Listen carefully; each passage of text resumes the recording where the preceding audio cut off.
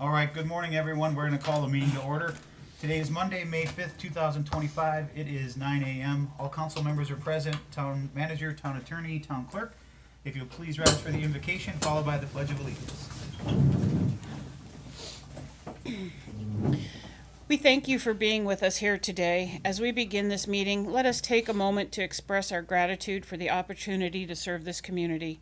We are thankful for the people of Fort Myers Beach, its residents, its visitors, and all who contribute to make our island special. May we approach today's discussions with respect, understanding, and a shared commitment to making decisions that benefit everyone. Let us be grateful for the chance to work together for a better future for our town. Amen. Amen. I pledge allegiance to the flag of the United States of America and to the republic for which it stands, one nation, under God, indivisible, with liberty and justice for all.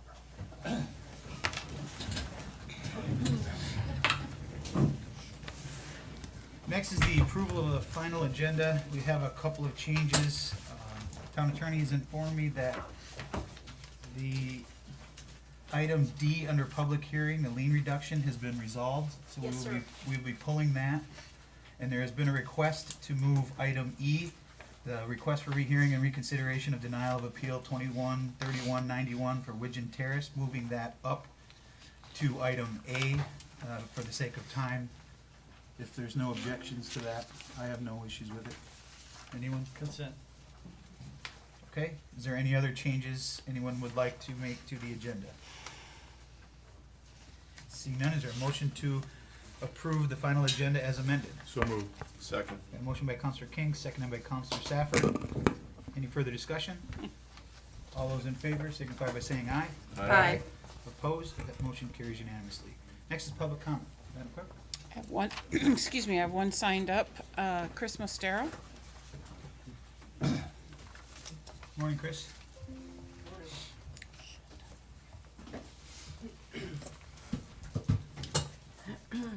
Good morning. My name is Chris Mostero. I'm a full-time resident, 923 3rd Street, business owner as well. Today I'm torn. I'm torn because as a member of the business community, I understand this. I understand our need for commercial development and tourism to return to our island. I understand we need to revitalize parts of our town. As a resident, I'm concerned. I'm concerned about all these large-scale projects. I'm concerned about our infrastructure. I'm concerned about traffic. I'm concerned about quality of life with big commercial intrusion. We're at a time where our island is extremely divided. Council, it's your job to bring us back together. Your job is not a rubber stamp of approval. Your job is to protect our greatest asset, which is the sun and the sand. I think most residents understand that things are different and buildings will change, but people are upset there has not been a fight for a middle ground, no compromise. Residents feel like they have not been heard. It's been just a big yes to move development forward. Recent surveys by town staff overwhelmingly show that our appetite hasn't changed. Residents don't really want to see mid-rise and high-rise buildings on the island. I hope you all begin to listen. At the end of the day, we all want the same thing. Remember what brought you here. What made you say, that island is where I want to live. Let's rebuild that. We all want our town rebuilt. But what's going to keep us unique? What's going to keep us a fun, funky beach town? How are we going to keep that small town feel we all desire? You all have a hard job, but there's a middle ground somewhere, and I think we could get there. Thank you. Chris? That's all I have signed up. Is there anyone else that'd like to speak in public comment? Leah, come on up.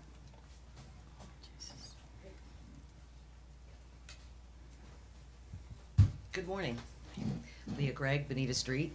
I want to thank Nancy, our town attorney, for providing excellent training last month on the Code of Ethics, the Sunshine Law, voting conflicts, public records law, to committee members and anyone who really wants to watch it. I thought it was superb. I learned a great deal. So thank you, Nancy. And Nancy made it very, very clear that when something is being voted on, you must be free of potential bias, or prejudice. You have to attend the meeting with an open mind. You have to listen to the testimony that's given and the documents that are presented and nothing more, right? So there's the Growth Management Act. It's old, but that's in place. And Nancy, correct me if I'm wrong, but it requires local governments to apply their land development codes consistently to each different development to ensure approvals or denials are based on the established rules and standards and not arbitrarily. This consistency is crucial to ensure the approval or the denial decisions that you make are made fairly, transparently, in accordance with the rules and policies of the town and state. So many say that every development is different, and they are, but the process for approval or denial must be consistent. Just like the process was when you guys interviewed the town manager candidates, right? There were 5 candidates, all different backgrounds, but you asked them all the same questions. You had to do that to keep the process fair and consistent. So if the process for approval or denial must be consistent, I can't understand for the life of me why the LPA would deny Seagate at, according to staff, is at a 1.6 FAR and numerous deviations, but then they unanimously approved Moss at a 2 FAR, 8 deviations, plus a land use change from a residential conservation, correct, that's the correct name of our neighborhood, to commercial.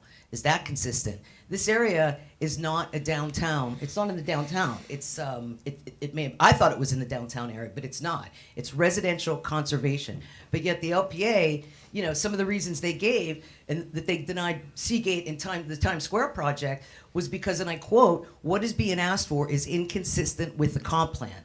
But they approved Moss, whose asks are also not consistent with a comp plan, including wanting to change the entire neighborhood, and the highest FAR that I've heard so far to date at a 2.0, twice that of Margaritaville. Margaritaville is a 1, Moss is a 2. Again, the LPA unanimously approved it. And why would an LPA member say a rooftop bar presented during the Times Square project was an amenity because possibly it blocked his view, but the rooftop bar at Moss Marina is a public benefit? And factor that into his decision to approve or deny one over the other. Is this consistent? Especially when the rooftop bar at Moss that he looked at as a benefit is hovering directly down into my and my neighbors' yards. It's not a benefit to us, it's a detriment. So I ask you in closing, please be free of potential bias or prejudice and apply the land development code consistently to all developments to ensure the approvals or denials are based on established rules and standards and not arbitrarily. Thank you much. Thank you, Larry. Is there anyone else that'd like to speak in public comment? Seeing none, we'll close public comment. Local achievements and recognitions. Counselor King? I'll start. It probably should go later under council member items, but I need to get this out of my way.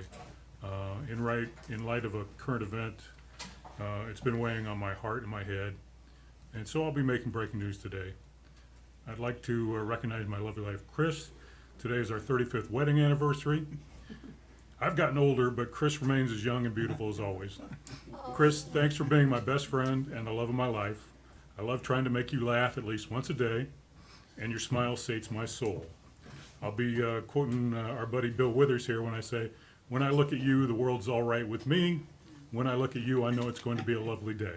In spite of the fools we must suffer. Thank you for letting us live our best lives. I love you, Chris." Hard to top that. Happy anniversary. Anything else, John? That's it. Thank you. I am not following a Bill Withers quote. Yeah, but that's beautiful. Yeah, congratulations. It's cheaper in a card. Counselor Woodson. I'm good. Congratulations, happy anniversary. Counselor Zephyr. That'd be something like I'd do, is get married on Cinco de Mayo, but congratulations. Nobody celebrated it in 1990. Congratulations. No, I have nothing in the interest of time. Yeah, in the sake of time, I will forego anything I had for this week. Advisory committees and items, reports, and appointments. We have Dave Nussbaum from MRF and Chris King from the Anchorage Advisory Committee. Dave?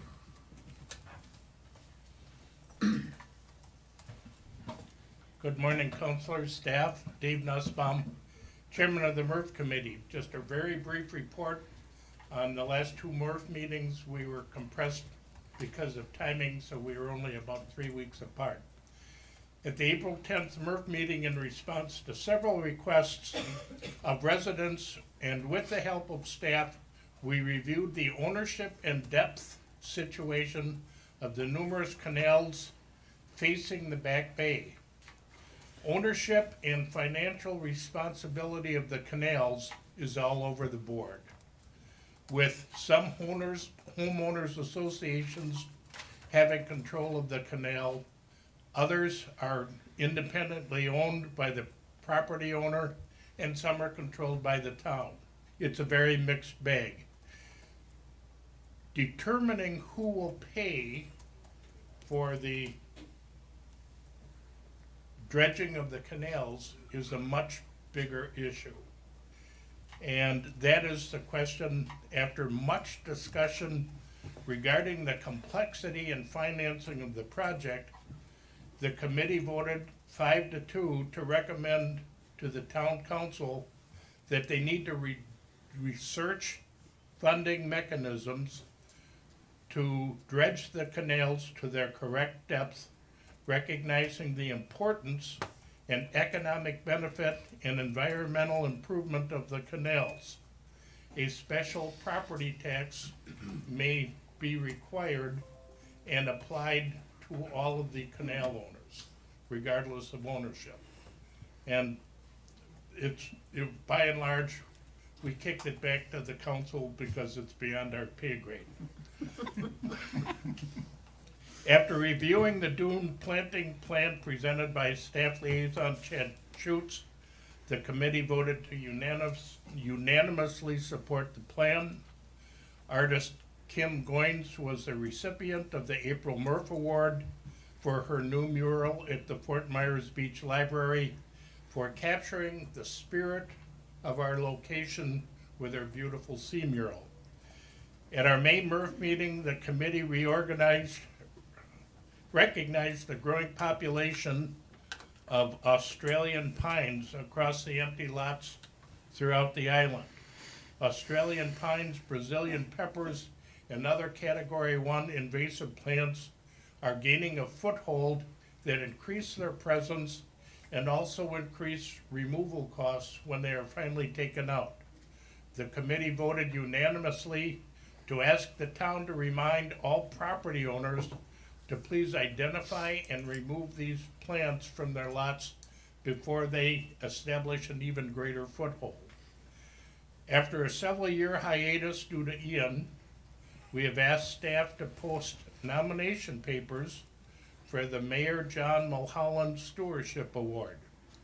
Stewardship is a voluntary conservation of natural habitat and wildlife by concerned citizens. Any individual, business, or organization which promotes awareness, education, and preservation of our community's natural resources is a candidate for the award. The award is named after Fort Myers Beach Mayor John Mulholland. Any individual may nominate a candidate. The Murph Committee will review the candidates and make recommendations to the town council. So we invite all of the citizens, property owners, anyone who wishes to nominate someone, please go to the town site. I just asked it to be posted, so it might take a day or two, but the application is there. The committee acknowledged the work done by Chad Schutz on the beach renourishment project.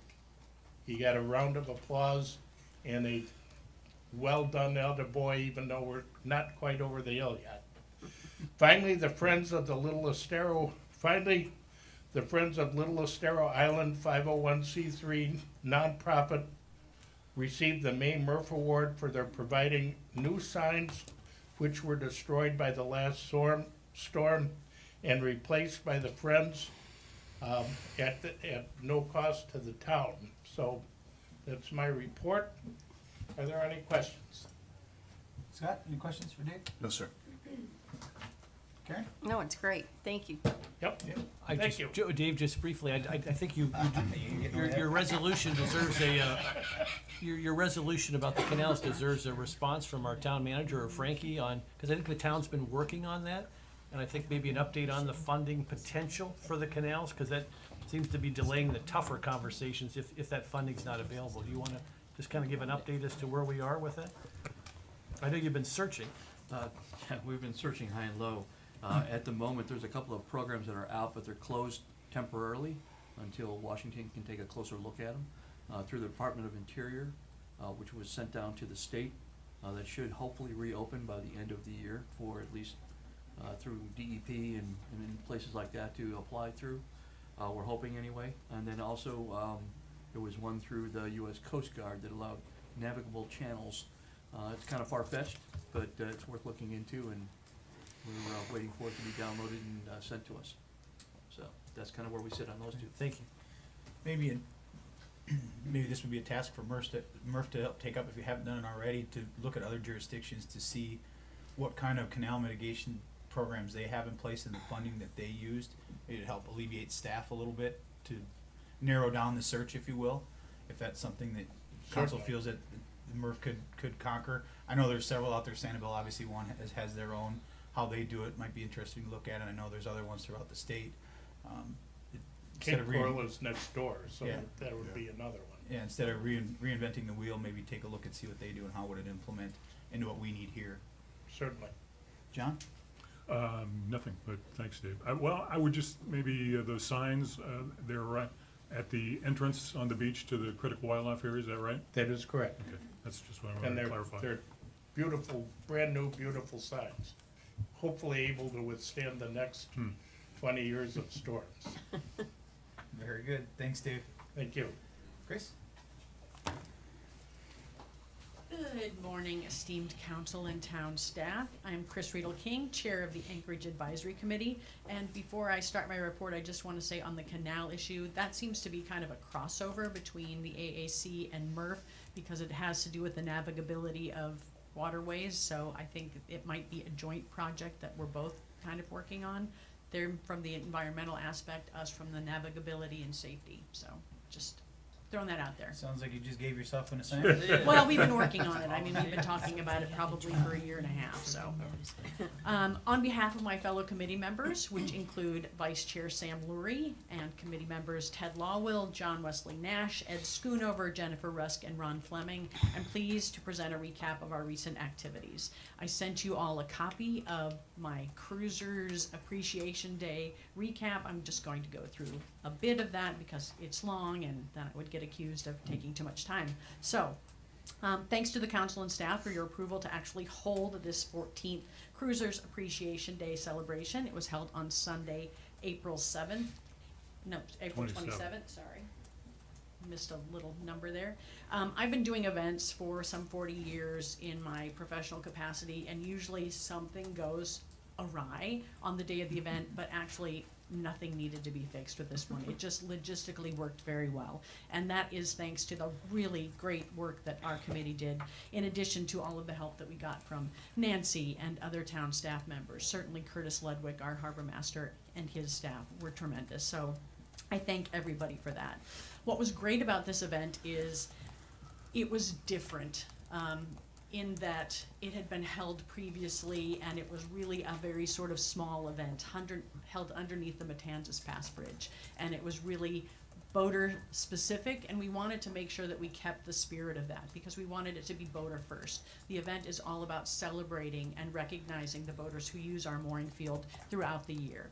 And the way that we did it this year was different. We expanded the scope. We not only celebrated the boaters and made sure that they were recognized, but we also brought nonprofits together, and that is really thanks to the great work of Jennifer. She has a great connection to all of the nonprofits. We initially said, let's do 3. We ended up with 19. So everybody wanted to be a part of it. And I think that was what was the win-win about all of this. We had such great support from the nonprofits. They all wanted to be there. And even though we may have not had as many people in the public, and I guess, you know, that is sort of due to it being a little later in the season. We're going to think about moving it up next year, a couple of 3 weeks.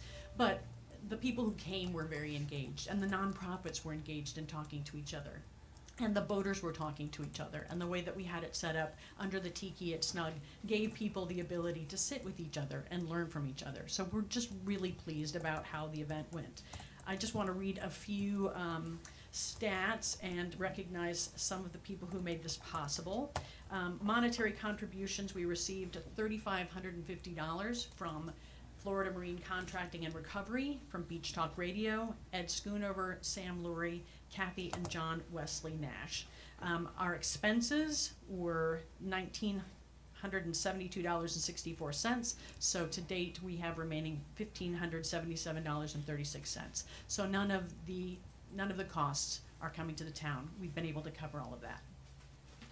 We had the following participating nonprofits: Captains for Clean Water, Coast Guard Auxiliary, Crow, Estero Island Garden Club, the Fort Myers Beach Chamber of Commerce, Fort Myers Beach Community Foundation, Fort Myers Beach Fire Department Safety, Fort Myers Beach Women's Club, Friends of Lovers Key, Friends of Matanzas Past Preserve and Estero Bay Buddies, Friends of the Library, Friends of the Mound House, Keep Lee County Beautiful, Marine Environmental Resource Task Force, Native Plant Society, Otsego Bay Foundation, Pod Protectors, Turtle Time, and Yacht Harbor Club.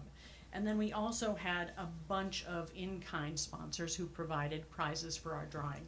We had Friends of Lovers Key, Margaritaville, FMB Women's Club, Matanzas Inn, Petey's Upper Deck, Wahoo Willie's, SOB, Nervous Nellies, The Islander, The Whale, Sandy Bottom Station 31, Island Carts, Diamond Head, Pink Shell, Key West Express, Estero Bay Buddies, Lighthouse Yucatan, Snookbite, Community Foundation, Friends of the Library, Friends of the Mound House, Island Pancake House, and Captains for Clean Water.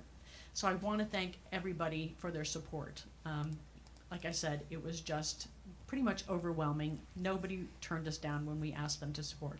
Thanks also to Beach Talk Radio for being not only a monetary sponsor, but helping us on site with all of our AV. And last, I think that's all of the things that I wanted to say about that. Our next order of business, we're trying to reconcile all of the responsibilities of the Anchorage Advisory Committee. We have a couple of ordinances, we have a Matanzas mooring field plan, and our responsibilities don't seem to be tracking in all of those different documents, so we're just taking a look at what is out there and what we think going forward might make sense for the Anchorage Advisory Committee. So I would suggest that within the next couple of months, you'll see something coming before you that would outline what we think our responsibilities should be in the future. And last but not least, I just want to thank all of you for everything that you do, for supporting our community, for all of the hours that you put in, for listening to everybody's voices and making the best decisions you can based on what you think are the needs of the community. So, thank you very much. Any questions? Thanks, Chris. Scott, any questions? No, that was a fantastic event, beautiful weather. Next year, probably a little bit earlier. Yep, right after But Easter. it was- Easter's early next year, so we're gonna move it Yeah, up. no, it was a wonderful event. Yeah. Thank you. Karen? Unfortunately, I was out of town, but I heard that it was amazing. And I'm just really excited that the whole county up to the state with Captains for Clean Water, everyone was so involved with it. So hats off to all of you for that planning. That was Thanks. excellent. Jim? You know, as the liaison to this committee, I wish I could claim some credit for this, but the only thing I could claim credit for is that I had a front row seat to see the hard work that this advisory committee put in, and all of them, everybody put in a lot of time. These things just don't happen, so great job to you and to the rest of the committee. Thanks, Jim, for your support. John? I will just kind of echo what others have said. It was a great day. It was a privilege to watch this committee work together so well in setting up, taking care of things, and then breaking it all down as well. Curtis and his staff did an excellent job. The best part for me was listening to the boaters talk about how much they appreciate Fort Myers Beach. And that's one of the things that early on hit me about the Anchorage Advisory Committee is it's also a front door, the mooring fields are a front door to our town for boaters. And putting on the best face, you've done a great job and I appreciate it. Thank you. Thank you. Yeah, and we're looking forward to next year expanding the recognition, expanding the number of boaters, maybe having some sort of a boater panel. But interviewing the boaters was a lot of fun. I mean, a guy from Canada who's been down here for months, and they're just great people. Yeah, it was great to hear some of the stories from the people, and Vice Mayor, I think you do deserve a little bit of credit. You stood there that entire day, and I'm sure all the questions that were being asked you revolved around the Anchorage Advisory Committee. You were being talked to quite often, We're so. pretty important. So you deserve just as much credit, but everybody was working very hard, and it was a great event. Thanks, Thanks so Chris. much, appreciate it. All right, we now have a presentation of the wave mitigation wall from Elizabeth Fountain. I guess, there she is. Welcome back.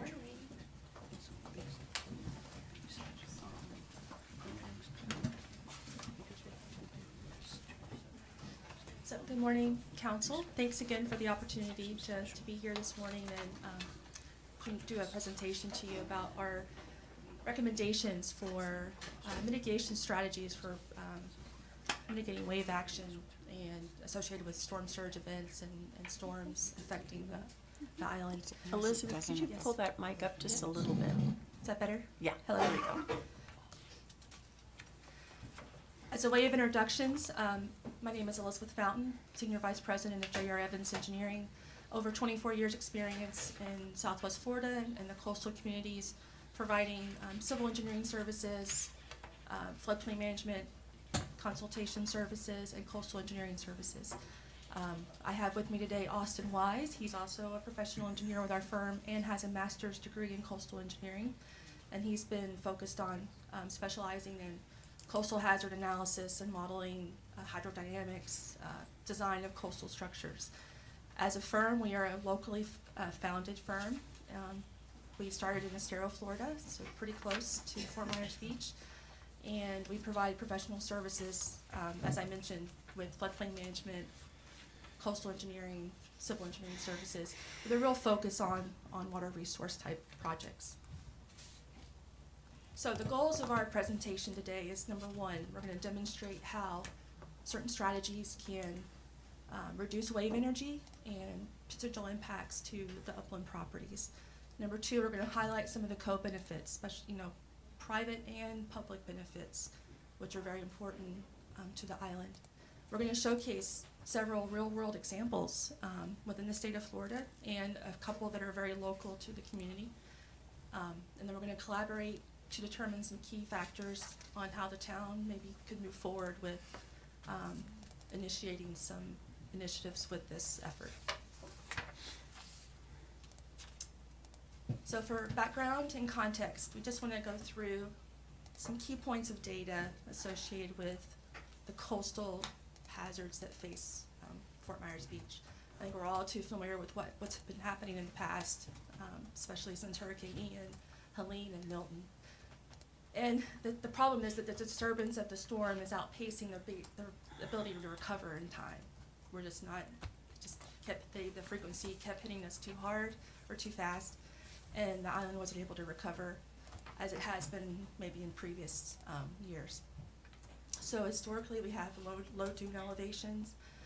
We don't have the high dunes that are in existence, like on the northeast coast of Florida, near St. Augustine in Palm Beach County. So we don't have the benefit of that level of protection. And the flood maps indicate that basically the whole island is inundated by coastal floodplain.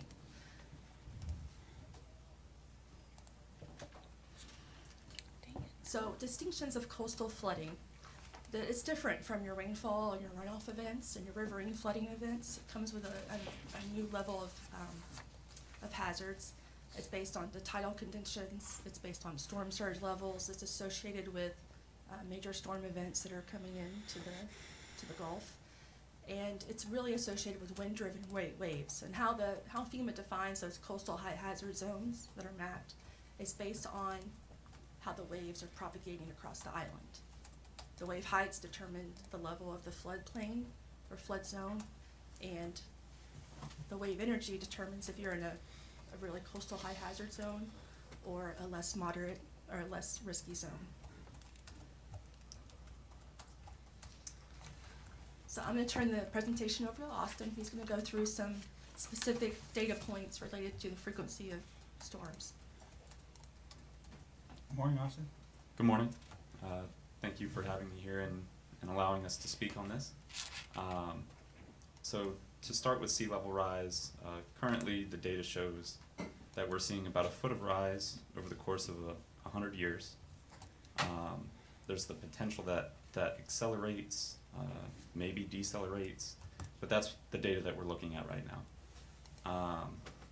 That increase in sea level rise, of course, leads to higher storm surge elevations. If your baseline is higher than your storm surge, in the end, your still water elevation is going to be higher. And that leads to just greater flooding. That leads to, if you have a taller column of water coming across the island, then you have the potential for larger waves. And those waves, especially according to FEMA's maps, are what really dictates the amount of damage, not just from something being soaked, but from the energy that's attacking your structures, your foundations, and things like that.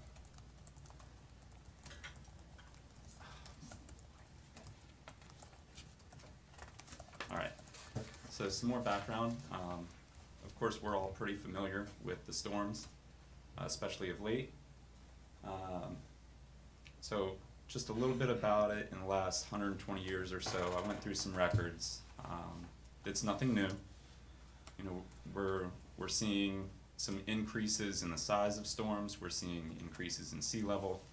I wouldn't necessarily say the data represents we're getting more storms, but the intensity, I think, is the data showing it's a greater intensity. And a big note that I wanted to add here is these are historic storms within 50 miles of Fort Myers Beach. The two surge events that we had last year, Helene and Milton, didn't pass within 50 miles of Fort Myers Beach. So that speaks to the intensity of those storms. Being farther away, you're still seeing some pretty great effects. And the size of those storms. The size carries a pretty big implication for the level of storm surge that you see.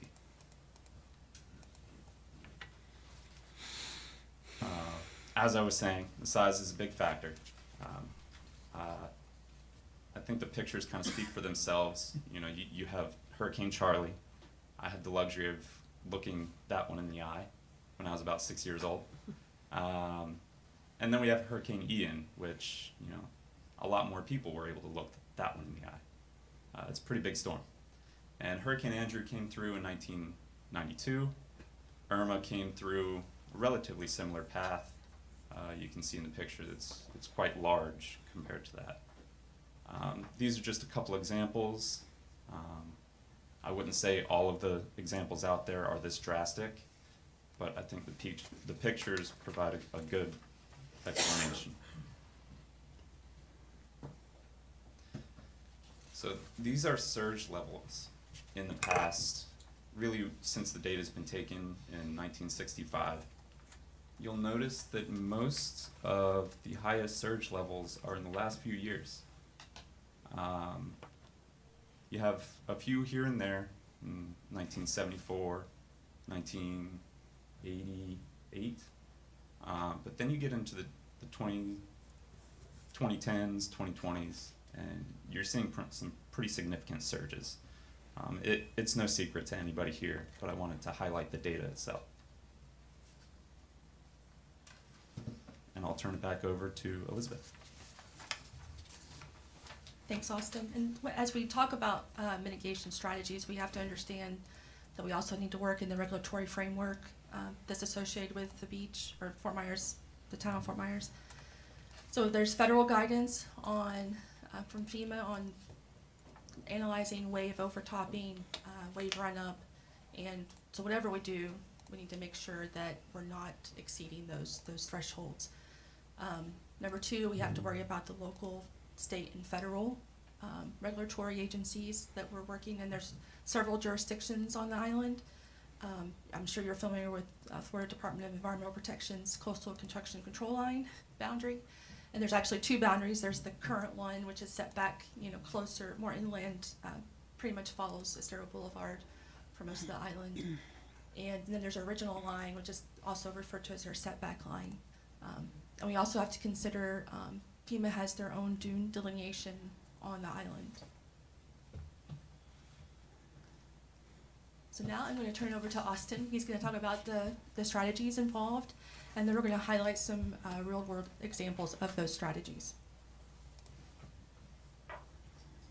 All right, so the town currently has a program in place that it's to nourish the beach and to maintain the sand on the beach. I think the town does a great job at that already. I think there are some opportunities where we can support that and to benefit it. So I just wanted to make that note before going into some of those mechanisms. The first is wave attenuation and storm surge. The idea here with a wave mitigation wall isn't necessarily to stop the surge. To do that, I don't think it would really make sense for the town to try to stop the surge. It gets quite high, and the solutions to that I don't think would be favorable to anybody. What we do want to do is make the town more resilient, help the town to be more resilient. The businesses, the homes, really everybody that's here, provide a level of protection from the wave action that causes that structural damage.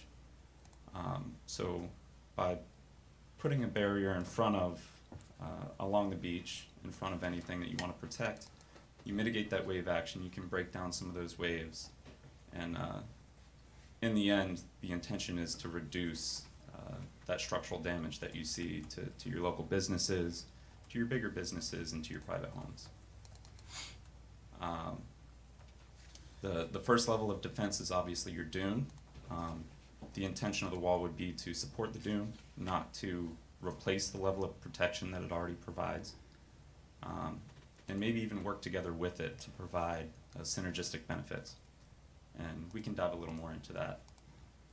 The design and implementation, when it comes to the dune itself, would be the grass dune plantings that have already been discussed. Maybe some sand fencing, sacrificial berms.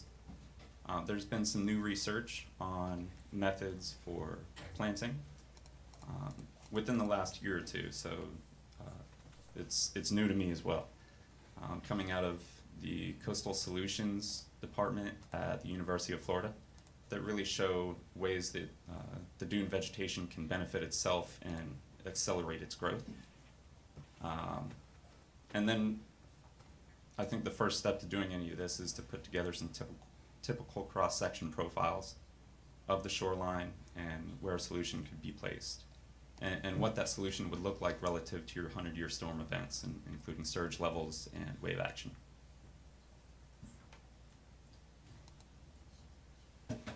All right.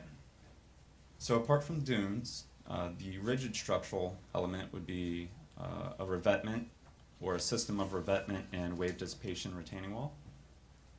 And this isn't necessarily a big wall that's going to get in the way of your view. It's not going to be something that can't be integrated into the character of the town already. You'll see in some of the examples that we provide that it can really be integrated in a way that speaks to the character and the spirit of the town, while also providing some public safety benefits and just aesthetic benefits as well. While that wall is there and it might be integrated nicely, it's there to serve a purpose, and that purpose is to mitigate the wave action. So really, I think the best way to do that is to incorporate a wall that's designed to withstand 100-year storm conditions at a minimum. That will provide the opportunity to make some changes to flood maps, which really changes the level of regulation that you're facing in some of those areas. It allows for some greater resiliency for the town to bounce back quicker. But it also, in the storm event, reduces the risk that you face. So the retaining wall and the revetment could be buried, so it's not like the beach would be having, unless the folks at the town wanted it to, some big rocks, out in front of the wall. Those could be buried in place with the dune enhancement that's already going on. So there's a lot of different design factors that could come into concept, but this is the solution that we think would help to mitigate that wave action. Austin, before we move on. Yeah.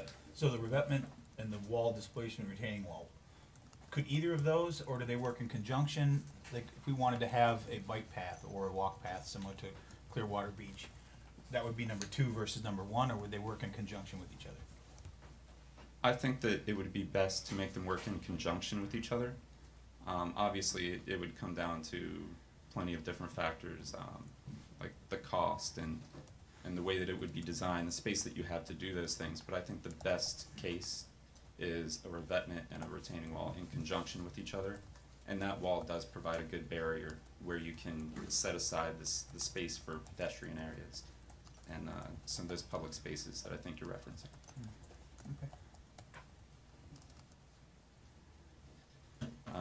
And in the end, the combination of the rigid structure and the dune element that's already in place is a hybrid solution. It's a natural and nature-based feature. This is a general cross-section. It's not necessarily a plan that's already in motion. It's just to give an idea of what that could look like or something that it could resemble. Of course, on the back side of that feature, you're not necessarily going to have natural areas in every location. You're going to have your pedestrian spaces. You'll have a Sarah Boulevard and the homes and businesses that are in place. But the feature is meant to protect those, and that's what this hybrid solution is meant to do. All right, and I'll turn it back over. Go through the benefits to the public and private stakeholders. Obviously, for the public sector, as Austin mentioned, it's really about protecting the public infrastructure, your roadways, public facilities. It also is in an effort to reduce emergency cost and cost with recovery. And, you know, we are hopeful that it would be able to translate into town facilities being able to come back online quicker if there's less damage. Not to hold you, Yeah. not to pin you down to anything, but Right. the insurance premium reduction, in the past, do you have a percentage roughly that would correlate to for property owners? So based on our previous experience, we've helped numerous properties, if they reduce their risk that's mapped on FEMA's map, they've been able to save, 30 to 50% of premium. Wow. Oh, that's huge. So that's been based on our experience Okay. to date. Elizabeth, while you're on that Yes, sir. topic, it's my understanding, based upon the M&P testimony that you gave a few weeks ago, that you all have been employed by London Bay on the Outrigger project. Is that correct? That's correct. So if you were to put a wave wall abutting the Outrigger project, it would have, I'm asking, would it have additional benefits for those neighbors who live across the Estero as well, for those neighborhoods? Yes, sir. Explain how that works. It would actually reduce, there's actual science behind this. We actually do an analysis to demonstrate that the wave heights are lower with the wall than without the wall, and that propagates landward past the Outrigger property, on the other side of Estero Boulevard. So the same would hold true for Times Square Yes, sir. and the properties on the other side? Yes, Yeah, sir. okay. Thank you. And we've, just for additional info, we've done many of these projects, and not only have we had to go through FEMA's review, and it's they scrutinize it pretty well, and we have to demonstrate that we're not gonna cause any adverse impacts to adjacent properties. And we look at, the structure itself needs to be designed to withstand all the anticipated conditions with that 100-year event. And we've had to even do like angled wave attacks, so not just a head-on wave attack to the wall, but from angled direction, just to make sure that the adjacent properties next door are gonna be in a safe spot. And I'll state the obvious, but I assume it's fair to say that the more folks who participate in the wave wall and the longer it is, the more effective it would be? Yes, sir, would be. Thank you. You're welcome. So as we mentioned, there's an opportunity for insurance premium reduction. Also, there's an opportunity to be able to change the risk level that's mapped on the FEMA map. So that would be, for instance, going from a zone VE, which is the high velocity zone, to the next lowest zone, which would be an AE zone, still coastal A. However, it allows for more flexibility in what could be done as far as on those ground level uses. So with the proper dry flood proofing, they would still have to comply with, Florida Building Code and the standards for flood resistant construction. but it does provide some additional flexibility. Private sector, many of the same benefits for the private sector as well. Obviously, property value preservation is another key factor. Reduce damage from storms. One of the side benefits of having a wave mitigation wall is that it would reduce the amount, or the frequency of the sand transport getting to those upland properties. So I know a lot of people were dealing with a lot of sand, overwashed sand, coming into their properties and their pools and having to dig all that out and put it back on the beach. This mechanism would help reduce the frequency of that. And then there's some environmental and social co-benefits, especially with the dune enhancements and the hybrid solution. Those living shoreline measures would help support the birds and the turtles and all those wildlife species that are on the beach itself. And then for recreational aesthetic values, we talked about it with Austin's portion of the presentation. There's an opportunity for enhanced beach access, pedestrian corridors, and things of that nature. Okay, we're going to go into some real-world examples. I'll turn it over to Austin. All right, so the first example we have here is over by Miami. It's Bal Harbor Beach. This is a very robust system. This would be limited to spaces where you have the space and the buy-in to incorporate some of these larger plant species and dune enhancements. I don't know if it necessarily fits the ideal for Fort Myers Beach, but it is something that I wanted to show to make sure that that all of those options are considered. And I think that it makes for a very nice, complete beachfront. The dune enhancement with the vegetation can also serve to break wave energy and to dissipate wave energy. So while there is a more nature-based feature involved, it does come with some real modelable data that can support that this is breaking down wave action and wave energy and protecting those upland properties.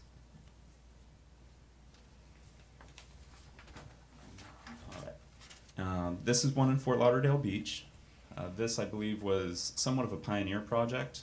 I don't know that this wall was initially designed for the purpose of wave mitigation, but the FEMA study has been done since this wall has been built, and the VE zone actually follows very closely to that wall location.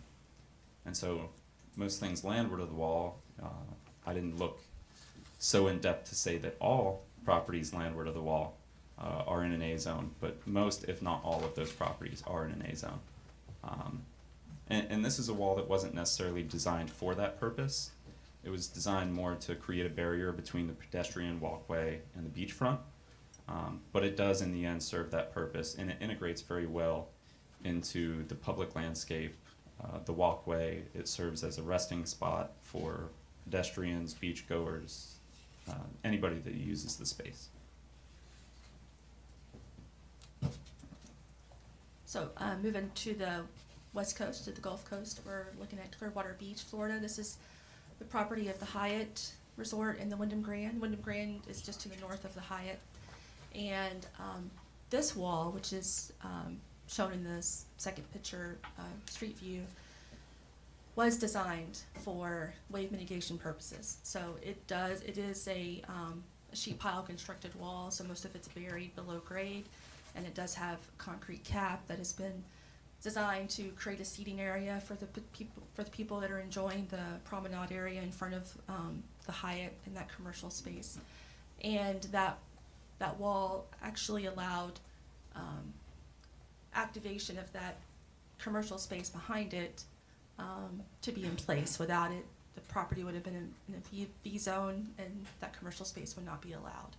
So they do have floodproofing that goes on that storefront during the time of an incoming storm, and it fared very well during the latest round of storms, including Helene, which hit pretty hard up in the Clearwater area. This is another example of Hollywood Beach, Florida. Again, they have a wall similar to Fort Lauderdale.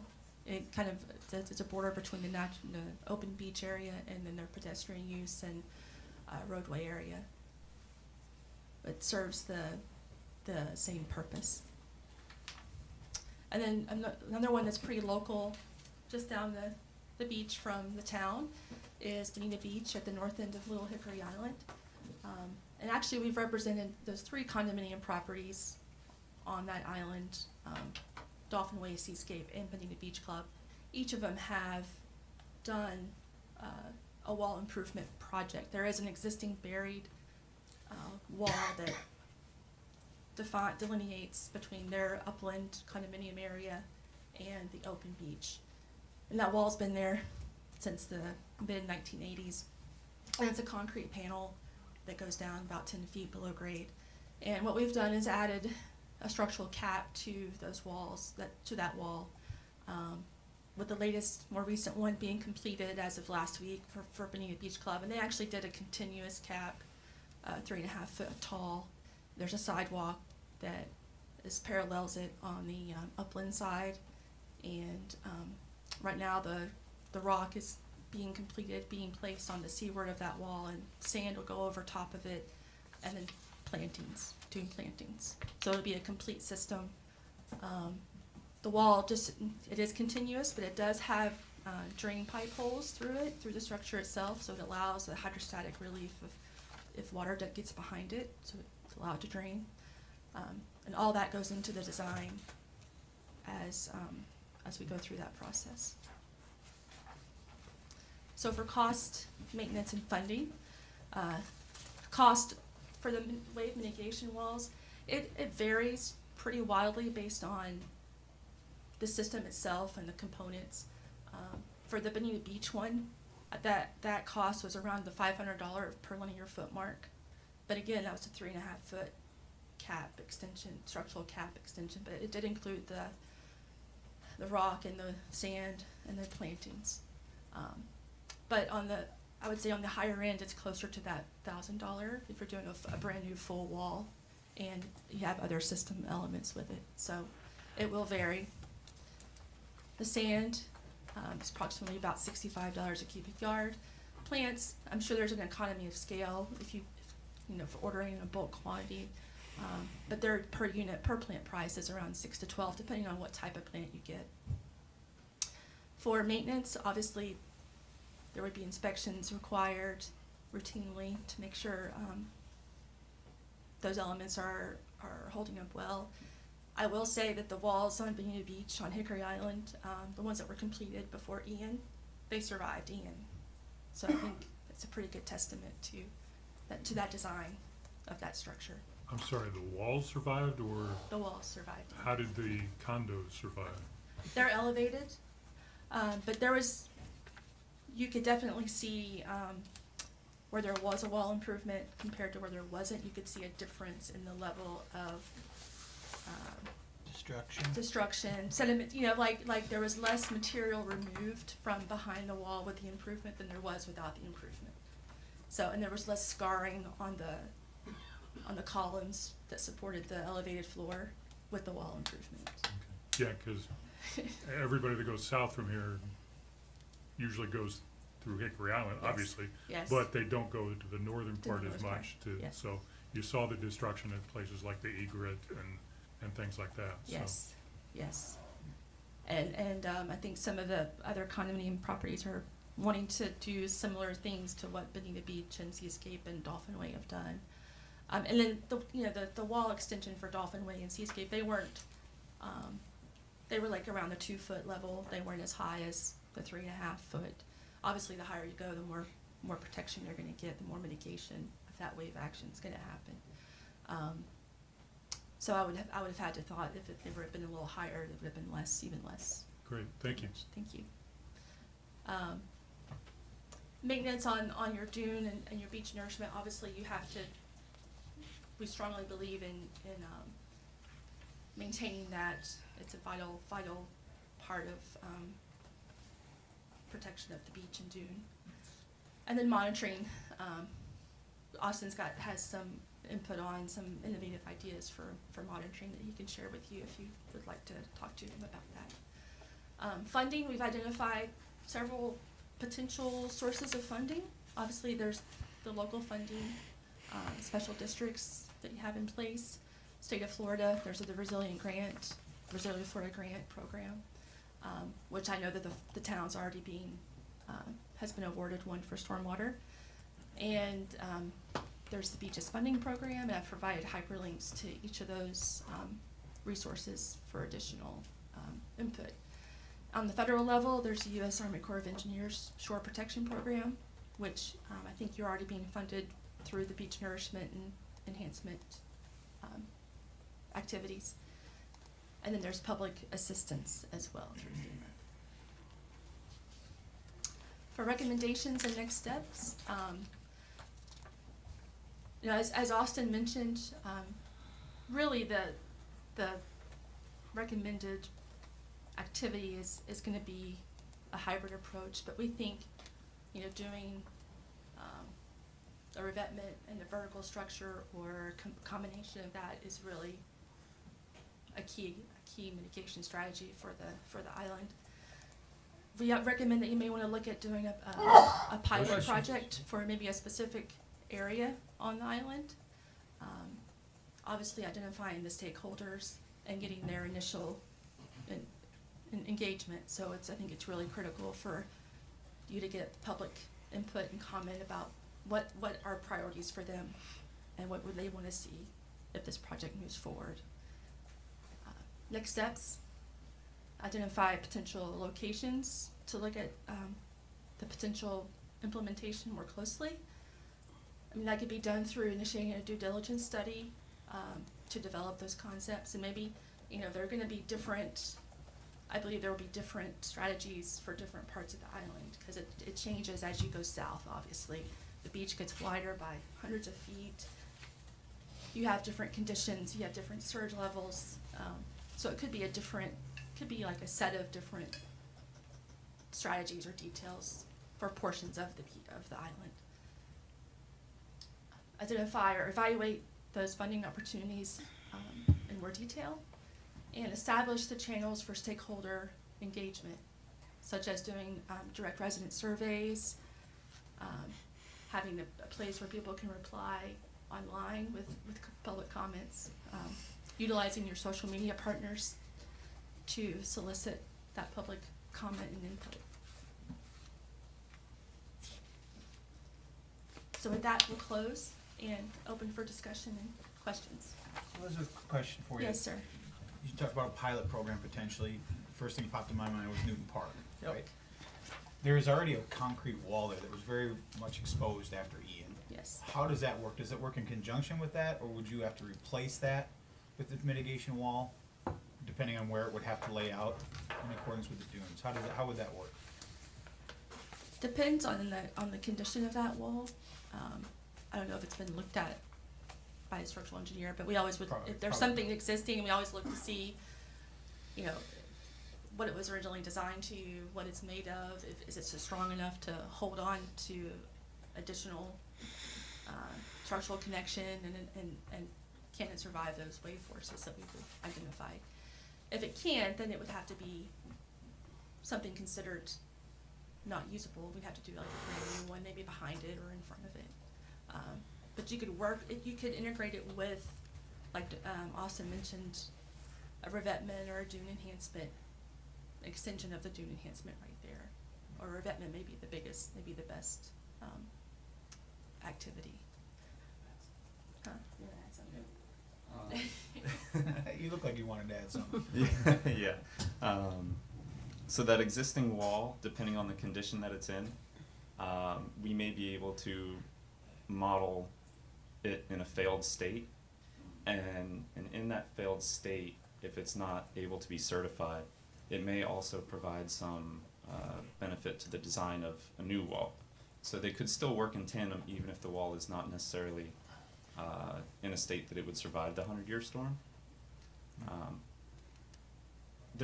You'd have to really look at the specifics of it, but there are ways to incorporate it.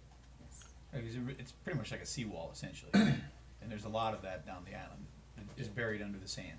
Yes, and a lot of those walls weren't designed, well, I'm not gonna say that, but typically they're not designed for those types of forces, the wave forces, the hydrodynamic forces.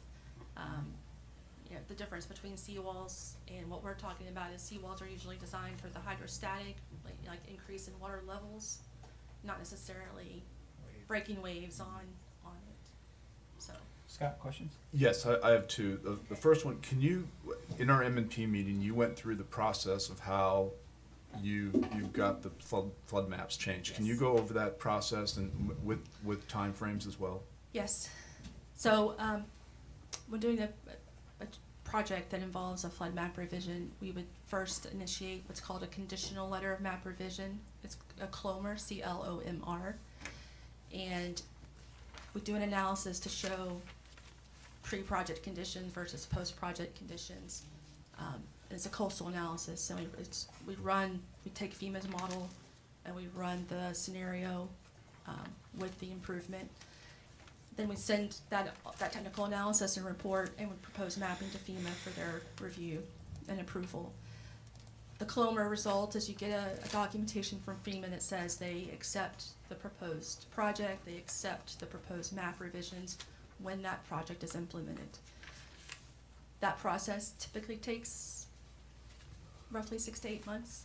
FEMA has 90 days to review every time you submit, so we try to shorten the amount of back and forth, but there's usually at least 1 or 2 rounds of questions to answer. Then, once the project is implemented and you have the as-built data and you confirm that it meets the CLOMR conditions, then you submit what we call a follow-up as-built letter of map revision to FEMA. That really formalizes the map change to them. It provides them the as-built data. And doing the CLOMR should streamline the follow-up as-built LOMR phase. And that LOMR phase takes about 3 to 4 months. But then there's, the result of that LOMR is that you get a document from FEMA that says the maps, it's an issuance date, basically an issuance document. They've approved on a technical basis the map change. Now there'll be a gap in time between the issue date and the effective date. And that gives time for FEMA to do their own public notice process. They'll put a couple notices in the newspaper that run 2 weeks, and then there's 90 days of a waiting period for them to, if anybody has any comments, they can send them in, but they don't. For someone to contest the map change, they has to do another analysis just like what we did. So in my 15 years of doing these, I've never had anyone do that. So none of them have ever been appealed. So then the maps become effective, the map change becomes effective on that date that FEMA sets. Okay. So, That's great. My second question is, how can you go over the CCL, or you have to be at the CCL?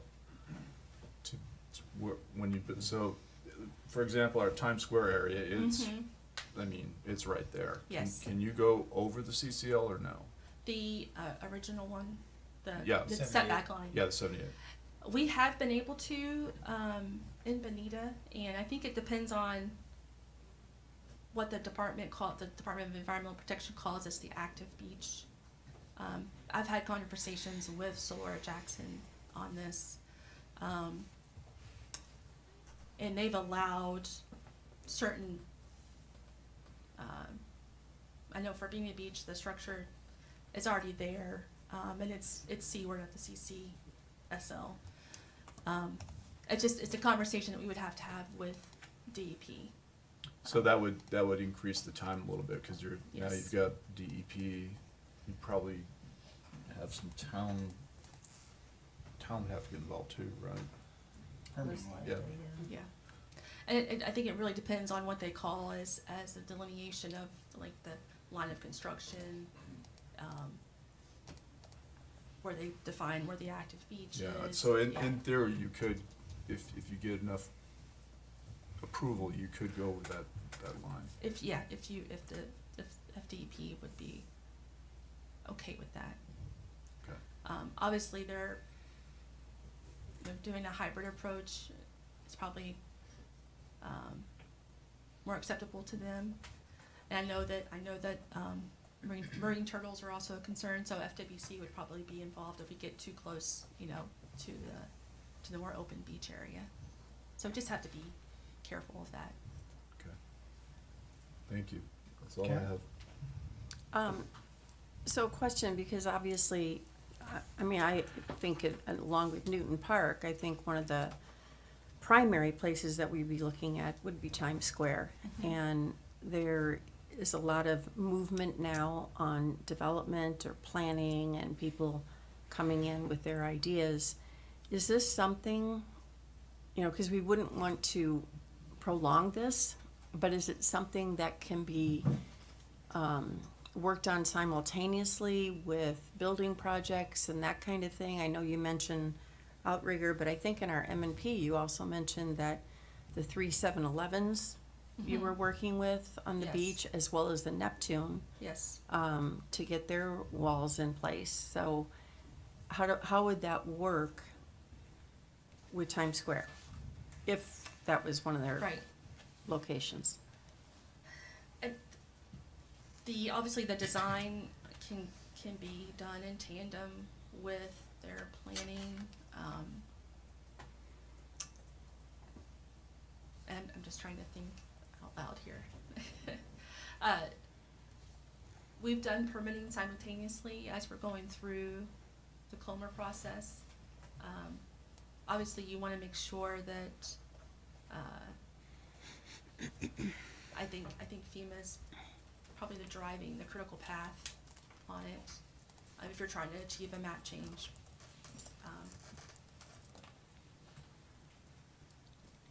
It can be worked, you can integrate it with the design and permitting, at the state level and the local level. But the map change is really dependent on whatever that structural element is. Usually when I do these, I make that independent of like the site development work. I want the map change to be solely dependent on like the wave mitigation wall. That's usually the easiest way to handle that. That way you're not waiting on the final design and development plans for the site development or the actual structure itself of a building. To me, it would almost make more sense to, if the goal is to get a map adjustment, to allow you to move into a different zone, to have that in place Yeah, first. before development. I Yeah, mean, that would first. open up the opportunity for you to be able to do so much more Yeah. on the seaward, or the landward side of that, Right. that mitigation wall. I always encourage to do that, start the wave mitigation wall and map change ahead of time, well in advance if you're going in for your detailed, like, design and permitting for the other agencies. And we do this, a little bit of background, we do this, throughout the state of Florida. We have several ongoing projects right now, even from single family properties to doing larger, more resort type properties. And we do Clomers. Clomers can be applied to all kinds of projects, even, like land development projects where they're actually making changes to upland portions of, inland portions of the county. We're doing Clomers ahead of time so that FEMA recognizes that the floodplain is gonna be changing based on new development, so. Thank you. Mhm. No, I'm good. Vice Mayor? Yeah, just wanted to focus a minute on, obviously, there's significant resilience benefits here, but potentially for our island, we wrestle with congestion, and so it potentially could also add an additional transportation corridor for our island, which would be tremendous. And if we expanded this concept to broaden it to other parts of the island as well, has it been your experience that communities can use local impact fees as well to help fund it? TDC funding? Oh, and also our new Yeah. impact fees that'll come into place in a few months. Has that ever been, or Nancy, maybe that's a Nancy question, but would the impact fees that are coming down the pike for Fort Myers Beach, would it be eligible to expend those on something like this wave wall? And particularly if it includes a transportation corridor? I think it could. Wait a minute. I think it could. However, I would defer to the study.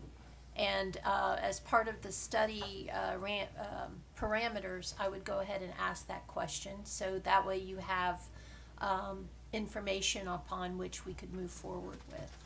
Okay, very good. That's all I have. Thank you. Thank you. John? I'm not sure if this is a fair question to ask or not, but at $1,000 per linear foot, obviously you talk about how it'd be, the wall would be. Insurance on a 100-foot property wouldn't take you very long to get a return on your investment. Right. Yeah. Property wouldn't take you very long to get a return on your investment. Right. Yeah. And that, like on the Bonita Beach Club property, that was a 650 long, linear foot long of improvement. So pretty substantial, I think. And like I said, the cost was close to the $500 per linear foot for that three and a half foot wall cap extension. But it was structural. It had reinforcement, hefty reinforcement. Did it have any, to the vice mayor's point, did it have any pedestrian mitigation factors in there? There was already an existing walkway that's on the landward side of it. It was a continuous walkway that can be used. So it was already integrated into it. They just improved the wall barrier to protect it more. Austin, maybe, I don't know, who would be the next steps for the town of Fort Myers Beach? I would assume, just listening to my fellow counselors, that this is something we would certainly want to pursue further. I don't want to speak out of line, but I think As soon it's- as possible. Yeah. You know, it's something that I think is very beneficial, that I think a lot more people, I know we struggled with the sand dunes to get everybody to sign on, but this to me would be, as a property owner, an absolute no-brainer to want to participate in for the protection of your property and those behind you. I mean, this is an island-wide thing, I think that could really make a difference. To your knowledge, has there ever been a barrier island in Florida that has done an entire island system like this? No, not to my knowledge. Do you know? He probably does. On the East Coast, I don't know that an entire barrier island. There's some natural areas where maybe it didn't make sense to do something like that, but there are some very extensive projects that have been done up and down the East Coast, and I think some on the West Coast too. So, going off, I think in Texas too. There's the Galveston Wall. Yeah, there's one in Texas and one along the Mississippi coast. It's like 20-something miles, and it's not the nicest looking. It was done about 100 years ago, but it gets the job done. It serves a Right. purpose, right? Right, and that was something that was initiated by the U.S. Army Corps of Engineers at the time. And say this moves forward and you obviously have some property owners that may not wanna be involved in it for whatever reason. How do you integrate that? Obviously, you know, the Clearwater one, you could see how it would ramp down to the beach. I mean, I would assume that would be something in your design that you would take into consideration for if we couldn't have a continual thing down the beach. Great question, and we know there's been some questions about, well, what if not every property owner wants to participate? And our answer to that is like, it is okay, because we purposely, just like with the Clearwater one, we would have breaks in the wall to allow for drainage flow patterns and public access to continue. So it actually, it's a good thing to have those breaks, and Clearwater, the ends actually overlap to provide those gaps. And to the wave, it doesn't see any change as the wave is approaching. It just sees one barrier. So it's not a real concern to us if there are gaps. It's probably a benefit to help maintain that surface water flow. And you would just design around that based on the knowledge you get. Yes. So what do you need from us as next steps? So, I think one of our recommendations was if you wanted to initiate like a due diligence study, we would be happy to participate in that. I think we are on the continuing services contract already. So we wouldn't have to RFP this? No, sir. They were one of the firms that was already vetted for professional services contract that we did in 2024. And what would be the cost of the study, rough guess? It depends on, if we want to look at this island-wide or if we want to focus on a certain area. Well, let's find out. So- What do you guys think? What do you think, John? The bigger the better, the more the better, The yeah. more the better. Jim? I'd like to have a variety of options. Yeah. Okay, Karen? I agree with the variety, but for me, it would be the whole island. okay. Scott? It would be the whole island, but I think we need to do a test like either Newton Park, Times Square. Times Square could be huge. Could I suggest that we put together Scope. some options and come Yes. back to? Great. or Yeah, I think provide with the that? Times Square part of it, obviously there'd have to be county involvement, Mm-hmm. which I think we could reach out to them and, or you can, I'm sure you do work with the county as well. Yes, We could get we them on provided board. the most floodplain management support, so. So again, back to the rough cost, do you think would be for the study? I won't hold you to it, I promise. Unless it goes way over. No. Deal or no deal? Deal or no deal. Well, I'm just asking because Yeah. funding wise, is this something that we could get through, you know, in the planning, Frankie, is this something that could come out of the CDBGR funding for planning? Is it some funding, where would we get the funding for this study would be my question. So currently, we have a island-wide planning grant that we got through the CDBGR that we just vetted, and we have a firm on place that do long-range forecasting. We can look to see if we can implement their project into the long-term forecasting on that. As far as other areas of the CDBGR, that's already been granted out, so we can't amend that at the moment. But we do have some options coming up here for Helene and Milton that we can possibly access. But could so for Newton Park specifically, could some of the funding We that's could already been definitely tie allocated that to rebuild into that? the reconstruction of Newton Okay. Park, yes, That'd give us at least an idea. yes. So there's an avenue to be able to get funding for this. Elizabeth clearly does not want to answer my question as far as cost, so. No. Smart girl. And yeah, I'd rather be able to nail it down and get it back to you. Beg for forgiveness? Yes. Is that what you're going with? Okay. So you just need consent from the council to direct staff Okay. to work with you and. Scope, a to scope of- prepare a A scope. scope to bring Yeah, back. prepare a scope. Right. Yes. I'll consent to that. Jim? Consent. John? Yes, sir.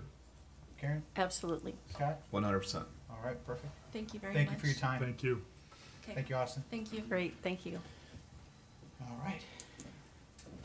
Next is the approval of the minutes from a special town council meeting, April 18th, 2025. Is there a motion to approve the minutes? So moved. A motion by Counselor King, Second? second by Counselor Woodson. Any further discussion? All those in favor signify by saying aye. Aye. Aye. Opposed? Hearing none, that motion carries unanimously. Next is the consent agenda.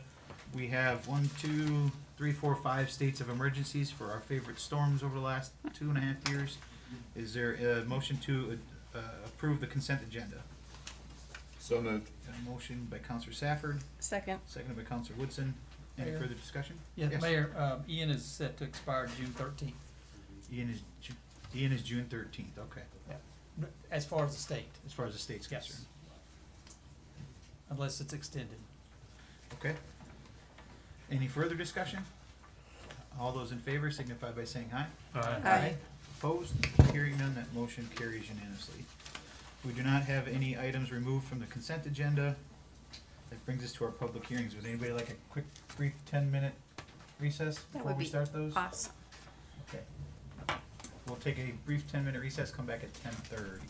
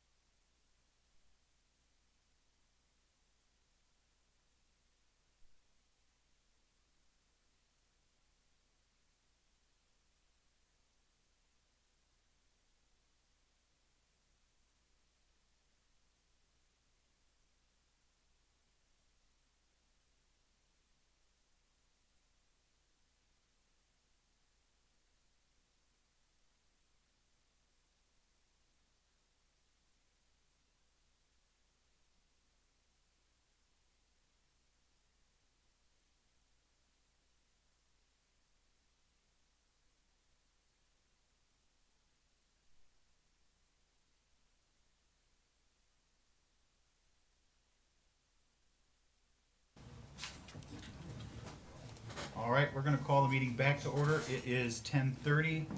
We moved up item B in our public hearings. Do you, Nancy, do you wanna go through this now, or do you wanna do the public hearing first?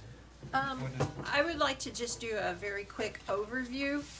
Okay. And the burden is actually on the property owner, the appellant, so I will defer to them for their presentation.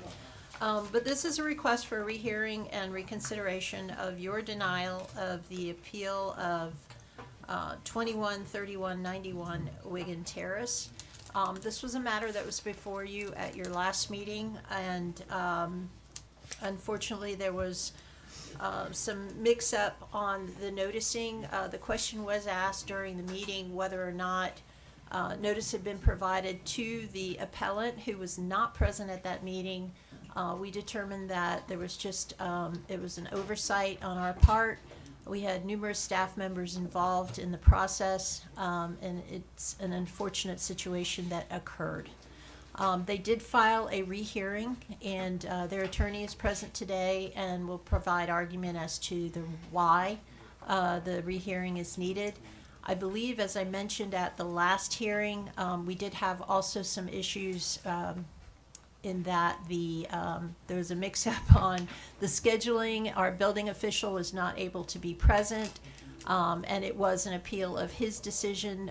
We would like the opportunity to present the town's information to you as part of that appeal, which we did not do at the last meeting. And also, we had a couple issues with our agenda packet. The reasons for the agenda packet mix-up is, as I mentioned at the last meeting, there was a change in process from an administrative, from a review before the Lee County Board of Adjustment and Appeals to the town special magistrate, and that change occurred over a couple months in the fall. And at the same time, we were processing some code enforcement violations involving the same property owner for a different property. And so there was just a little bit of a mix-up going back and forth on that. So I hope, I am not opposed to this rehearing. I want to go ahead and put that on the record. I think it's the correct thing to do, simply because whatever your decision is will most likely be subject to an appeal, and the record, I don't think, would support a denial of the rehearing. And so with that said, Mayor, if I may, I'd like to go ahead and defer to the appellant's attorney and let him present his request. Absolutely. Come on up. Good morning. Good morning. Well said. Robert Hartzell, Hartzell is their EPA. Councilors, this is a motion for a rehearing. Council set it up very well. We filed this back in November of 2024 of an agenda. So when we file, as attorneys, when we file documents, we send council a copy as a courtesy. I think we sent the clerk a copy. Everything was filed with the city. We didn't receive anything back, and we asked several times. Obviously, it's a mix-up. We're here to set everything straight and get that rehearing. The cases, I just want to be clear for the record, the cases are Coral Reef Nurseries and the Jennings case that say we have to get actual notice in an administrative appeal and a quasi-judicial component like we're doing today. The core of due process is the right to be heard and noticed. This is Yerby and Carillon case.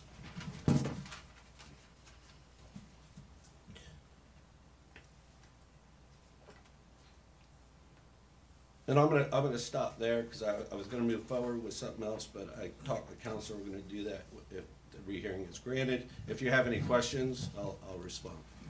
Scott, any questions for Mr. Hartzell? None at this time. Councilor Woodson? Nothing. Vice Mayor? I just have a parliamentary inquiry for our town attorney. Is this just the request for a rehearing, or if granted, will we have the rehearing this morning? No, we would not have the rehearing this morning. I think a tentative date that had been identified is May the 19th. moving Thank- forward. Thank you. Counselor King, any questions? Nothing at this time.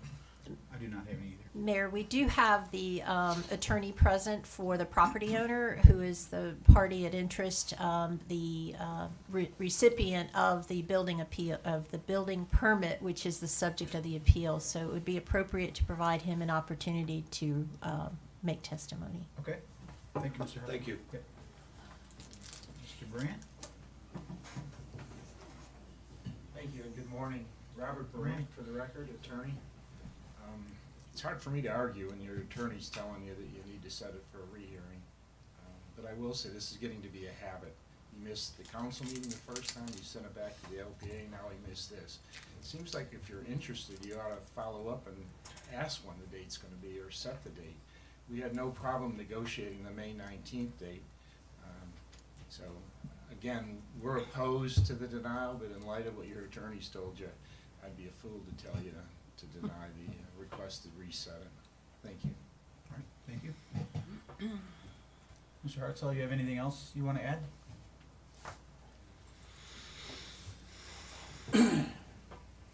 Just to clear the record, we tried on several occasions to follow up with the city to find out the exact date of the hearing, and I'm not one to miss hearings.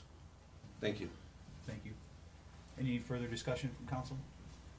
If not, I will make a motion based on the recommendation from our attorney to request, to grant the request for the rehearing and reconsideration of denial of the appeal of 213191 Widgeon Terrace. It's an administrative appeal of building permit number 24233-23477 from April 21st, 2025. It was agenda item 12B, construction of a swimming pool pursuant to Town Code Section 34-93. Second. To, date? Yes, I believe we cleared the May 19th hearing Okay. date with the parties, and they're both present today, so there should be no issue Okay. with that. To be heard on May 19th Might at be. 9 a.m. Yes. Any further discussion? I'm an aye. Counselor King? Aye. Vice Mayor Adderhope? Aye. Counselor Woodson? Aye. Counselor Safford? Aye. Motion carries unanimously. The next two items on our agenda are public hearings for review of various land use requests for the benefit of the public. Please be aware that these items are quasi-judicial in nature. Our attorney will further explain. Thank you, Mayor. So these two items, these are quasi-judicial in nature, and what does that mean? It means that our public hearings on these two items are going to comply with procedural requirements that have been established in Florida law and in our land development code. So a quasi-judicial proceeding is going to be less formal than a proceeding before circuit court, but it is going to be more formal than the remainder of our meeting, and we will follow basic standards of due process that requires the delivery of certain notices, the application of the correct standards, and your decisions to be made on competent and substantial evidence that is presented to you either in written documents or through oral testimony. As the town council, your responsibility is to evaluate the testimony and the information for each item and draw a conclusion regarding whether the criteria in the land development code or in state law as may be applicable has been satisfied. Pure speculation or mere opinion not based on competent facts cannot be legally considered by you in evaluating an agenda item. Testimony by professionals who are qualified as experts in a particular area has been considered to be competent evidence by Florida courts, as well as testimony by neighbors and residents who have fact-based information such as minutes, surveys, engineering reports, or testimony that is based on their personal knowledge and belief. The town council's decision is final. If a decision of approval is not obtained, or if the tie vote results from a motion to approve or a motion to deny, then the matter being considered is denied unless the majority of the council members present and voting agree by motion before the next agenda item is called to take alternative action in lieu of the denial. If the town council decides to deny an application or request, the reason for the denial should be stated in the motion. The denial must not be based on a determination of public support or public opposition to an application. The reason for the denial cannot be arbitrary, discriminatory, or unreasonable, and should be based on the lack of competent and substantial evidence in support of the required criteria. So any denial is a denial with prejudice unless otherwise stated. If the town council, if you intend to speak, members in the public, please keep this in mind. When you come forward, please state your name clearly for the record, whether or not you have been sworn in, and your qualifications or your interest in the matter.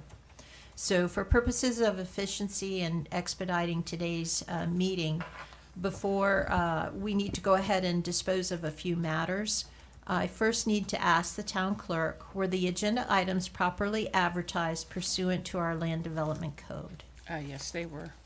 Thank you. And also, at this time, if any council member has a conflict of interest that would prohibit them for voting on any of these two items, please disclose that at this time so we can be assured that we have a quorum present for review of the item. Counselor Safford? I do not have any issues. Counselor Woodson? I do not. Vice Mayor Adderholt? None. Counselor King? No conflicts. And I do not have any as well. Thank you. So at this time, I would ask if there was anyone present in the audience, including the applicant, property owner, and staff, who intends to provide testimony today in either of the two quasi-judicial hearings. If you would please stand, raise your right hand, and be sworn in by the town clerk. We're not doing the meat portion of Yes, that's the first one. that? Okay, but then there's three. No. Well, Good to go? Correct. Okay. Do you swear or affirm that the testimony that you're about to give is the truth, the whole truth, and nothing but the truth? All right, all right. So may I go ahead and clarify for the record? You do have an additional public hearing for a small-scale amendment, and it's kind of, I still haven't quite figured it out, but the Florida case law says that that is legislative in nature. All right, thank you. And not quasi-judicial, so that one has a little bit different, robust discussion. It is, however, as a small-scale amendment, it's only limited to a specific parcel, which is one of the criteria for determining whether or not an item is quasi-judicial. But moving on. Thank you for the clarification. Yes. So, Mr. Mayor, I think it's Up to the me? ball's in your court now. Okay. This agenda item is a first reading and public hearing on proposed ordinance 25-07. If approved at first reading, a second reading and final adoption hearing will be scheduled for May 19th, 2025 at 9 a.m. or another time identified by town council. This is an ordinance of the town of Fort Myers Beach, Florida, approving with conditions or denying a rezoning of property located at 1011 3rd Street, Fort Myers Beach, Florida, strap number 24-46-23-W3-00202.0060 from downtown to residential plan development, RPD, with 3 deviations. Number 1, request to apply property development regulations for the downtown zoning district rather than the residential multifamily standards in section 34-943, requiring use of the RM development regulations. Number 2, reduction of the required 5-foot side yard setbacks to allow for development on the eastern property line. And number 3, requesting a floor area ratio FAR of 1.7, an increase over the 1.0 FAR allowed in section 34-675 C3, providing for clarifications as necessary, providing for conflicts of law, scrivener's errors, severability, and providing for an effective date. Jason Smalley has been qualified as an expert already by this town council, and based on his education and experience has been accepted as an expert in the field of land use, planning, and development in the town of Fort Myers Beach. Are there any other individuals who would like to be qualified as an expert witness on behalf of the applicant at this time? That hasn't already.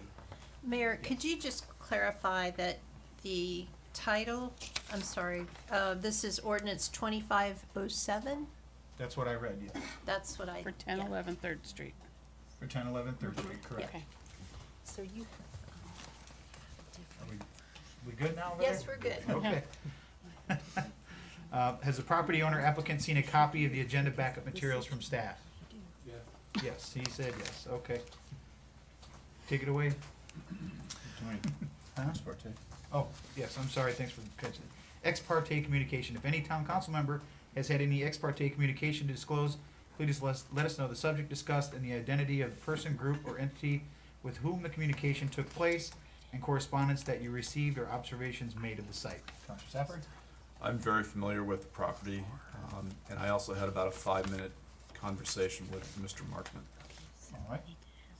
Counselor Woodson? I know the property, I pass it every day, and I have had no conversation. Okay. Vice Mayor Hope? None. Counselor King? None that I recall. I've been by the property obviously many times, but I've had no communication. Good morning, counselors, staff. My name is Jason Smalley. I'm with your Planning and Zoning Department. Before you today is a request for a rezoning to a residential plan development at 1011 3rd Street. Contained within that are 3 individual requests for deviations to the RPD. The previous, the site previous to the storm contained, as far as staff can tell, a 4-unit structure, roughly at ground floor. The structure was largely damaged and taken away during the storm, and this is for the redevelopment of that property. It exists right now in the downtown zoning district, directly adjacent to the Matanzas Bridge right-of-way and the town's parking lot underneath the Matanzas Bridge. The request before you is for the redevelopment of 3 stories. That's 1 story at ground level and 2 habitable stories above it. The applicants are requesting deviations in furtherance of that. I will go through those briefly, and then the applicant can have an opportunity to go through their presentation. The first request is for a change, as was mentioned by the mayor. The change would allow them to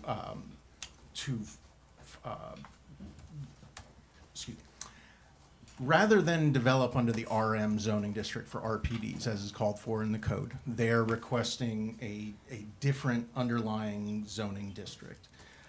That has a few changes to it, some that arguably are to the benefit of the applicant, some that are arguably a net detriment to them. But they've requested to change the underlying zoning, so there will be some changes there as far as the baseline of what they would be allowed to do.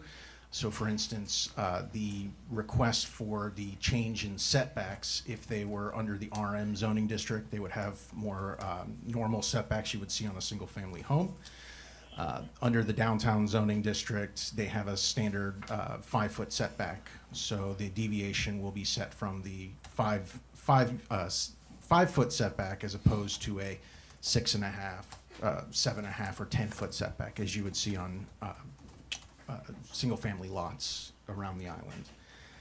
The second request that they are asking for is for a deviation to the side setback. This is roughly the eastern setback that is directly adjacent to the parking lot and to the bridge right-of-way. They are asking for a reduction from the 5-foot that would be allowable under downtown to go to a 0-foot setback. They have made the point that there is already an existing right-of-way strip that separates the parking from the lot in question. That will continue to exist, but what they've requested is that the building be allowed to go to functionally 0 feet right on the property line on just the eastern side. The last deviation that they've requested is to is to increase the FAR.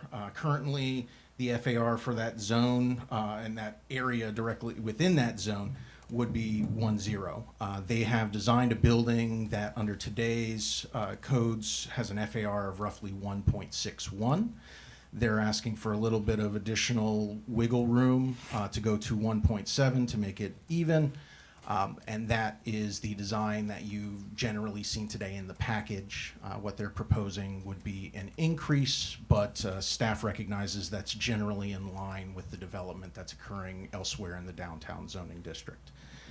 Staff is here for any other questions or clarifications that you may need. Otherwise, the applicant's representative is here as well. Councilor King, any questions for Jason? Not currently. At this time? Vice Mayor? None. Councilor Woodson? None. Councilor Safford?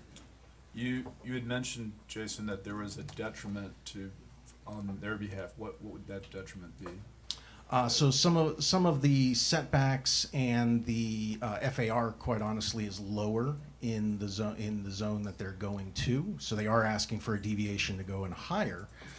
But the point is, if they had taken the RM zoning district, they would have a slightly higher floor on their FAR. It comes out in the wash. They're asking for what they need right now, but that's just one of the things to take into consideration. While their setbacks may have reduced if they go into the zone that they're requesting, their FAR is also reduced. So there's a lot of moving parts involved in there, but they're asking in the CPD for what they want and what they need to build it. Thank you, that clarifies it. You meant RPD, right? I'm sorry, yes, an RPD. So we'll make sure the record's clear. Indeed. right. Residential plan development as opposed to a commercial plan development. I don't have any questions at the time, Jason. Thanks. Would the applicant like to come up and proceed with their... Morning, Matt.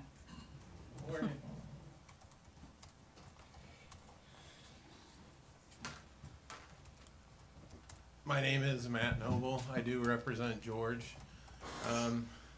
The couple of things I want to point out. Thank you, Jason. He pointed out a lot of what I was going to say. But one thing, the property immediately adjacent to the site has a approved FAR of 1.8. So the 1.7 is totally in character with the area. This is a downtown piece of property. It was designed consistent with the downtown zoning district. There's differences in the RM versus downtown. You know, the downtown assumes buildings are going to be right together. There's going to be minimal landscaping separating them. Part of the benefits that we're offering is better water management with the site. And if I could answer any questions, I'd be more than happy to. Counselor Safford? No, I'm familiar with the site. Counselor Woodson? When you say water management, because I know that's a flooding site, It is. what does that mean exactly? There's going to be behind inside of the unit, there will be area to put a detention pond, also as well as vaulting as well. Okay, thank you. Yep. Vice Mayor? No. Counselor King? None. Matt, you said, so the drainage that you're talking about, that's to sustain, or that's to hold your own water from your own property, right? That's correct. And then are you okay with the staff recommendations, with the staff conditions upon recommendation? Or the Yes. staff's recommendations of conditions upon approval? Yes. Knew I'd get it there eventually. All right. Thanks, Mayor, I have one minor comment, don't leave yet. Have you been qualified as an expert before the town council? Before council, I know it was at Probably LPA. I don't know. I mean, Can you go ahead and state your qualifications, which I know are quite lengthy, and yeah, it allow them the It kinda- opportunity to vote? yeah, it caught me by surprise at LPA. I should have said I've been qualified as an expert in quite a few court proceedings at various courts in Florida, as well as jurisdictions. I have been a practicing planner over 40 years now. I was trained in the Netherlands, so I really appreciated the conversation you had earlier about the wave wall. Yeah, I think it's overdue. You know, protect your assets. You know, that was the Dutch. I went and worked on the polders for them as a college kid. You know, and it really opened my eyes on how they manage water. And I'm kind of getting off track, but yeah, I've been qualified as an expert in planning, land use, zoning, comprehensive planning, even transportation, but I don't because there's some transportation folks here. Kind of special transportation stuff, you know. Mr. Mayor, I move approval of his qualifications as an expert. Second. Seconded by Counselor Safford. Any further discussion? All those in favor signify by saying aye. Aye. Opposed? Hearing none, that motion carried unanimously. Thank you. Thank you. Next, are there any members of the public who wish to comment on this matter? If so, please come forward to the podium and identify yourself, provide your address and whether you were sworn in. Is there anyone that would like to speak in public comment on this hearing? Seeing none, we will close public comments. Are there any additional comments, rebuttal, or closing statements from the applicant? Matt, are you good? No, good. You sure? Yep. Okay. All right, I will now close the public hearing and request a discussion or a motion from town council to approve with conditions, deny with reasons, or a continuance to a time certain. Discussion? Not? Is there someone that would like to make a motion? I'll move ordinance 25-07 REZ 202-40275 at 1011 3rd Street. Are you basing that on the staff recommendation and their conditions that are attached to it? Yes, I will. Thank you for asking. I will second that motion. Any further discussion? Counselor King? Aye. I'm an aye. Vice Mayor? Aye. Counselor Woodson? Aye. And Counselor Safford? Aye. Motion carries unanimously to the second hearing. Next is, this is an agenda item, and the item is a first reading and public hearing on proposed ordinance 25-05, commonly. 04? It says 05 on mine, Oh, on here it says 04. so let's make sure we get it right. It says 5 in the packet online, but it, 04. So just to clarify, the first item that we would like review of is the actual rezoning of the property oh, I jumped, I'm sorry. to CPD. And the second item is that small-scale comprehensive plan. You know, the numbers. It's my error, I clicked on the wrong one on here. Okay. It is correct online, I'm sorry. Okay, thank you. Human error. You go again? If you'd like to refer Yes. to my paper copy, I'd be happy. Help you anytime. Adderall Forest, yeah. So, Mayor, the way we're trying to make some improvements to your agenda over time. The first part of the agenda is in italic, and that is just kind of setting the stage of what we're doing and where we hope to go. And then the actual ordinance title is in capital letters. Okay, not that I don't enjoy reading all of this, do I need to read the first part in italics, or do I not? You don't, but Okay. again, it kind of tells everybody what's going on. So I should.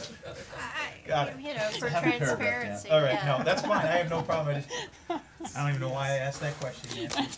Want some water? Yeah, right. This agenda item is a first reading and public hearing on proposed ordinance 25-04, commonly referred to as the Arches Commercial Plan Development. If approved at first reading, a second reading and final adoption hearing will be scheduled for June 2nd, 2025 at 9 a.m. after adoption of the comprehensive plan amendment proposed in ordinance 25-05 or at another time as identified by town council.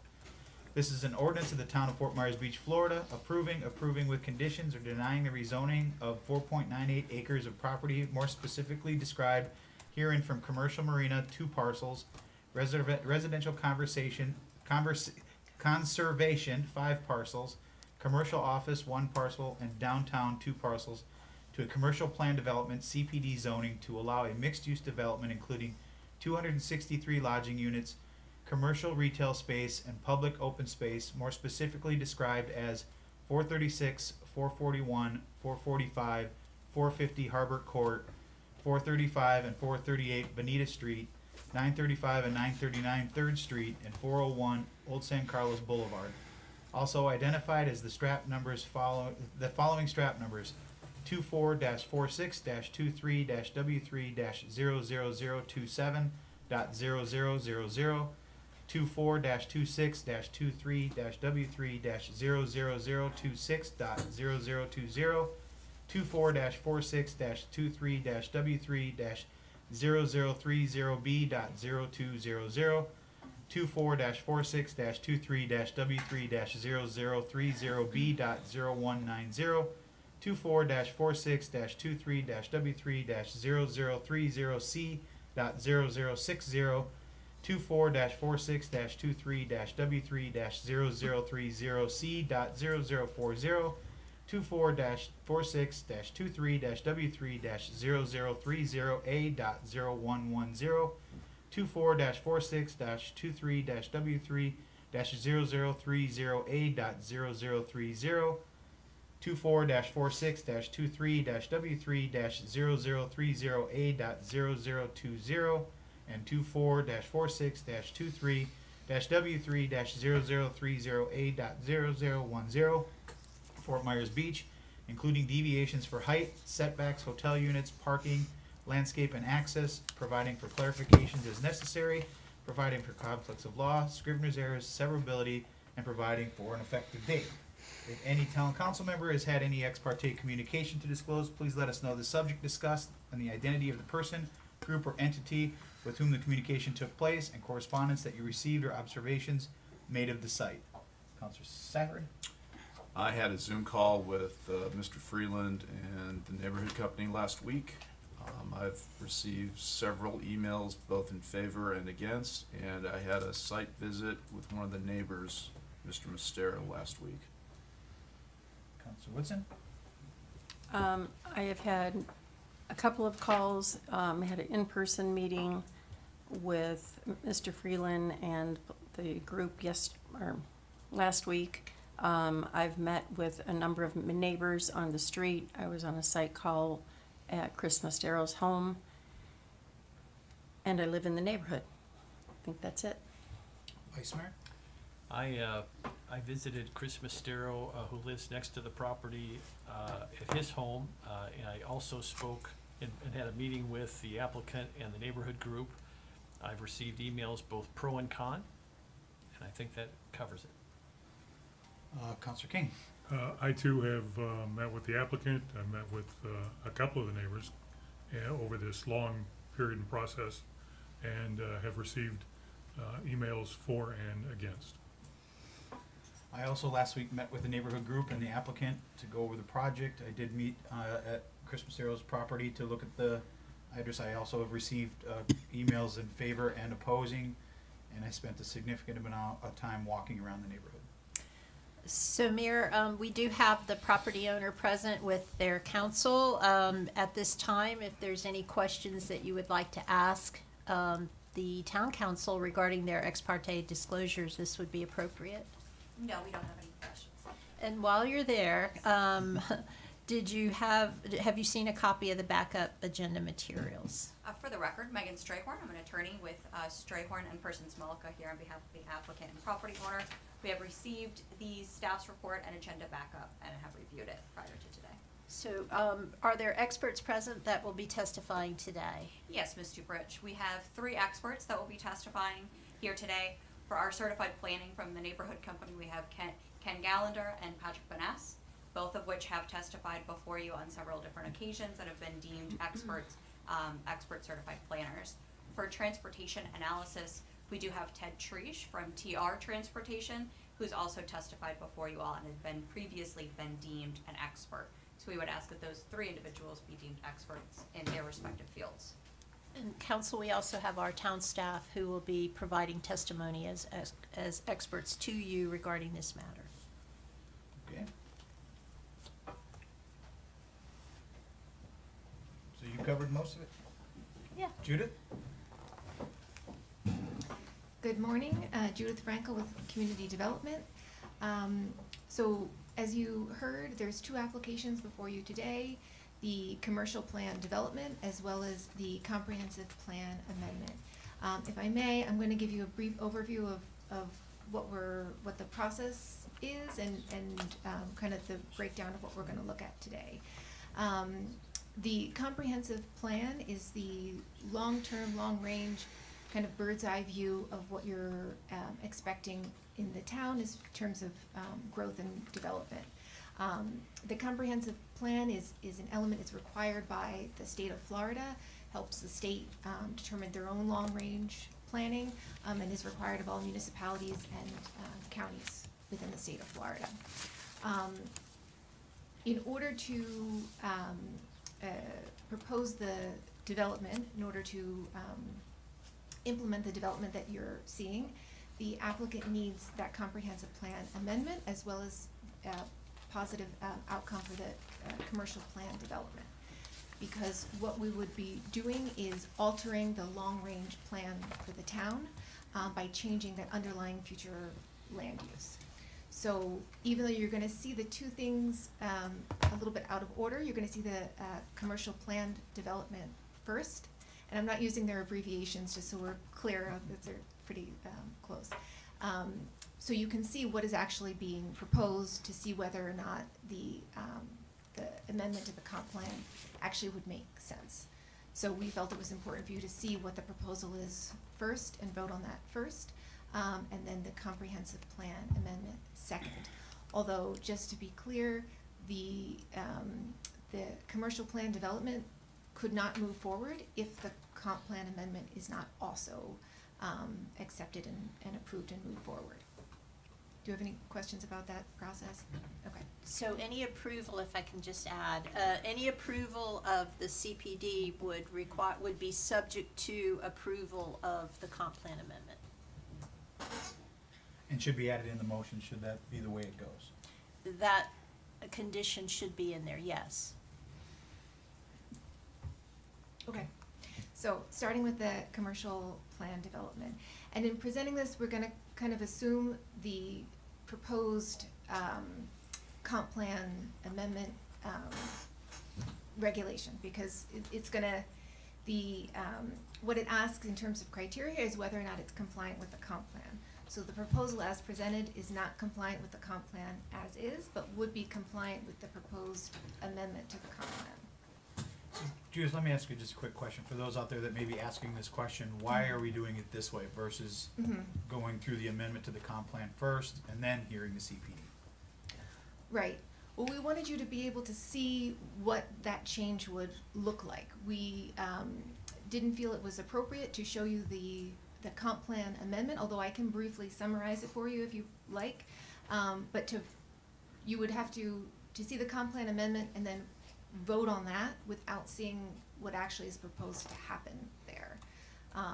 We felt it made sense for you all to see what the applicant is proposing to do with the property once it would be amended. Appreciate the clarification, just so people out there listening understood. Okay? Yeah. Okay. So this is comprehensive, commercial planned development for 450 Harbor Court, 445 Harbor Court, 441 Harbor Court, 436 Harbor Court, 435 Bonita Street, 438 Bonita Street, 935 3rd Street, 939 3rd Street, and 401 San Carlos Boulevard. So there's 10 parcels here. When we get to the comp plan amendment, it's a little bit different, but in terms of the CPD that would be created, the rezoning, there's 10 parcels. 2 of those parcels are the commercial marina zoning. 5 of them are in the residential conservation district. 1 is in the commercial office district, and 2 are in the downtown zoning. Just for clarity, when staff is talking about downtown, we're referring to the downtown zoning district. There is a kind of a wider area that people generally refer to as the downtown area. But when staff is talking about it, we're talking about the actual zoned area for downtown. So it's approximately 4.98 acres.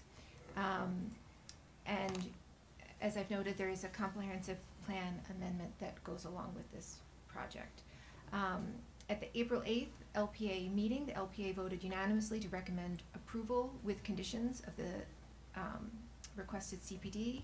The LPA did recommend some changes to the staff's proposed conditions, which mainly have to do with the hours of operation on site. And I'll go through the conditions later. The applicant has also made some minor changes to their proposal, which I'm sure that they will go over with you. Again, including the hours of operation, which was recommended by the LPA. Some of their parking request is a little bit different, and the night-controlled access to their property. In reviewing the project, I'm going to hit on some highlights. The density for the site. This is an issue that comes up frequently in doing these CPDs. The proposed request is for 263 lodging units, which is reached through an equivalency factor of 9.1.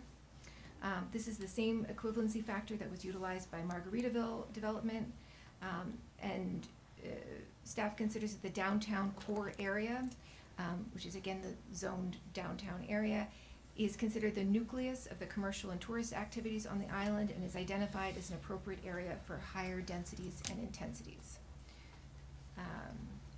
Floor area ratio, or FAR. The development would also be subject to FAR. The comprehensive plan would allow, with the proposed change to the comprehensive plan, it would allow an FAR of up to 2.5 floor area ratio. The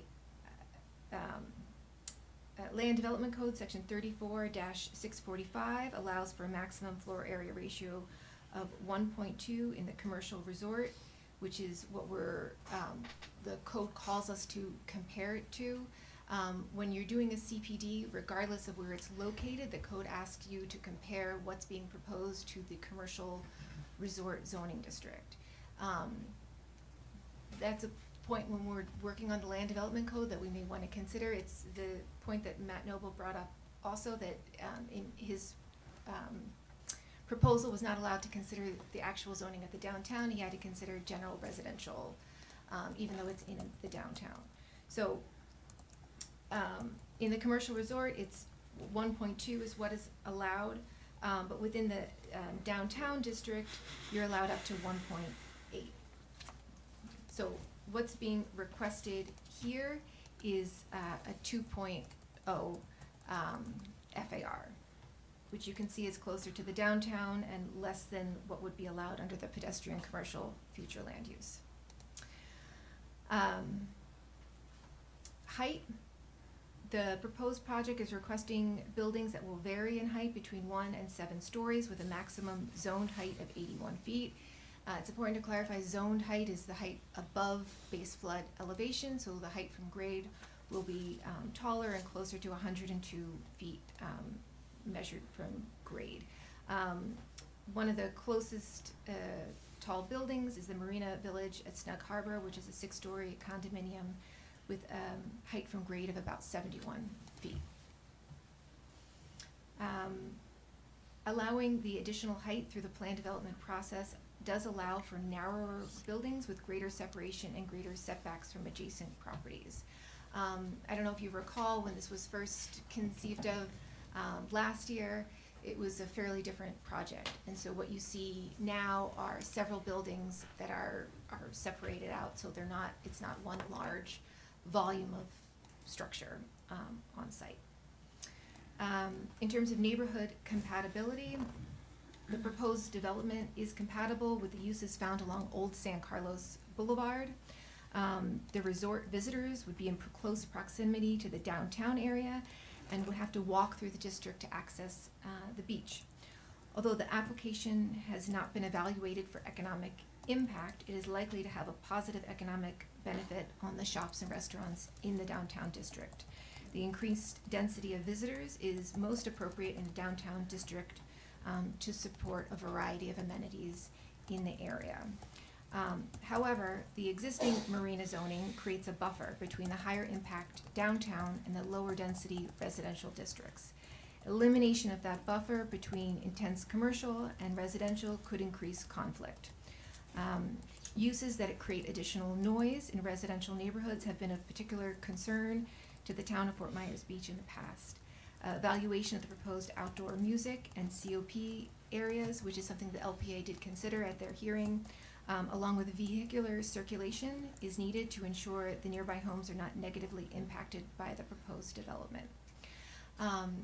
The comments that I've heard from the public are generally in that range. They're concerned about noise, sound carrying, and vehicles being on residential streets at an increased volume than what they're seeing currently. There are 8 deviations.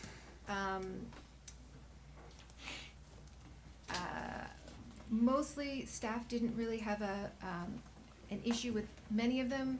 The first one, I'll go through them one by one for you. Deviation 1 from Land Development Code 34-3, which requires properties in the commercial resort district to have a minimum lot width of 100 feet and a minimum lot depth of 100 feet. This deviation would allow for a minimum lot width of 80 feet or a minimum lot depth of 80 feet, depending on the development's frontage. This is mainly specifically for the properties that are on Old San Carlos and 3rd Street. The applicant's gonna go over specifically for the uses happening there. But these are existing plats.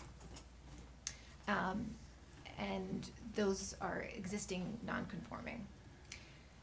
Deviation 2 from Land Development Code Section 34-645B and Table 34-3 to allow a maximum floor area of 1.2. We talked about this a little bit earlier, so this would allow them to get to the FAR of 2, which is again below what it would be allowed under the pedestrian commercial comp plan amendment. Judith, before you go on, just Okay. point for clarification for the FAR, then I'll ask the applicant the same thing, just to clarify that what I'm about to ask you is true. The FAR being calculated does not include the 3 stories of parking proposed underneath, say, the main building and the other buildings, or it doesn't include the parking? So that's one of their deviations. No. It, I'm reading it as the FAR does not include the parking below base flood elevation in the FAR calculation.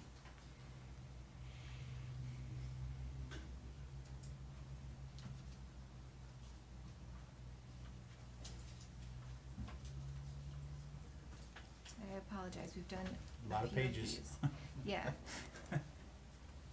Right. So they are not asking for a deviation for the parking levels. So it doesn't, the 2.0 does include the parking levels Yes. as far as intensity? Yes. Okay. Yeah. And again, last time, I just wanted to make sure. Yes. Okay. So a number of these proposals we've seen recently, they're asking for a deviation to exclude the parking, but they have not asked for that in this case. Okay, thank you.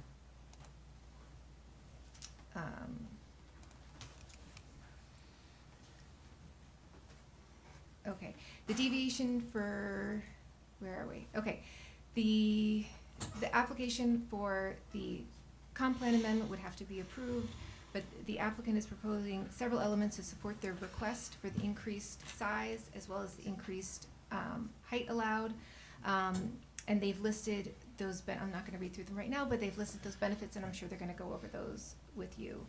Most notable being the public Bayside Promenade area at the Linear Park and Memorial Garden.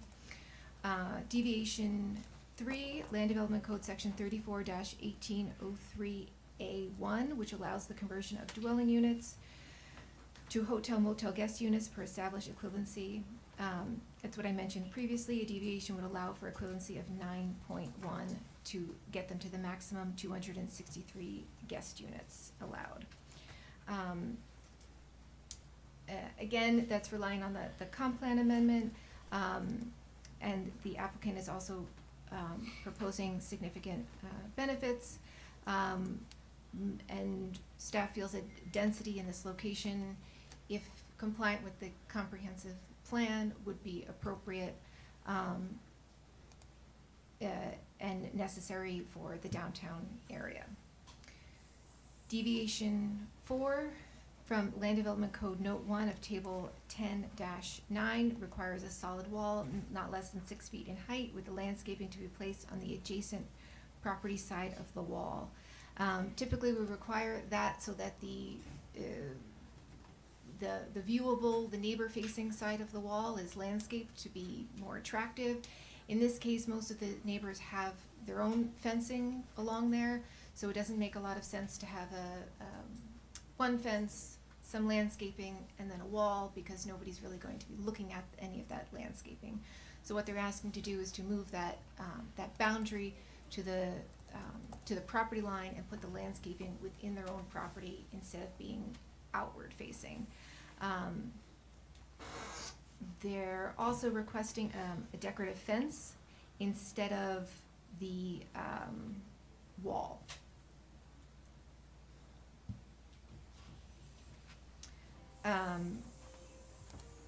as I said, most residential properties have fences at their boundaries, so it would not necessarily provide a benefit. This code section provide a benefit to the immediate neighbors.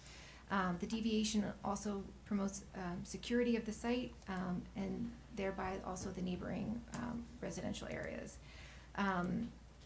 However, some immediate neighbors may prefer a solid wall instead of a fence. There is currently a 6-foot wall that runs along the rear yards of the homes on 3rd and Bonita Streets.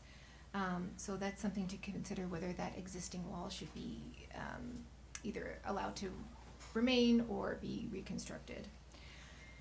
Deviation 5, Land Development Code Section 26-77B, which states that new or expanded seawalls are not allowed along natural water bodies in order to allow the existing boat ramp to be replaced by a seawall. There is where they're proposing the water ferry terminal or stop. There's a boat ramp there, and that would just be filling that in and continuing a seawall. Our code doesn't allow it, but this deviation would allow them to have a continuous seawall and better protect the property. Deviation 6, Land Development Code Table 34-3 requires properties in the commercial resort zoning district to have a minimum height set at 30 feet and 3 stories to allow a maximum building zoned height of 81 feet for the resort. Maximum building heights will be in compliance with the approved master concept plan. You can see from the narrative in the master concept plan which buildings will be at which height. The applicant is proposing several elements to support their request of increased height. Deviation 7 from Land Development Code Table 34-3, which states the property setbacks in a CPD zoning district shall be the same for commercial resort zoning to allow adjusted building setback lines within the resort track and adjusted side setbacks and build-to lines for the buildings located with the old San Carlos tract as outlined in the packet, and which you can see on their master concept plan. The deviation allows for a more cohesive urban streetscape along Old San Carlos Boulevard and greater open space along the linear park and promenade areas. So the building is set back from the single-family homes, 30 to 50 feet in different places to have a buffering effect in those homes. And the Land Development Code requires it closer and farther in some places, so this is to provide greater separation of uses. Deviation 8, deviation from Land Development Code Section 34-2020 requiring parking regulations to allow a parking reduction of 50% in accordance with Land Development Code Section 34-676A1. Staff disagreed with the applicant here in this case slightly, although they have changed their ask since LPA. They did a calculation where they realized they could have more retail space than they previously thought that they could have. And so that would factor into the calculation of parking, these auxiliary accessory uses. So they are no longer requesting to have shared parking or commercial parking at this time. Staff felt that a reduction of 33% would place it more closely in line with the downtown, the neighboring downtown properties. So they're asking for 50%, and staff felt that a 33% reduction would be more in line. But they are fairly close with their ability there. And one of the conditions that we added, which you may want to consider, is the ability for them to do a parking study. To my knowledge, nobody in the downtown has done a parking study yet. And one that would be good information for the town to have about how much of the parking is actually getting utilized by the resort. But if they came back, the parking study came back and they said, you know, they had X number of spots that were empty the majority of the time, once the resort was in full operation, that they could come back and then ask for commercial or shared parking at that time. So it's kind of leaving the door open for that, if that's amenable to council. It would also be really interesting, I think, for the town to see what that parking study would look like, because we talk a lot about parking, but we don't have hard numbers on, you know, the actual use of all of these parking elements for some of these new projects being proposed. Okay, so that's deviation 8. I'm not gonna go through all the findings and considerations right now, conclusions right now. I'll do that at the end, but I did wanna get to the recommendations, just so you have an understanding of where that recommendation comes from. Staff found that the CPD with deviations did not meet the criteria set forth, and recommended denial of the application. And that's mainly because of the expected infiltration into the neighborhood. With the marina use, the marina in existence, it provides that barrier. It was not a high intense industrial use, it was kind of low scale and provided a separation between a more intense downtown and then the lower intensity single family neighborhoods in the Bonita Harbor and 3rd Street area, as well as across the canal in the Matanzas Court area. So this creates a more intense use, which has the potential for negative impacts in terms of sound, and also vehicle infiltration in the single family neighborhood. Okay. Okay. Any questions? Counselor King, any questions for Judith at this time? Not at this time. Vice Mayor? Not at this time. Counselor Woodson? Not Counselor right Santos? now. I'm good for right now, but I will. I'll have some questions, I'm sure, but I'm good right Okay. now. And the applicant is here and Okay. ready for. Come on up. Thank you. Good morning again for the record. My name is Megan Strayhorn. I do believe we have a PowerPoint, if we could get that pulled up, possibly. There we go. For the record, Megan Strayhorn. I'm an attorney with Strayhorn and Persons Mullica. Here on behalf of the applicant, in addition to the expert witnesses previously identified to you all, we also have the owners here present. We do have Mr. Ben Freeland, who is also present with us. We're going to try and keep this presentation as brief as possible. There was a very in-depth, thorough LPA hearing on this matter. We are very pleased to announce that we come to you today with a unanimous recommendation of approval for both of these issues, but as Judith has indicated, we will be starting with our commercial plan development request. So this does include roughly about 5 acres, which is 10 parcels. Located, the parcels start to begin at the northwest corner of 3rd Street and Old San Carlos and extends north towards the bayfront.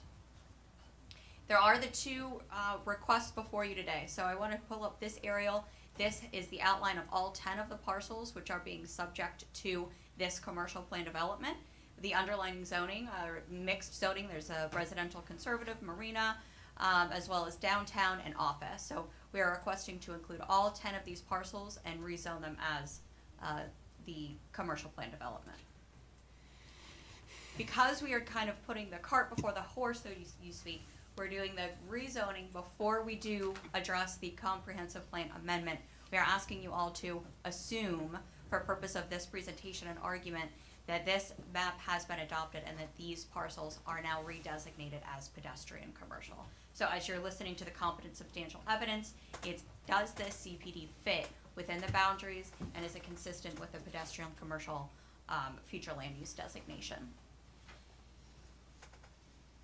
As a bit of background for this project as a whole, the redesign, redevelopment of the marina began shortly after Hurricane Ian. There was a number, although this particular development was not presented, the idea and concept to redevelop those parcels as a marina resort began shortly after Hurricane Ian. There were multiple meetings, public meetings, informational meetings, gathering public information, support, comments, criticism. All of those have been taken into consideration. I think it's safe to say the old plan has been quashed and it has been replaced with this new plan responding directly to that public comment and concerns. We have had the LPA hearing last month. It was very thorough, and for purpose of today, Mr. Van Ness will be focusing not so much on what was different from 2024 to today, but really what has changed within the last 30 days and really highlighting those differences for you all.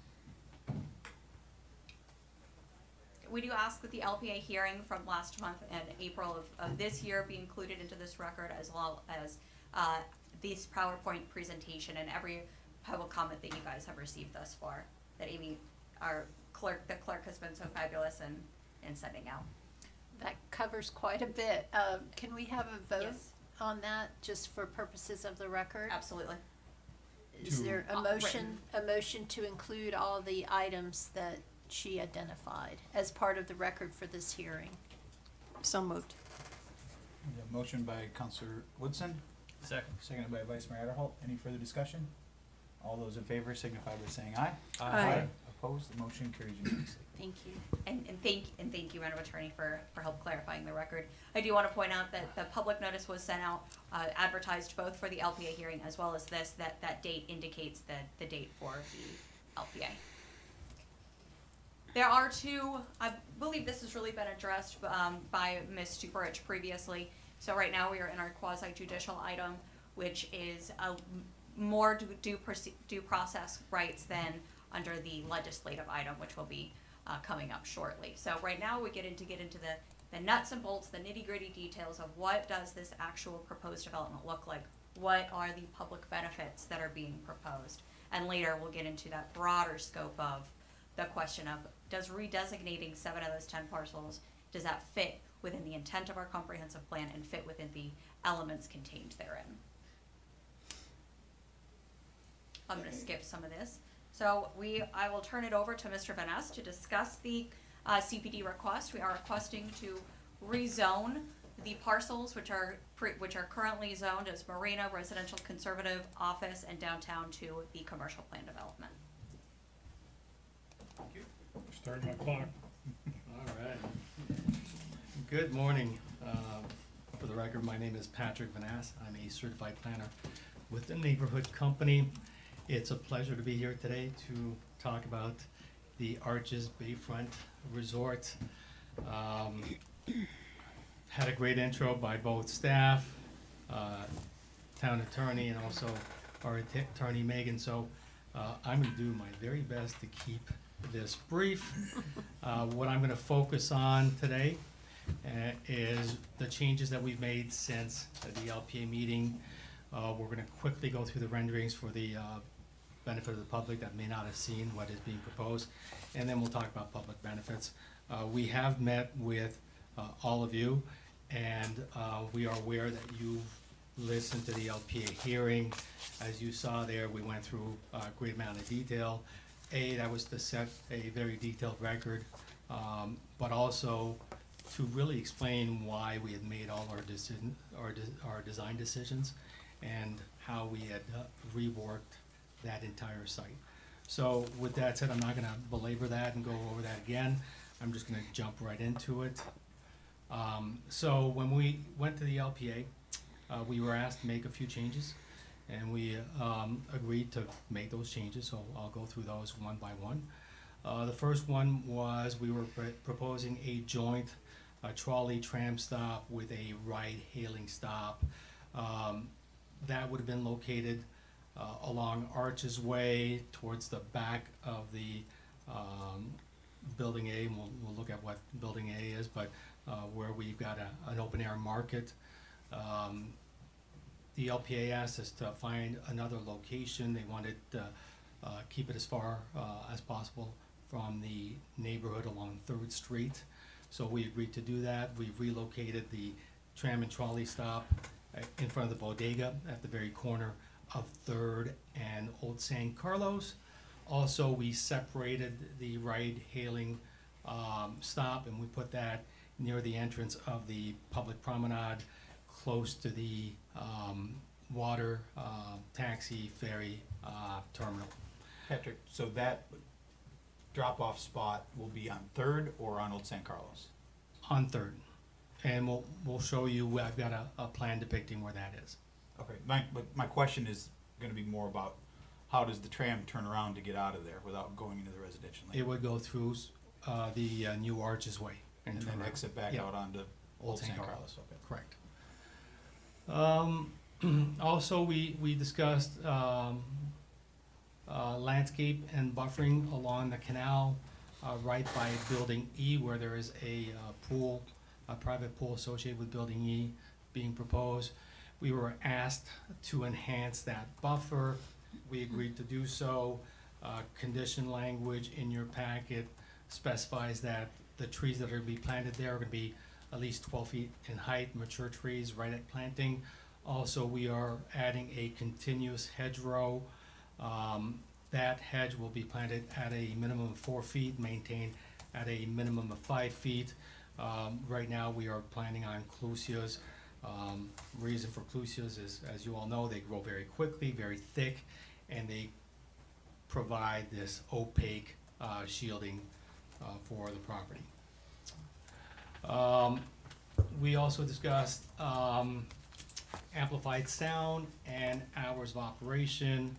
Just want to clarify that when it comes to the sunset deck, we agreed that the sunset deck would only have ambient music. We prohibit any kind of live music, and that ambient music would be limited from the hours of 7 a.m. to 9 p.m. With regards to the pool deck associated with Building E, same thing, ambient music only, live music is prohibited. The hours, the limitations with ambient music are from 10 a.m. until 1 after hour sunset. And there was also discussion about alcohol sales associated with that pool deck area. That is prohibited. However, people that are guests of that Building E at ground level within their lobby area, they can grab a drink there and have a drink by the pool, but no sales by the deck. Staff touched upon the public parking. That was not a request from the LPA. I need to spend a little time to clarify this. So as we went back and after we looked at making some changes and preparing for this presentation, one of the things that we realized, and that was an error on our part, is the way we calculated our parking. We were identifying 15,000 square feet of commercial. That was gonna be purely public commercial, like the bodega building, the market, the restaurant, open to the general public.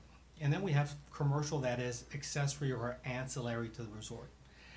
The portion that is accessory and ancillary to the resort, we hadn't calculated everything we had there. It doesn't change our calculation in the packet with the total square footage that we have. It doesn't change our FAR.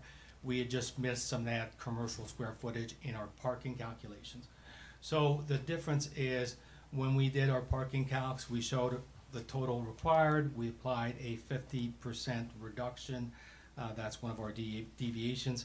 And we had wound up with an excess or overflow of 96 parking spaces. In reconfiguring our calculations, correcting that error, we wind up with an overflow of 45 parking spaces. 38 of those would be within the parking garage, and 7 of those would be on-street parking along Arches Way. Again, it does not affect our total commercial square footage and our FAR. It's a correction in our parking table. So this is the master concept plan that has been revised. The areas, the ovals in red identify some of those changes. So the largest oval on the right side of the screen shows you the intersection of 3rd and Old San Carlos. That is our Building A that will house the bodega, Arches Restaurant, and the open air market. As you can see along the street, previously we had on-street parking there. The largest area is for the tram or trolley pickup and drop off. We have kept the golf cart parking, and previously we had on-street parking there, and that's been relocated along Arches Way. The ride hailing stop again, was commingled with that trolley stop. We have separated those. And that smaller oval by the ferry terminal is where that stop would be. And then on the left side of the screen is where we have Building E, the outdoor pool deck, and the buffer along the canal, and that buffer has been enhanced. Moving on.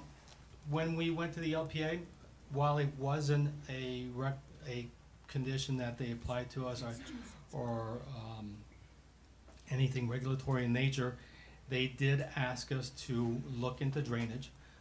Some of the neighbors talked about this idea that there might be ways to improve current conditions. So we reviewed the Tetra Tech drainage report for the town.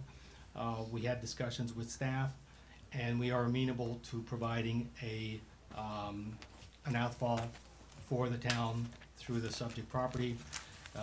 If council so pleases, we can work with staff and add that condition to the final ordinance that would be before you at final hearing.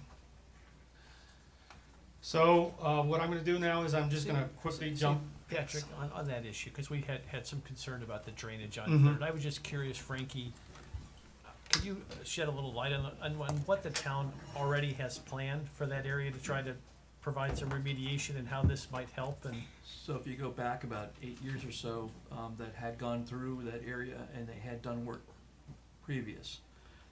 Since then, Tetra Tech has did a master plan, I think shortly before Hurricane Ian, which contributed to what we have now as Tier 1.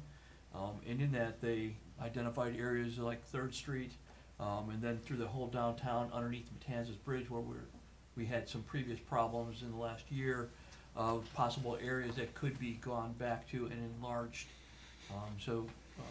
What we've looking at here is probably a bigger can in the ground, a bigger box, and also a bigger tube with outfall going out to the canal to accommodate a greater flow of water. so this project aside, had the town finished 3rd Street, or is it still part of a?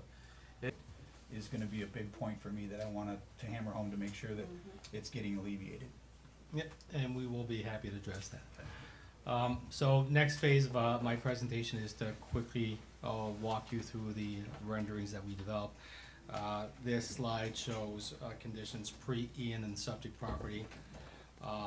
Moving forward, this is a key map, an illustrative master plan. I'm not gonna go through all the details of the plans, but the only thing I do wanna point out, just for reference purposes as I go through the renderings, starting on the east side, which is the right of the screen, corner of 3rd and Old San Carlos, we have 5 buildings, and the buildings are identified as building A through E, A, B, C, D, E, E being all the way along the canal. So when I go through the renderings, I will call out the buildings as A through E. So the next few slides kind of show you a perspective from the water of the entire resort. What we're trying to show here is that the marina use is remaining. It's going to be an expanded recreational marina. We have on the left side a brand new ferry terminal for ferry and water taxi. The overall resort, we've broken up the massing and we created this gradient in height and also in massing and intensity of use, from more intense closer to the down to less intense as we go towards the canal. Also, we believe we have a beautiful architecture that is coastal in nature. Also kind of denotes a higher end resort with nice classic architecture and some splashes of color. This is just a slightly higher aerial. Few things to point out. The promenade, as you can see, the idea was to create a very active promenade with that meanders along the bayfront. We have increased the height of that. Also, you see that the guest experience for the hotel resort are on an upper deck. We wanted to separate the guest experience from the general public experience. However, restaurants and Sunset Deck, as mentioned in our LPA presentation, will be open to the public. But we find that having a promenade that is one even level is going to assure that people have, the visitors have a better experience, and also I think it really helps the businesses along that promenade succeed. We're starting here at Building 8, corner of 3rd Street and Old San Carlos. This building will be housing right on the corner in that teal bluish color is going to be the bodega on the ground. As you can see, we've continued the arches pattern, the restaurant above with some outdoor seating, and towards the back we have the open air market, which will be both for food products and also for arts and crafts, and we expect that local businesses will be located within that area. As pointed out, we used to have on-street parking right in front of the bodega.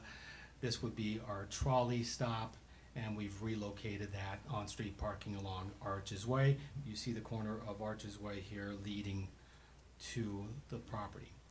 So this is building B. This is the grand entrance. Sorry, Patrick, to interrupt again. Can you go back one more slide? That entrance is now changed based on your red circles that you had before, right? This is not an accurate depiction of how that entrance is gonna be. It looks, that was more 90-degree turn versus a Yeah, angled, it's slightly angled, slightly and you see okay. that on the master concept plan. Which would The re- increase that buffer on the other side. Exactly, that's why we did it, we angled it slightly to create greater buffering to the adjacent residential property. Patrick, since you're on that slide, Yeah. could you just spend a second and just talk about your vision for the bodega versus the market Okay. versus the restaurant? Jim, or you is it know I'm still- happy to do so, but then everybody's telling me, I promise "Hey, it won't you gotta- count against you your gotta go time." through this Yeah, quickly." yeah. Take as much time as you need, Patrick. So the vision, obviously, the bodega is to create a commercial entity that is more than just a corner store that provides only pharmaceutical products or only goods that you can use at the beach or sundries. But the idea is to make it a true bodega like you see in some cities, where you have a little food in there, you have pharmaceutical products, you have anything you need for the beach. So when someone comes to downtown, if they decide to do so and they don't want to leave our downtown, they've got everything they need right there. And it's going to be complimentary to the resort, but also complimentary to all the other lodging in the downtown area. Obviously, the restaurant, this is a restaurant that is associated with the resort, but open to the general public. It's going to be lively. We've got that kind of a Key West, old Florida architecture to it, inviting, great place to do some people watching, and as you can see, a back deck area over the market, which is open air. And then just elaborate a little bit on the market concept. The market concept, obviously, we thought that there used to be a parking lot back there. It was gonna be an ag-grade parking lot. We didn't think it was a great window to invite people into the resort. Also, we thought that it's kind of a harsh environment, and we said, how about we change that and make it inviting, make it interesting, and provide a public benefit. So the market is gonna be kind of a social gathering place, the way I see it.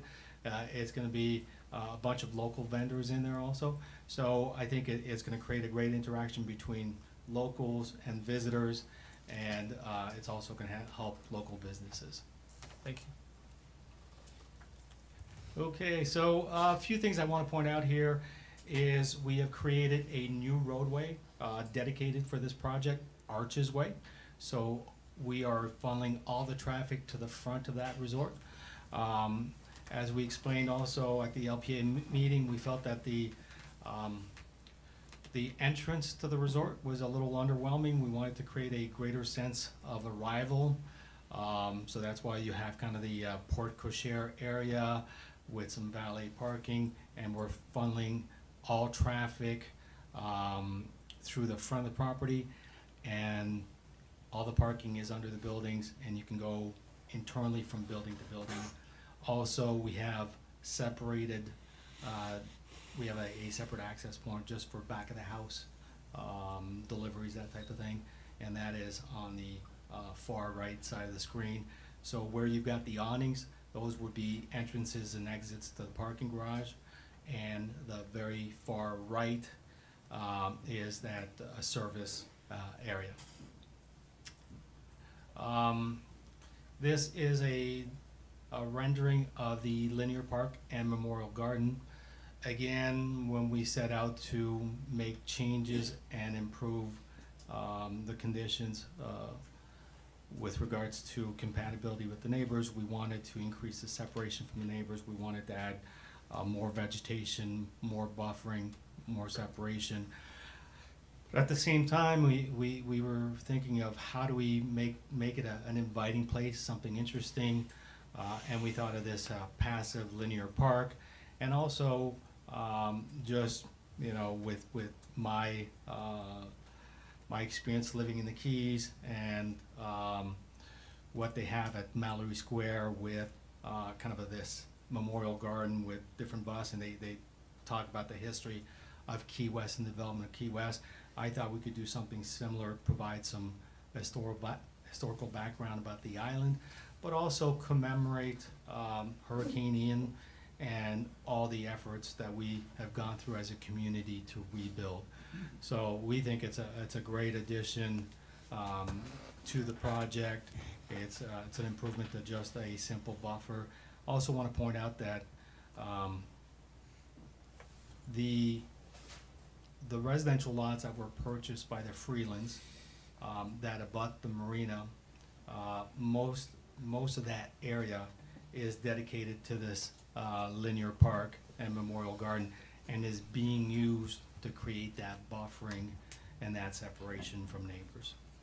Patrick, just before you go on, just so we're kind of covering it as we go, just so I can put it out there for my fellow counselors to understand where I'll be coming from when I bring up some questions later, which again, this is part of what we had talked about last week.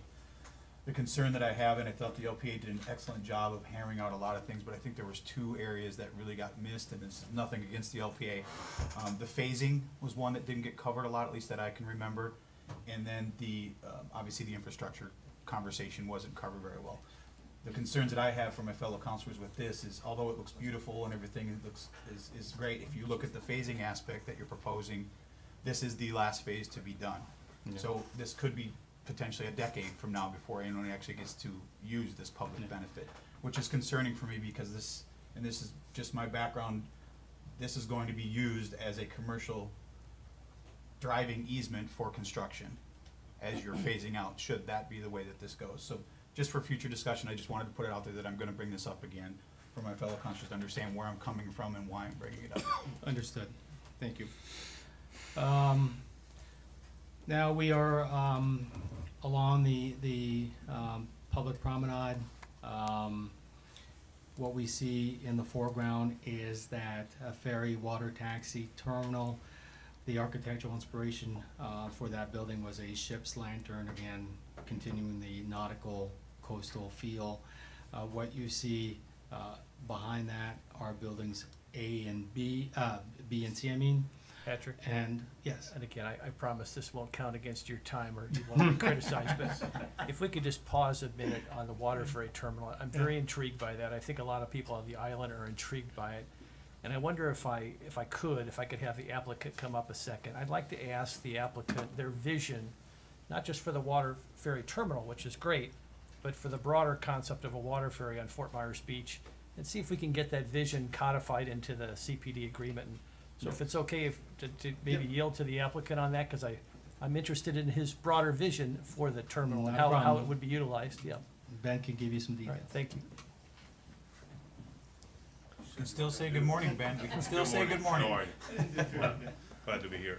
So the vision with the water ferry terminal, one is a big investment. So we're building a substantial terminal to be kind of the anchor of the operation, and we're going to be the ones supporting that operation. So obviously we're all going into some unknown water, so to speak, with what the demand's going to be, seasonality. So we're going to commit to that, the water ferry running. We just like some flexibility on the times of year, how often, the frequency. Some of these things are to be determined, but I think we received over 1,200 surveys, what they wanted in the water ferry. So we have a really good feel what the public is looking for, and we've even had outside interest from operators in other cities in Florida that run successful water ferries. So we'll either have a third party that we're responsible to bring in, or we'll operate it ourselves. I think that's pretty big news. So you envision as part of this vision and this development is not just providing the ferry, but actually either operating or having someone operate a water ferry then for the island and for the surrounding area, potentially. Yes, Is that yes. fair? Yeah, we just need some flexibility on Yeah. what that frequency and all those things I think totally are get yet it, to yeah. be determined. But yes, we're going to be responsible for that. I don't want to be overly prescriptive for the reasons that you stated, because I don't want to stifle innovation. But at the same time, would you be comfortable codifying into the CPD that the water ferry at a minimum assuming you can reach an agreement with the marina, that it stops somewhere on the south end, somewhere on Mid-Island, stop at the Mound House, and then at your facility. Again, sky's the limit. If you want to do more, that's great, but just the minimum of running a ferry. And I won't see, obviously, we start during season, see how that goes. You can set the hours. I'm not trying to be prescriptive, but I think people would be encouraged to know that not only are you building this beautiful water ferry terminal, but you'll see to actually having a water ferry operate, at least initially, in its infancy, with those 4 stops and maybe more, and however you decide to run. I don't want to be prescriptive. I don't have any problem with the commitment. It's just the flexibility. So I can't make another marina say we can stop there. And I can't tell you, I've had meetings with them already. Everybody's interested in participating. So I don't think we're going to have any problem, but I can't make someone participate. Totally understand that. And with that proviso, if we could, Patrick, work your magic and just put something in about making sure that assuming there's willingness with the local Absolutely. marinas, that we serve the south end stop, Mid-Island, and then Mound House I'd like to include as well. I think quite honestly, it could double the attendance at the Mound House, especially on a rainy day or a cloudy day. So I just think that's a really intriguing piece of your puzzle that I don't think was fully extrapolated on in the LPA, so I appreciate hearing that. Yeah, no problem. Yeah, And thank you. before you run off, Ben, just because that was one of my notes about how do you codify some of the public benefits you have listed. This was one of them that caught my attention. How do you codify that as opposed to a ferry? Well, that could be open-ended, right? So at least it sounds to me like your willingness to, with some flexibility. I agree. You don't need to have pinned every single detail down. But in your mind, do you see this ferry, if you operate it, as a pay-as-you-go ferry, or would it be a free amenity to those that want to use it? No, it'd have to be funded somehow, so be pay-as-you-go. So in the other cities, they have day passes, they have seasonal passes, annual passes for residents that are a lot cheaper. So, and then you have, obviously, day passes for tourists will be a little bit more expensive. And I think we did that in the survey. So it'd be similar to what you see in Fort Lauderdale, Miami, Tampa, and that type of operation. Would you be open to, in that codification, some sort of discount for locals, obviously, during season? I could see this potentially being used quite often, especially if you've got fishtail involved. Right, yeah, I mean, again, how do you put that in writing? Is it a percentage of, we don't know what yet? I mean, so. I would think that would be the those easiest, fares, just as long as you're open to the discussion, I guess. Yeah, I is what think, I'm well, I'd say there'll be annual passes for residents that are discounted. Okay. It's easy to put in. Perfect. Yeah. Thanks, Ben. Well, we thought that might come up, so we have drafted a condition, and I'll jump right to it, and we can always come back.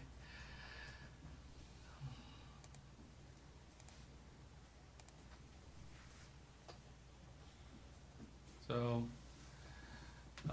what this condition reads is, upon completion of the ferry terminal, the applicant will establish and operate, and in parentheses, directly or via third party, a ferry system that at a minimum will operate during season, December through April, and provide a minimum of 3 stops. These stops would include the Arches Resort, the Mound House pending appropriate docking provided by the town, and a stop on the south end of the island. Continued operation of the ferry will be contingent upon financial feasibility. So we think that is a good starting point. It is a solid commitment. Keep in mind, on top of that, the ferry terminal is a multi-million-dollar, brick and mortar investment. And as Ben explained, is they want to make sure that there's a ferry to go along with that ferry terminal. So significant investment, significant commitment. We can change the wording if so desired, but I think it does provide a good commitment, good starting point for discussion. I think another town property that I would be interested in at least exploring is the one that the town owns down off Estrelita. There's not a dock there, obviously, that there would have to be something, but, you know, Fishtail's quite a ways away from Island's End, so people that would wanna take advantage of the ferry could potentially have that opportunity down the road. I'm not saying right away, but something to look at. Yeah, and I think as Ben mentioned, we're all keeping our fingers crossed. We're all thinking this will be a great success, and if it is a great success, there will be more stops and more participants also. Yeah, operative word at a minimum. That's at a minimum. And I just don't think this was fleshed out at the prior hearing. No. That you guys had this vision of actually operating a ferry, which I think is very encouraging. And Yeah, and as some of you may know, there was discussion by other potential operators, and again, more than happy to work with those folks if it gets off the ground, but if it doesn't, this would be a guarantee that the Arches Resort would lead the way and do this. And I guess, and I don't want to again be overly prescriptive, but I had envisioned Snook by being in there as well, but assuming they're interested, it sounds like you've had conversations. I just said south of the island because again, there's Gives been you the nothing flexible. worked out with them. I got it. I think we need to keep that flexibility, but yes, they would be a great partner.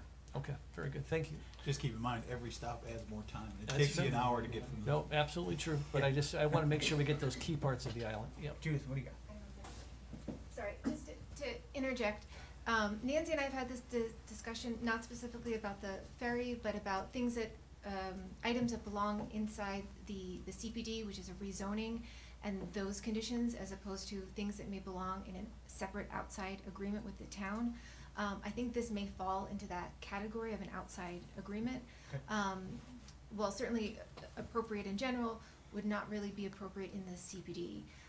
But I will say to Patrick's point is that they are making that investment in the physical infrastructure, and if they wanted to use that, say for some reason this didn't work out, or somebody changed their minds, that they would have to come back for a CPD amendment to use that facility for something else. So they are committing to using it for that purpose, and that we will see with the Yeah. with the master concept plan when they come for Judith, its I hear you development order. procedurally, and I'm comfortable procedurally accomplishing this however we need to accomplish it, but I do think it's important for the public to know that this project doesn't just include a water ferry terminal, it includes a desire to operate a water ferry, and I think that additional illustration through Patrick's language would be helpful somewhere, written down somewhere, and wherever Nancy feels it's best, or you, I'm comfortable with that procedurally, I just wanna make sure it gets codified somewhere, so that people know that, hey, this isn't just a water ferry, and that's significant in and of itself, but they're actually going to be responsible for operating,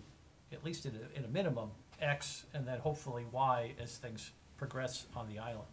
Yes. Does that make sense? Yep, And absolutely. If I could jump in there too, the procedure, I understand what you're saying about the CPD and how it doesn't necessarily need to be in Right. there, but if it's something that gets codified outside the CPD, how does it have any teeth as far as the requirement to be able to do what they're recommending they're willing to do?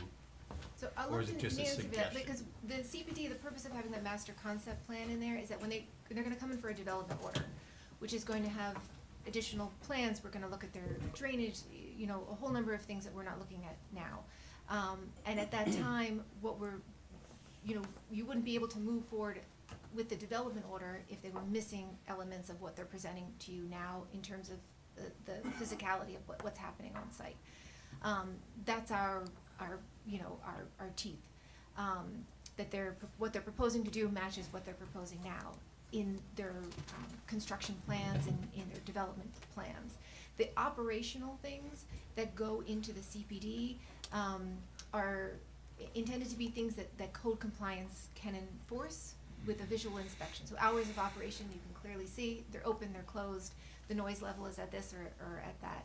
Some of these other operational items, they don't fit neatly because we don't have any way to enforce them with zoning or with the code compliance. So those are the two enforcement mechanisms we have through the CPD and then the following development order. As terms of outside operation, I'm gonna look to Nancy. Yes, so outside operations would be in the form of a separate agreement. and then whatever contractual remedies you have available to you to enforce, we would be going down that route, similar to other contracts that you have.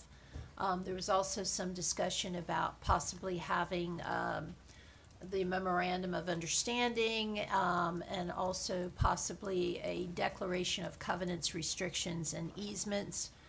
We seem to be running in a number of these with these larger projects, but I basically, Judith and I, we did have an extensive conversation about this. It is not appropriate to put it in the CPD itself, because it doesn't specifically relate to that, and then also the enforcement side of it through code enforcement.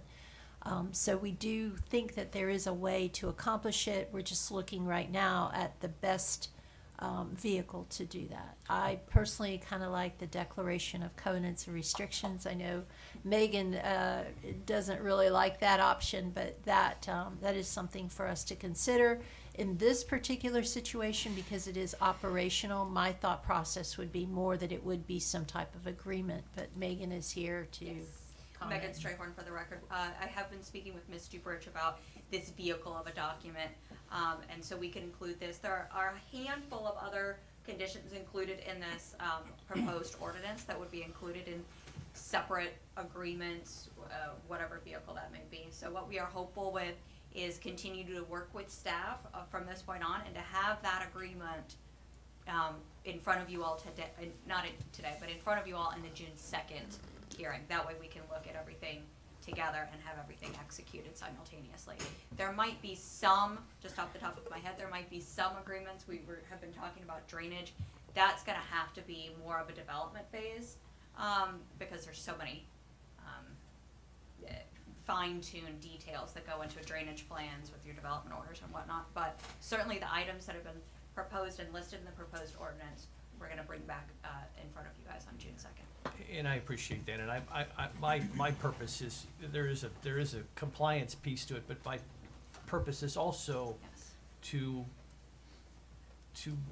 give a little encouragement to our friends on the south end in January, February, and March who'd like to visit the north end and can't because of congestion issues. And I thought that was when I talked with the applicant the other day and he referenced his vision, I thought that was really encouraging. So I say that this is all positive in nature, because we've been talking about a water for a long time, and somebody's actually gonna do it, and that's encouraging to me. So this is really not just compliance, Correct. which is a piece of it, but it's also encouraging to folks who have been challenged for a long time, particularly during season. So thank you. Completely understand. Thank you. I just have one more comment to add, that it is not uncommon in large projects to have related documents that are not part of the specific zoning approval. It is not an improper deviation from any type of procedure that you have. Whatever works for the good of the order. Yeah, because each project is different and evaluated based on the facts and conditions of the property itself. So it is not, again, it's not out of the normal process and procedure to have agreements that are separate. That whole colloquy will not count against your time, Patrick. So, Okay. Just moving on, just want to point out the ferry terminal that we depict here. The intent is to have, in that ferry terminal, have some kind of a cafe, place where people can grab something to eat, something to drink before they hop on to the ferry or water taxi. In there, we would have the ticketing and also some office space for the ferry operations. What you see here is a close-up of that ferry terminal area. That's the building that is set closest to the water, again, for easy access to the docking area. What you see in the background is the meandering promenade with trees and landscaping throughout. And at the base of buildings B and C, you see outdoor seating for a restaurant right along that promenade. As you go further, we're at about midpoint of the promenade between building C that you see on the left side, and this is building D. As we explained during the LPA presentation. The initial design that was put together for this project contained a chapel that we really liked that idea, that concept. We borrowed that idea, we brought it forward, and we included that clock tower as a central focal point to the project. It's about dead center along that promenade. What you see a little bit on the left is also where there'd be some green space with the splash pad for kids. And we envision possibly like an ice cream shop or something right next to that splash pad. The commercial at the bottom of this plaza would be relegated to the marine store and a boater's lounge. Also, what we want to point out is you see the plaza gets wider in those areas again, attractively landscaped and inviting for public and guests of the hotel. Next exhibit is up on the chapel deck area. The idea is that that area could be used for wedding reception, but other types of events. The building completely surrounds that area and buffers the neighboring residential from any of the events that may happen there. Also, the orientation of the chapel is towards the opening, that back bay, where you've got the best views. So we think that would be a spectacular spot for receptions and for the guests to hang out. As we go further down the promenade, we see the canal on the right side. This is Building E. Building E is the smallest building, also the shortest building. There is no commercial associated with that building. Again, this idea of creating this gradient in activity. So the idea is this is a quieter part of the promenade. You do have great views from that corner, but the idea is to have fewer guests and no commercial there. The promenade used to wrap around the canal. We've eliminated that. We made that a private area for guests of Building E only. And this is an area where we've agreed to put the enhanced landscaping. I apologize, we have not had time to update that rendering, but the idea would be that those trees would be mature at planting, and we would have that continuous hedgerow along the boundary. Boundary of the canal, right? Correct. And then would it wrap around to the back as well? It would wrap all the way to the back of the property. Thank you. This Patrick, area, just on that, Pat, on that, just for discussion again, Yep. put it out there for my fellow councilors. I'm sure you saw the emails. There's concerned residents on that, for this building specifically, Yep. about potentially limiting the height to what residential height would be along that canal that abuts the two neighborhoods. So I'll want to discuss that at some point. okay. This slide shows you an aerial view from 3rd Street. Few things important to note is how we broke up the massing, created these separate buildings. Again, gradient in height, gradient in intensity. At the forefront of the image, you see the significant landscaping, separation, buffering from adjacent properties.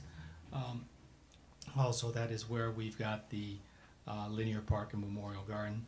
And we also have detailed information about limiting access to those areas in the evening, and also reducing any vehicular access through those local streets. Sorry to interrupt again. Yeah. I know I'm throwing a lot out there, but I figured if I put it out now, gives everybody time to noodle it a little bit. Yeah. As we talked about last week in our meeting, an issue for me with this area, and I'm sure with the local residents, at least that I've talked to, not so much as much as it is traffic going in, it's traffic coming out. Yeah. And again, going back to the phasing issue, you know, how are you gonna regulate construction vehicles? Should it get passed as proposed? How are you gonna, over the next however many years it takes to build this out, how are you gonna limit construction traffic through that residential neighborhood with this being open? I understand being able to get through, and maybe this has something to do with the fire department needing access that way, I don't know. But those two accesses right there really gives me pause when it comes to construction vehicles and those leaving the resort, when they're leaving building E, D, Yeah. or. We can certainly discuss that in more detail, but quick answer is construction access will be through the resort. Will not be using local streets. What we had there, and the way it was designed initially, and we are open to suggestions, was to have a sign saying no through traffic, or really limiting and trying to prevent any traffic along Bonita and Harbor Court, directing everything along Arches Way. And we were providing the turnarounds at the end of those streets in case someone wanted to visit the neighborhood or someone just got confused and drove down there. Instead of people backing into private properties, driveways, they could turn around and get back out. Mayor Allers did bring up in our conversation this idea of when people leave the parking garage, yes, they can drive all the way through to the front, but potentially they could exit onto those local streets. One of the recommendations or ideas that the mayor brought up was to gate the property to prevent that from happening. We also know that at least one of the residents in that neighborhood suggested that. We are open to that idea, and should council want us to gate the property, we would be happy to oblige. Yeah, the other concern is that, you know, we all have been in an Uber and a Lyft, and I can just see, well, I'm over there in building E, don't drop me off over here. Go down here and pull in there, drop me off in front of my building, and then turn around. So it's just increased traffic in a neighborhood, I think, is something that has to be addressed. We would be happy to gate that and shut that off. We do have to keep emergency access. I think you guys understand that, but having a gate there is not a problem. This is a view from Harbor Court. Again, some things we want to point out is that direct access to the waterfront, greater view shed and separation between the buildings for those view corridors. Next slide here is a view from the bridge. What you see at the forefront is Marina Village. As mentioned, from a height comparison standpoint, 6 stories, approximately 71, 72 feet in height.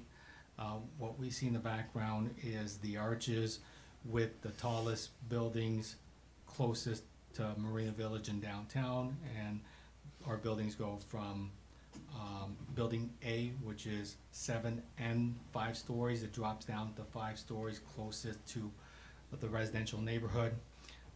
Then we have 6 stories and 5 stories going all the way to building E. From a comparison standpoint, our maximum zone height is 81 feet, and our total actual height from grade to the top of the roof is 102 feet. That differential with Marina Village is due to multiple reasons. One, it's 1 extra story.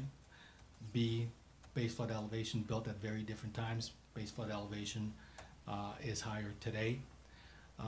3, interior building heights for all the rooms, taller building heights. And lastly, we've got slanted architectural roofs. We think that's an important component to making the resort attractive. Metal roofs, slanted roofs, architectural detail is important to this project. So that kind of gives you that differential of plus or minus 30 feet compared to Marina Village. So you're 81 feet, you already covered the 30 feet over Marina Village. Yeah. The 81 feet, that's from base flood elevation, so that's including the parking, right? The 3 stories of parking in building B? It's BFE plus plus 3. And in our first building, parking will actually be within that envelope. Mhm. And So the number's off.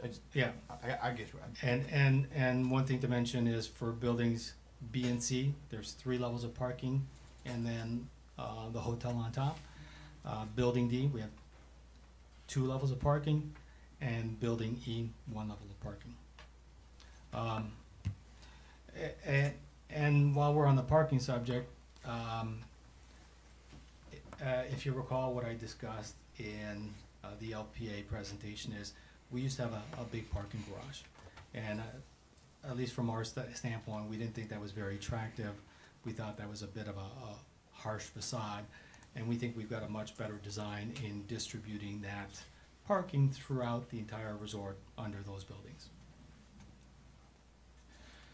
So, that's it from a rendering standpoint. Be happy to go back and look at those in more detail with you if you've got questions.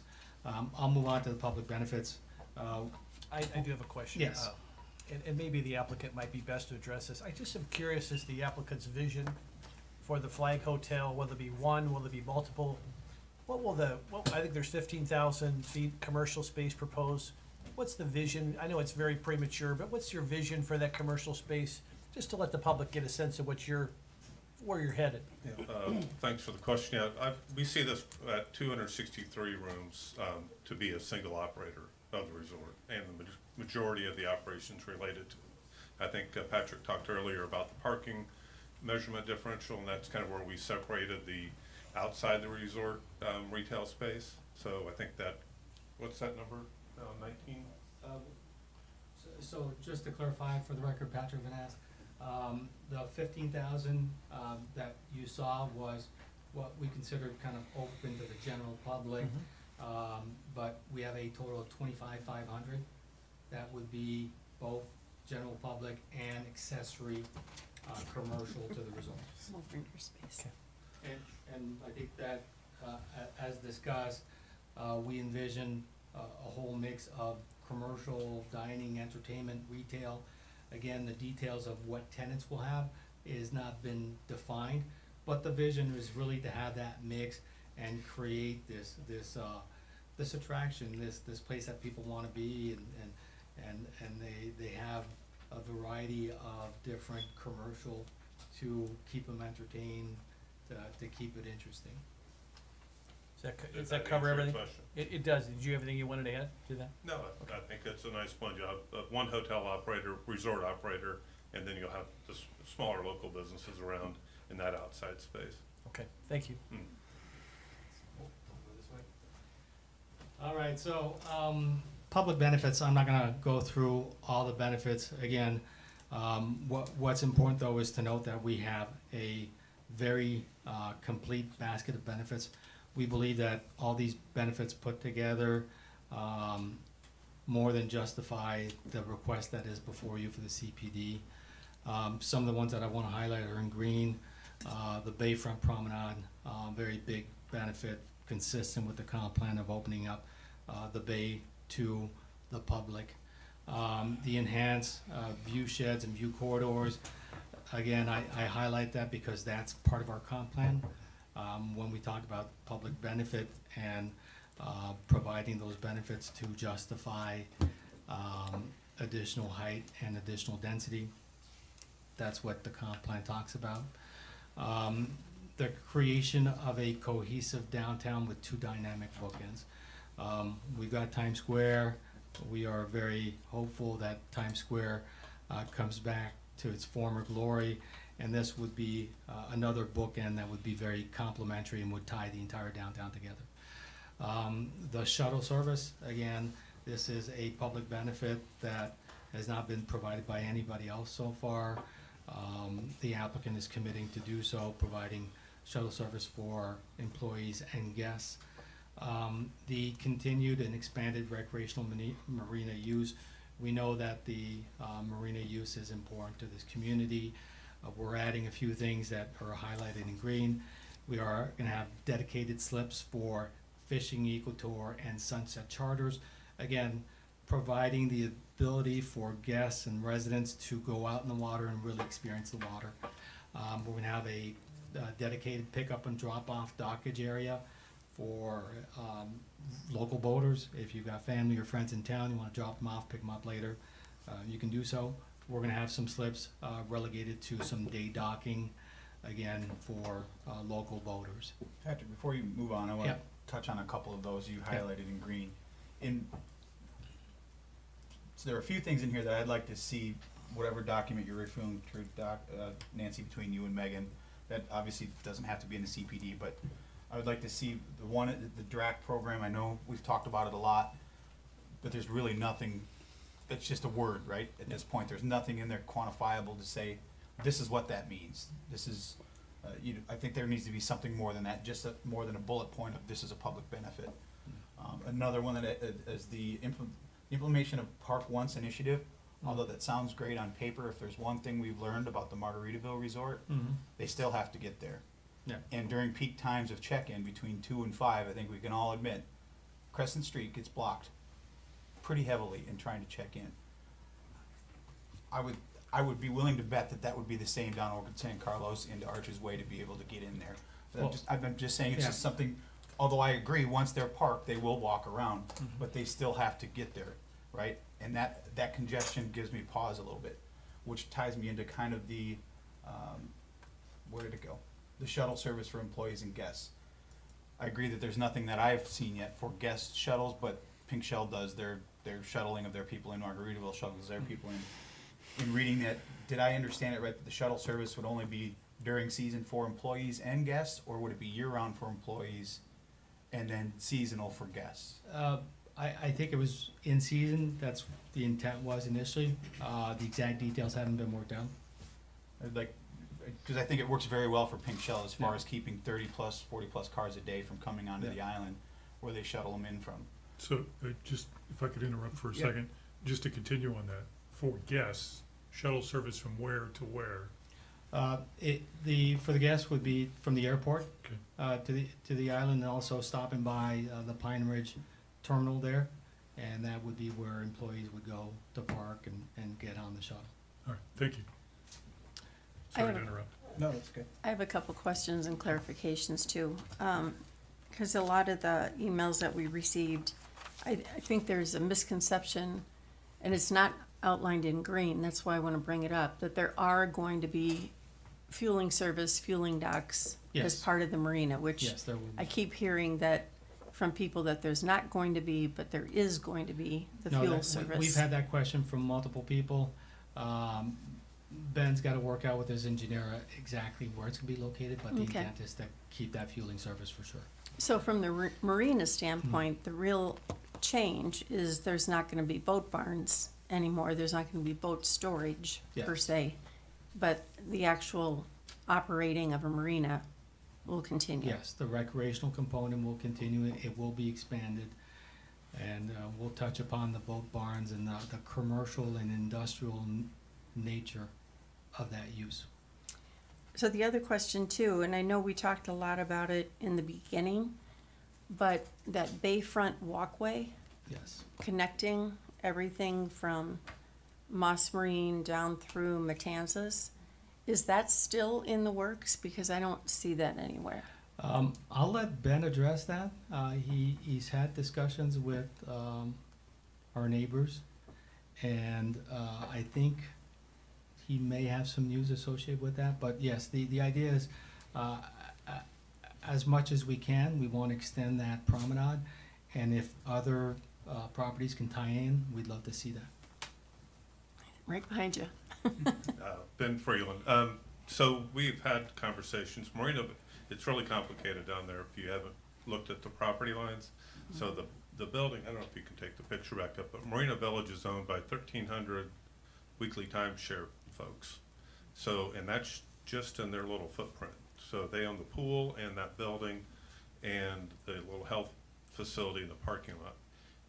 Snug Harbor, Nervous Nellies, and Wahoo Willie's is owned by a separate property owner, and that wraps around that building and goes to the bayfront. So it's really hard to negotiate with 1,300 property owners when we have nothing to, and until this is approved, I can't really go to their board and say, here's what I can do to trade you out of that pool. And so we've had conversations, I think there's interest, but we really don't have anything to negotiate with. And then access with the current property owner of Snug Harbor, and their operators are definitely open to opening up that walkway, but the pool's kind of the hot spot. So we'd have to replace that, give them access to our pool or different things, but until I can tell them where the pool is, what it would be, it's hard to negotiate, so. But it is still in the works. It's in the works, we'd like to do it, I can't really commit to it because, again, I don't have control of that. Okay, all right, thank you. Okay, so going back to the benefits and just to address comments by Mayor Allers. The some of those, well, we've taken every public benefit that we've identified here and we created a document of commitments and conditions. We have reflected all these public benefits through a condition and a commitment. That is the document that our attorney is working out with the town attorney. Some of it may remain in the ordinance. Some of it might just be referenced to maybe an MOU or another agreement. One of the things that I wanted to point out is I think it's important that at least in the ordinance, while we may have a separate agreement, that all the conditions be identified in there, because I know we want to be 100% transparent. A lot of times the residents will go back years later and look at an ordinance and say, it's not there. How did that condition disappear or that promise disappear? So I think it's important that we keep it in the ordinance, but it may say, please refer to this other agreement. And that's what the attorneys are working at now. And I agree with you on that part. The concern that I have with, we can go back and forth on what is an amenity and what is a public benefit all day long. What's concerning, I shouldn't say concerning to me, but what is important to me is that you're asking for a significant ask from the town and from the council. Those benefits should be significant in relation to that ask. We'll continue to, I've commented on certain things that I think are substantially that need to be included in the public benefits in order for it to make sense. But again, and when you read through it, the staff recommendations and your justification to the increase that you're asking for, both of you only refer to two things, 2 items, specifically 2 items. And there's a difference in reading between what your justification is and what your reasoning is behind those 2. And those 2 specific things are the Bayfront Promenade and the linear park. Both of you, on every single deviation, refer to those 2 things as the public benefits. You don't go onto the grand list. And that's where my concern comes in. In our narrative, we are very detailed. In the narrative, both for the CPD and both for the comp plan amendment, we say that our request is 100% justified by all the benefits, the basket of benefit. Staff does refer to the 2 main ones like you discussed. We refer to the entire basket of benefits, and that's why we've also taken those and put those into conditions and commitments. Well, you've made, again, we can go through it and read it out loud if you want, but you do refer to those 2 main ones, just like the staff does, as the main public benefits. My concern is those 2 main public benefits that both the staff and you refer to, there's no idea of when those are gonna be completed. So the 2 main public benefits of this list that you pointed out and our staff has pointed out could be a decade from now before it actually becomes a public benefit. So then we could get into amenities and all of that. I just wanna have that discussion here before we get to the vote. So should this move forward, we have a little bit more clarification on what that's gonna look like if that in fact is the only 2 main benefits that move forward. Understood. Well, just to clarify, if our narratives are not clear enough, all these benefits that are before you today are the justification for the ask. We believe that this entire basket of benefits, you guys can discern how much weight you want to give to each of those. But again, we believe that the weight generated from that entire basket fully justifies the request. And just to add, I think it goes way beyond the linear park and the public promenade. I think the ferry, the terminal and the ferry service is huge, for example. So in my mind, it's not just limited to 2 of those, it's the entire basket presented to you. Also, I'd like to touch upon. Since we're clarifying, can I just, for the poor folks watching, when we say participation in the DRAC program, that acronym's pretty unique to Fort Myers Beach. So DRAC is don't rent a car. And it doesn't mean you can't rent a car, it means you provide incentives to your customers if they don't rent a car. Yeah. Just wanted to clarify, in case anybody was listening, that they may not be familiar with that acronym. Yeah. And in the condition that we have in the application, we actually provide detail of what that entails. Could you just elaborate, just Uh, out of curiosity? Well, it's both an education component, meaning that when people call the hotel or go to the hotel website, there is a discussion about the island wanting to limit the number of cars and to mitigate for the traffic, and explaining that we have other options, other mobility options, that the downtown is very walkable, that we have bicycles for the guests, that they can rent golf carts, but also there is an incentive, a monetary incentive from either discount at resorts or other vendors in town to incentivize them to take an Uber, take a Lyft, instead of driving their vehicles. So it's outlined in our condition. Again, we'd be happy to carry that forward in a separate agreement as needed, but it is defined in there. Just to touch upon the Park Once initiative, and I think Mayor Allers, your concern about queuing up is definitely something that we've looked at. And what we've done is we've intentionally designed a new road providing access to this resort. So this new road is a significant piece of property. It's a lot of dollars associated with building that roadway, but what that does is it takes those vehicles off the road and allows for very long queuing, which again, if you're up against a public street, traffic backs up onto that public street, whereas this, if there's any kind of backup, it'll be within the resort on Arches Way. Just to keep going through those, I'm gonna touch upon the ones that are highlighted in green, the linear park, Memorial Garden, the open air market. Folks, that's another great one to me. Why it's so important to me is I look at this as a public benefit. It's gonna be a social gathering place. That's an example of, as planners, how we create a sense of place. It's something that's interesting. It's something where you create human interaction, create interest, and also you encourage and you create benefits for local vendors. The dedicated downtown trolley ride hailing stop, again, promoting walkability, promoting alternative modes of transportation. And also what we've got on there is the significant positive economic impact. Again, we understand that this is not one of your criteria for approval or denial of a project, but we've outlined those economic impacts in our packet, in our LPA presentation. And again, I think this is the most significant project that has come before you to date. Could you explain the improved water conditions for me, please?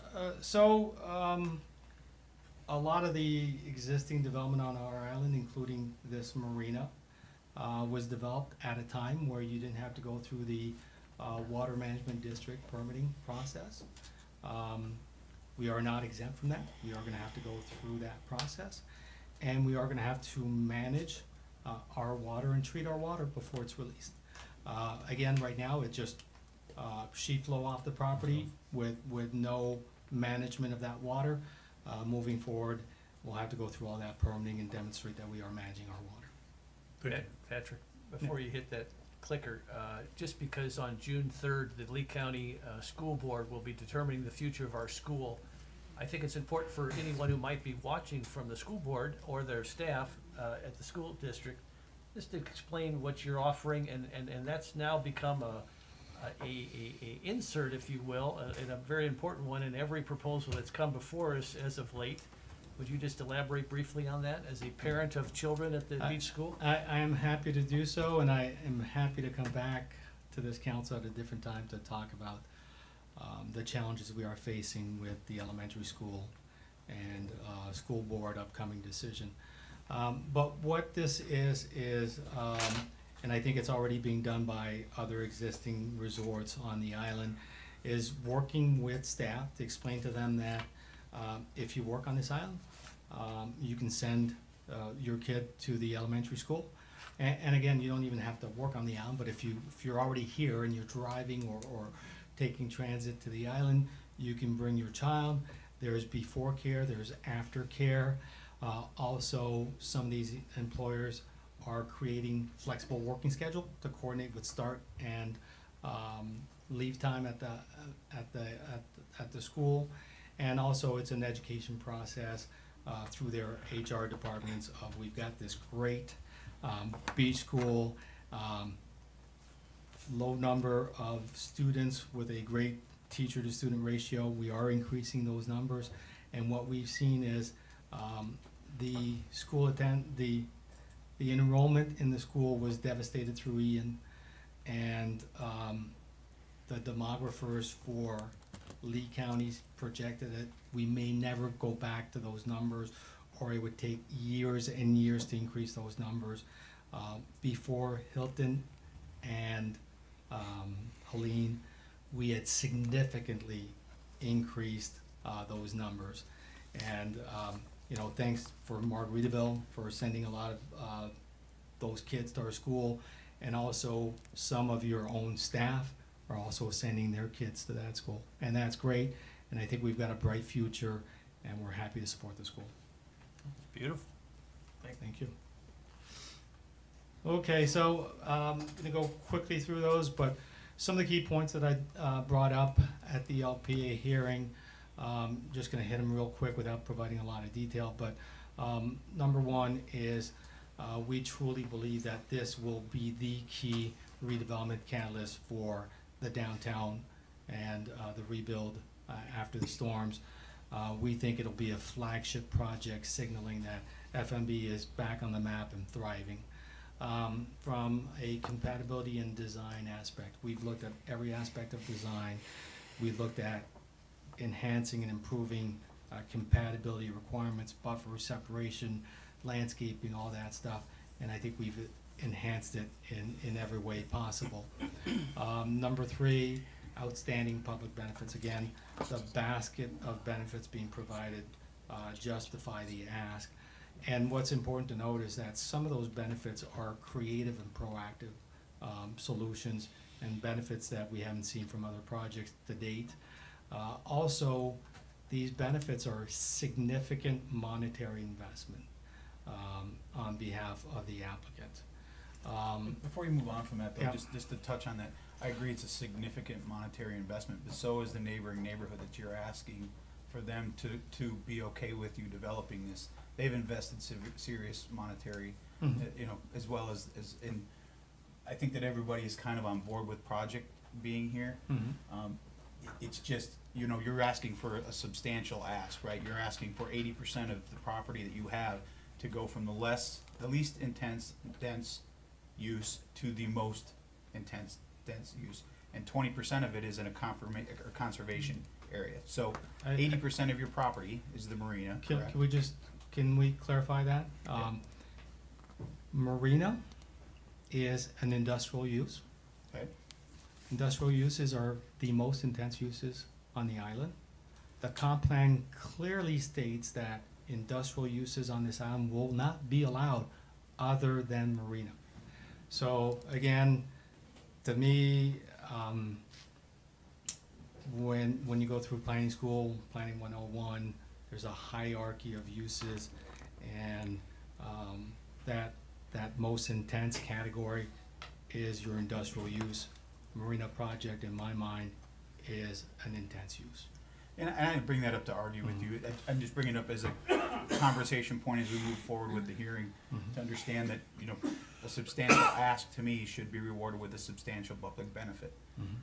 I don't know that we're there yet. I think we probably can get there with some discussion.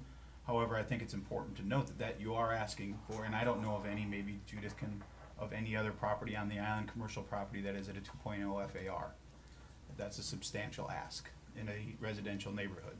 So as we go forward, I've kind of laid out some of the groundwork of things I'd like to discuss to hopefully make those benefits offset some of that ask. Because if this does move forward, I want to make sure it's the best project, not just for you and the town, but for the people that have to live with it every single day. And I think it's a good kind of segue to point out that those residential lots that were purchased by the Freeland family are mostly relegated probably 80% of those lots. And those were not cheap lots. Those were very expensive lots I bet they were. that are being used for buffering, landscaping, separation from the owners, the residential owners close by. So yes, there's been a great effort, great investment. And again, I will keep reiterating that I fully believe that this basket of benefits is unsurpassed and that it justifies the request. And you know, happy to agree to disagree with folks. Last point, we think this is the right project in the right place. The downtown core is meant for our most intense and active uses.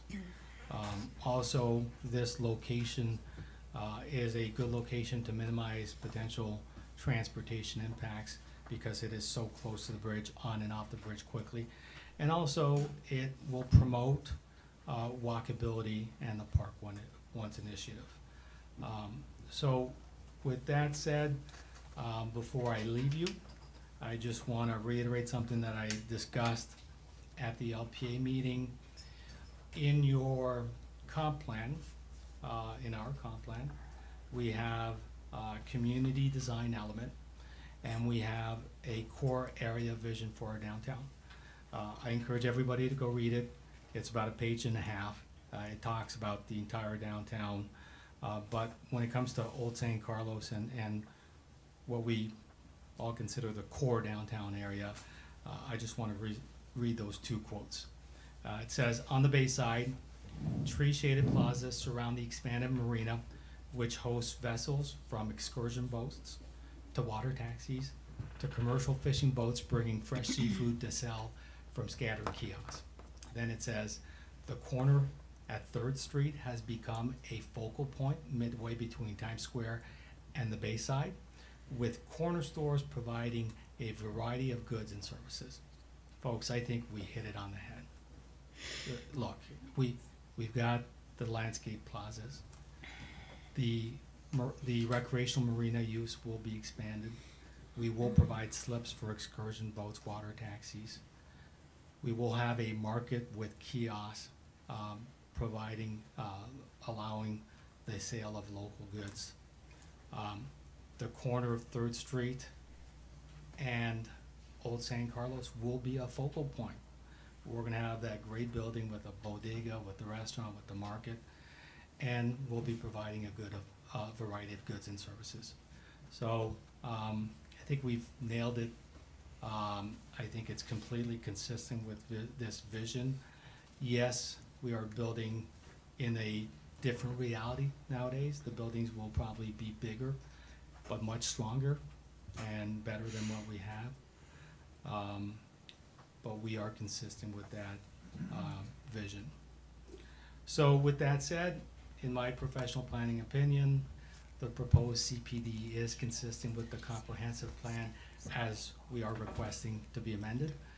And it meets or exceeds all LDC requirements, including the decision-making criteria, based on our expert testimony from the entire team, and the evidence that we've submitted, all the written documents that are part of the packet.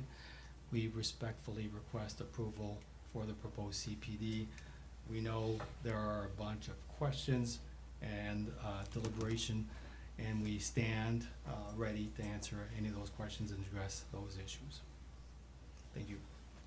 All right, before you run off, Patrick, good job, 29 minutes and 29 seconds. Is that including Jim's Yeah, right? interlude? Or my 800 questions, yeah. John, you have any questions for Patrick before he walks away? Not any questions, no. Jim? I have no questions at this time, maybe after public comment. Okay. Karen? I'll hold till after public comment. All right, I'll hold as well. thank you. He's hard to believe, but I will as well. Thanks, Patrick. It's the other building. You want to, So Mayor, we do have food available when you're ready to break, if you're gonna take a break today. I'd prefer to keep powering on as long as everybody's okay with it. I would Okay. just, I mean, we've got some traction now. All right, let's go. All right. Judith, do you want to come up or do we want to go to public comment first? public comment. Yeah, I think let's take public comment, and then we can come back to Judith, because we've got a long list of things that you need to, at least we can get through public comment, then maybe we can take a short break, but, public comment, Madam Clerk? Yep, I have Marilyn Anderson, and following Marilyn will be Chris Mostero. Good afternoon. Good afternoon. Marilyn Anderson, 929 3rd Street, and I have been sworn in. So my house is the little yellow house that will be at the corner of Arches Way and 3rd Street if this project is approved. I'm here today to ask you to address a few items that would negatively impact me and my neighbors if not addressed. First, for the drainage, today the stormwater flows from my neighbor's property, like across the back property, to storm drain on Moss Marine property. There's an agreement in place that Moss Marine maintains that water management system. So drainage for my neighboring properties, especially in the back of the house, but also on 3rd Street, must be considered in their drainage plan. Probably my biggest concern is the noise. So the rooftop restaurant on Building A will be right next door to my house. It should have the same music limitations and should apply to Building A as the Building B rooftop. So please consider limiting the Building A rooftop music to ambient music permitted 7 a.m. to 9 p.m. Like my bedroom windows will literally be within feet of that rooftop restaurant, and the music should be ending by 9, and ambient music as well. Also, along the rooftop restaurant on Building A, there should be some sort of a privacy screen or like a wood privacy fence along the Arches Way wall there,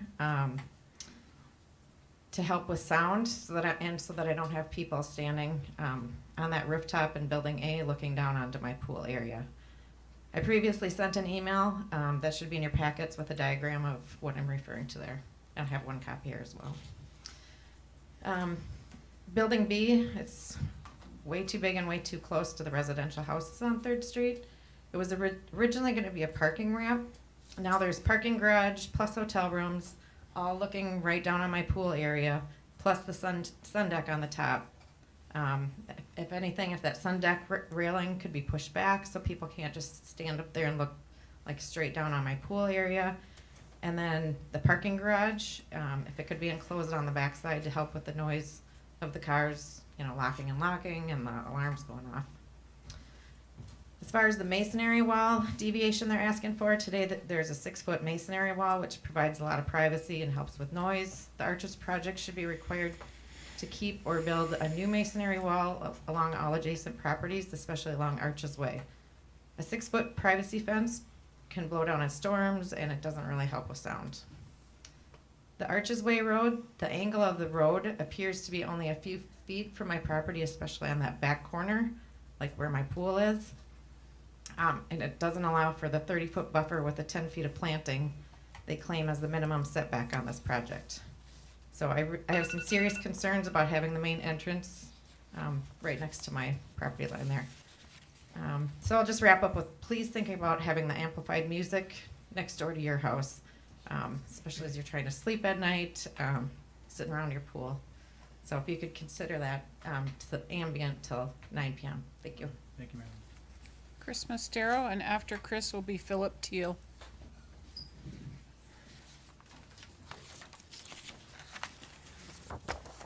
Good afternoon, Chris. Hello again, everyone. Chris Mostero, 923 3rd Street. I have been sworn in as well.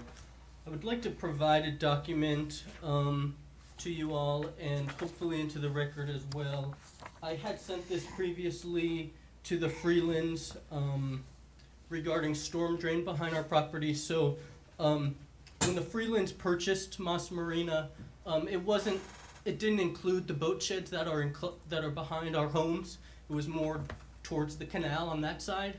And then the Freelands filed a development order in the 80s before the town incorporated with the county to expand the marina and build those boat sheds behind our homes. During that time, the neighborhood was up in arms, just like today, about traffic, about drainage, about all the same issues that still, over 30 years later, haven't really been addressed. This letter here there's a copy for everyone, and I sent it to them before, states that, you know, a big concern was, this is such a low part of the island and neighborhood, is building those boat sheds stopped the sheet flow of water from our homes to the back bay. So building those boat barns basically started a flooding issue for our properties. Mas Marina, or the Freelands, George Freeland in 85, as the letter before you states, says that they will install storm drainage and they will maintain them in perpetuity. To this day, the Freelands haven't maintained them. I, every other year, have paid out of my own pocket to clean those drains. I've asked them to. They said no. And then the town, I've gotten the town every other year to clean them as well. So thanks town staff for that. Today, the proposal as well, these drains are eliminated. That's very frustrating to me, especially when I sent this letter to the Freelands saying, y'all said you'd keep these drains. These drains are for our homes. Now, they have said they will address drainage on 3rd Street. This isn't 3rd Street. This is our backyards. This is the property line between our yards and their property. So I do ask that this be considered. Some of my biggest concerns is noise as well. In the LPA hearing, they said that the sunset deck was not publicly accessible, that it would just be limited to resort guests. Today's hearing, they're saying the sunset deck is open to the public. The sunset deck has a bar. The sunset deck doesn't have a buffer against our homes. I've asked them to put low plantings along the railing of the sunset deck so it doesn't become the pier that people are all lined up against watching the beautiful sunset. That will be looking down, overshadowing our backyard. So there's a couple things there that I do wish you to ask that you consider. They're asking for an extension of downtown. They're asking for an extension of Old St. Carlos. Old St. Carlos closes at 10 p.m. It shuts down at 10 p.m. It's quiet at 10 p.m. We're so close to a residential neighborhood because of that. And here today we have proposals where the sunset deck is open and operational until midnight, and other properties neighboring residential, bordering residential homes is open till midnight. So again, little things that I ask you to consider. I've reached out to them and said, just give us a little bit more buffer. I think they're all reasonable requests. Thank you, Chris. Thank you. Philip Teal. That's from Mr. Teal. This is the last one I have signed up for. Okay. This is from Mr. Teal, coming around to Okay. you. My name's Philip Teal. I live in 431 Harbor Court. I bought that place in Can you have '95. him I've lift been the there microphone? for 30 years.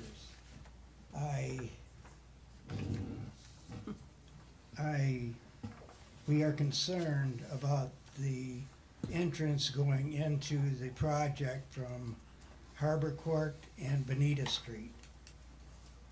I talked to all my neighbors on the streets, to everyone on Harbor Court and some on Bonita Street, and everyone agreed that we did not want to have dead-end streets on those streets.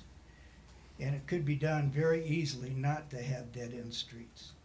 The way they have it set up right now, they have it where you go into it on a dead-end street, and you have to go inside of their project to turn around and come back out again. What would it say? I've had a marina for 50 years. I just retired from it. A marina bigger than Moss Marine, so I'm familiar with property and stuff like that. Anyway, so talking to all the neighbors, there's no way you're gonna be able to get a truck, like a garbage truck, UPS truck, anybody to go into that property, make a U-turn inside of that property and come back out.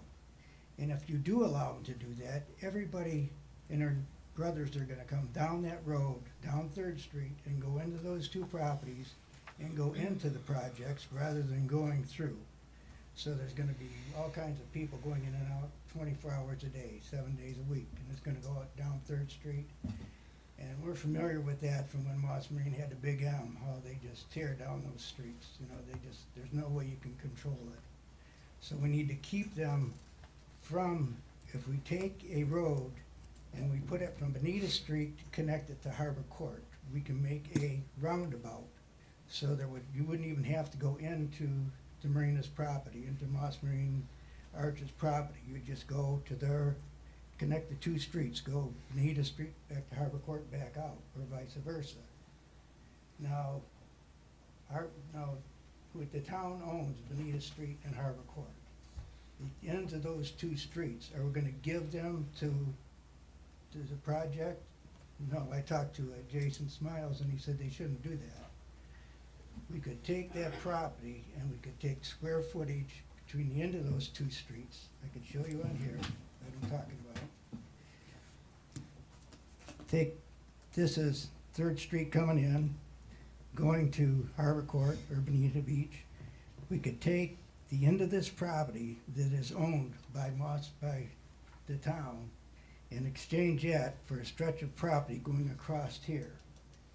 And it'd be just about the same square footage. Or if they wanted to go all the way across to the channel, they could.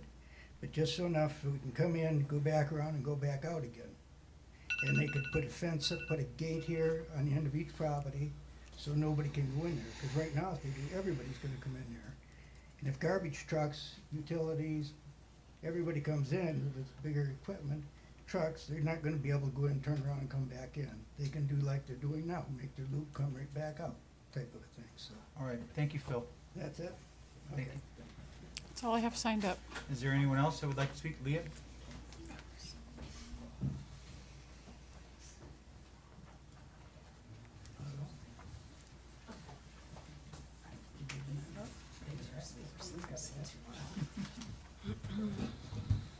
Hi. Leah Gregg, Bonita Street. So, Tom Torgerson, I appreciate what he said at the last LPA meeting. During their last meeting, he stated that statistics can tell any story you want, and I can't agree with that more. Data can be manipulated to make anything look viable, so this comment is spot on. So here's just a simple example of how data can be manipulated to tell a story. Judith said that the current FAR, density, maximum in a residential neighborhood is 1.2. So if Moss Marina built their development in that residential neighborhood right now, they're too far, or their density, it would be literally double than what they are allowed. Everyone is concerned that density and height, is an issue for all these developments. And again, if this land development wasn't changed and they had to adhere to a 1.2 FAR, which is the max for a residential neighborhood, that'd be almost double it. And you guys would have tossed it right out. So again, the rezoning, the residential neighborhood, that is not the downtown area, it's not considered a downtown area, to a residential commercial neighborhood will now make the Moss Marinas too far look completely viable and acceptable, because instead of comparing it to a 1.2 FAR max for a residential neighborhood, it'll now be compared to a 2.5 FAR max for a commercial, making them look like they're coming in after the FAR. But the neighborhood doesn't change. So by the simplest land use zone change, the density allowed in that area, because that area hasn't changed, just the zoning will change, will literally double than what it's supposed to be now as a current residential neighborhood. So that's a huge ask, and it doesn't even include the 8 deviations and the reduction of 50% in parking. The public benefits should be equally as huge. Dan, I agree with what you said. And right now, I don't see them that they are. Patrick said this project will create a cohesive downtown with 2 dynamic bookends as a public benefit. He's actually selling you that one of their biggest deviation requests, changing the neighborhood from residential to commercial, is going to be a public benefit, because now it's going to join, the cohesive downtown area. That area is not considered downtown. It will once you change the zoning change, but it's not right now. So again, he's pitching you that a benefit is actually, a benefit to them. Patrick also said this is consistent with the comp plan. If it was, why in the world would you have to ask for a land use change, totally changing a neighborhood from residential to commercial? And why would you have to ask for 8 deviations? I don't even understand how that statement could be made. Every public benefit offered, from what I've seen, is an amenity or a revenue generator, again, being sold to you as a public benefit. You have the power, you hold the cards to determine if their basket of benefits, as Patrick said, really justifies this huge request. Please, please, please negotiate. Just 4 key points. Drainage is key. I think we all agreed to that. Gates at the entrance. You know people are going to be using these entrances back and forth. If this was going by your house, would you really want that? This could be simply changed. They've even Wrap it said up, Leah. they're willing to put in a gate. Get your last So I point. ask you to put in a gate. And the last thing, the rooftop bar, again, that's not a public benefit for me. It's literally looking right down into my neighborhood. So just ask for some minor changes. Just negotiate. All we need is a little bit, and we're almost there, because I know these guys are willing to compromise. Okay? Thank you, Leah. Thank you. Anyone else like to speak, public comment? Tom? Oh. Bill, you wanna go first? And see you hiding behind the pole there. Yeah. Well, I can still hide behind a pole. Makes 2 of us. So, yeah, there's, I like the way the project looks generally, but I think there's, sorry. Bill Veach, Estero Boulevard, I've been sworn in. So I like the way the project looks, but this, the comprehensive plan is very clear. No commercial intrusion into residential areas. It was stated in the original plan, it was reiterated in the modifications from the plan. When you're taking residential lots and you're turning them into commercial properties, that is the definition of a commercial intrusion into residential areas. And then the areas that are not converted are now abutting a big commercial lot. I think that when the staff said that right now it doesn't conform to the comprehensive plan, but if we change the comprehensive plan, it will. It's kind of like me saying I'm on a very, very strict diet and I'm compliant, but I modified it to include pizza. So I think that it's, the statement itself shows that it's really not consistent with the comprehensive plan. The other thing that's really concerning is the phasing. There's 6 phases of this project, and through all of the 5 phases, that area that's supposed to be a buffer is going to be a road for construction. And there's no timeline on it. You're talking 6 phases with no timeline. This could go on for decades. Think of what happened in Bay Beach Lane when the London Bay Tower went up. It was decades after it was originally proposed. So without a timeline, one of the options I see you can do is, instead of, if this is really going to be an open thing with no timeline and a bunch of phases, just permit 1 phase at a time. There's no reason to permit all the phases now when you can do 1 phase, and then down the road, if they're going to do another one, then you're not binding a future council to the decision that you made that may have decades worth of transitions. I've also been told by somebody who works in the vacation rental business. Right now, they're having people leave because of the chaos on the island, because of all the construction, all things that are going on. Now the downtown's going to be that way for literally decades with this project. So I think timing and the scope of this project and the phasing, to me, causes a lot of concerns, because it's going to be a long disruption for downtown. It's going to be a long time before we really see any kind of benefit from it. And one more thing, with things like the ferry, it could be a public benefit. They commit to it, regardless of the finances. But they're saying they're only going to do it as long as it's financially feasible, as long as it's making the money. To me, that becomes an amenity and not a public benefit. Public benefit could have some expense to it, and then includes a commitment to run it, even if it's not making you the money that you think you need. So, thank you.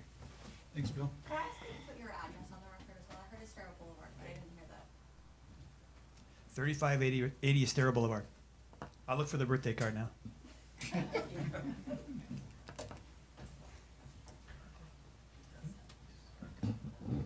It's probably not good morning any longer, but hello, Mayor, Vice Mayor, and councilors, and town team. Tom Torgerson, 301 Palermo Circle. On our island's commercial rebuild, on it, speaking specifically to the development side, there's a lot of I want what TPIF&B got and more. But I want to give less, or in times, in some cases, I want to give nothing. The Arches project, I have to really applaud them. I have some recollection, familiarity with having to go back and retool, and I think it was a really good thing for the island, and I think what the Freelands have done is a really good thing for the island as well. They've been at this for over a year now, and really have worked the process and worked the system in a way that I believe it's supposed to be worked for something as complex and something of this scale. It's a very unique project. It's a very unique location. There is a bounding public benefit that I see. The developers are credible, they've been there, they will deliver. They are asking for more than what Margaritaville got in terms of height and density. But if they commit to more, well, maybe I should say it this way. I think you can almost touch the finish line and ring the bell, but I'd hope that we're not maybe quite there yet, and that there's just a little bit of wood to chop here.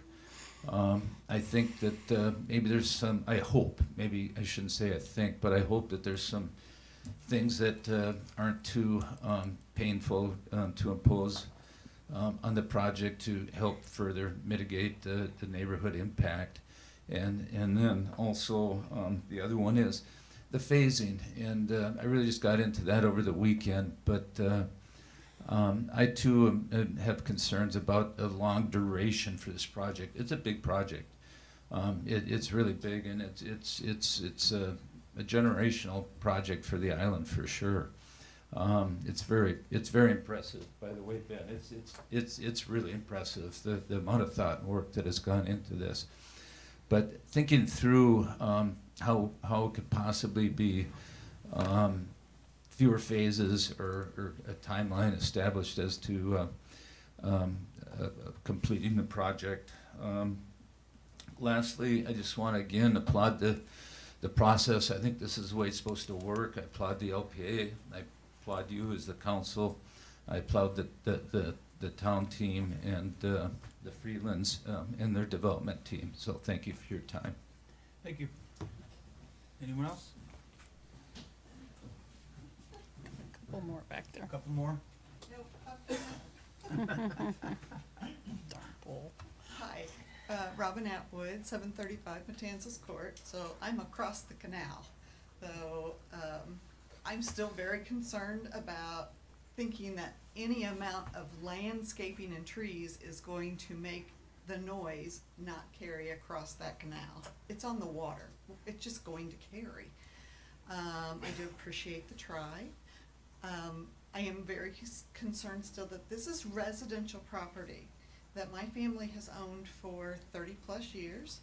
We are used to quiet evenings in a quiet neighborhood, not a party and a pool and screaming and all the things that go with a commercial pool in a commercial area. That's not the life that we bought into down here, not at all. It was zoned residential. I still feel very strongly it should stay residential, and if they're going to do something, that it still only get that residential height. These people are going to be looking into our lives because we all live on that water side of our homes if we have water. That's where we are at doing our thing. I couldn't tell you anything that happens out on that road because I'm not out there. I don't look at that. But I am out there on that deck and on that water all the time. And I don't want all those strangers peeking in on my life. I mean, God knows what they might see, right? So I really would like that to be as less people as possible, and a lower height helps bring that in. It is residential. Again, that is what we bought into.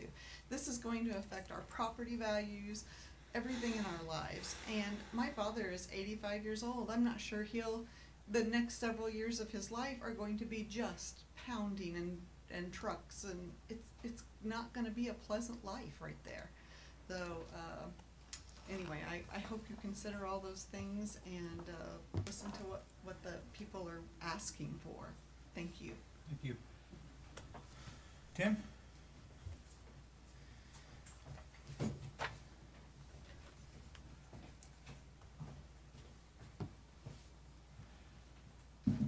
Good afternoon, council. There are a lot of adjectives. Can you that state your can name be- for the record? I'm sorry, Tim Shadle, and don't live on the island any longer, but I own 103, 105, 107 Baymar Drive. There's a lot of adjectives that can be used to describe this project, and Tom mentioned two of them: impressive and unique, and beautiful and amazing. But there are also others that can be other words to describe as massive, intensive, and inappropriate. Something we're going to be losing on this marina, if this project is allowed to go forward, is a real marina. There's only a handful of them. And another one will be coming before you soon, Fishtail. We don't know what any of them have planned, but many or all of them could have this same type project plan. And if Jason, if you could please put up those slides, please. If you would look at what is there now or was there pre-Ian, you'll see 5 large dry boat storage buildings. And the only person that I've heard really mention it today is Council Member Woodson. But those buildings house a lot of boats. And if you look at the wet slips, there are a lot of wet slips. If you could please go to the next slide of what they propose. Now there are no dry slips. There are very few, there's no dry boat storage, and there is very few wet slips. And it really concerns me that this island was a fishing island. It was based on water or sports, and you know, I used to own a boat and a wave runner, don't anymore, but I stored them in dry storage on the island. And we're gonna lose that. It's zoned marina. I believe it should be a marina, because I'm afraid that soon we're not gonna have any marinas. We're gonna have lots of resorts and beautiful, massive, tall buildings, and I worry that we're gonna lose a lot of what this town was based on. And there are a lot of people that are gonna be very disappointed to lose those dry storage units and the wet slips. And I think that Vice Mayor had a good idea about using impact fees for the wave wall that we were talking about earlier, the wave mitigation wall. The island really, we really could use it, and it would be beneficial for a lot of different reasons, and those impact fees could really go towards that, and I think that'd be a good idea. Thank you, Tim. Thank you. Anyone else like to speak during public comment? Seeing none, we'll close public comment. Do you want to do your rebuttal now, or do you want to wait, take a brief break?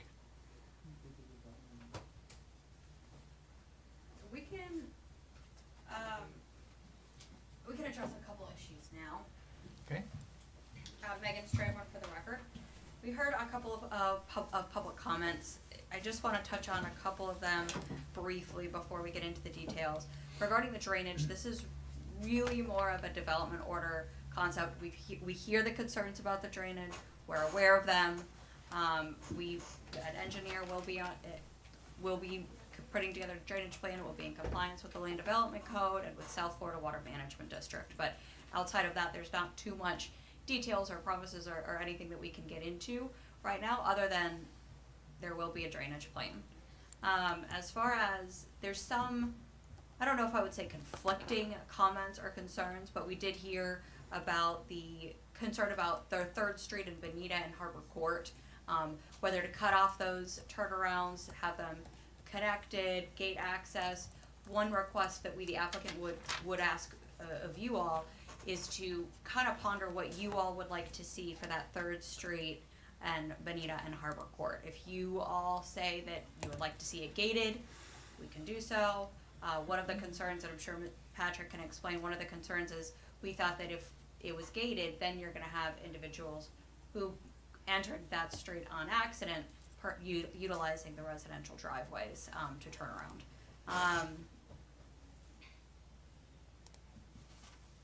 Those are a couple of the points. Patrick, what else did you want to add? For the record, Patrick Vanass. I'd like to touch upon a few issues. Drainage is one of them, and I think we've had a chance to talk to you individually about drainage. There's a long history associated with drainage in that area. If you go to your Tetra Tech report, there are very clear elevations as part of that report. Unfortunately, Moss Marina is the high point of that entire neighborhood. And it doesn't sheet flow towards the Back Bay, it actually flows towards Third Street.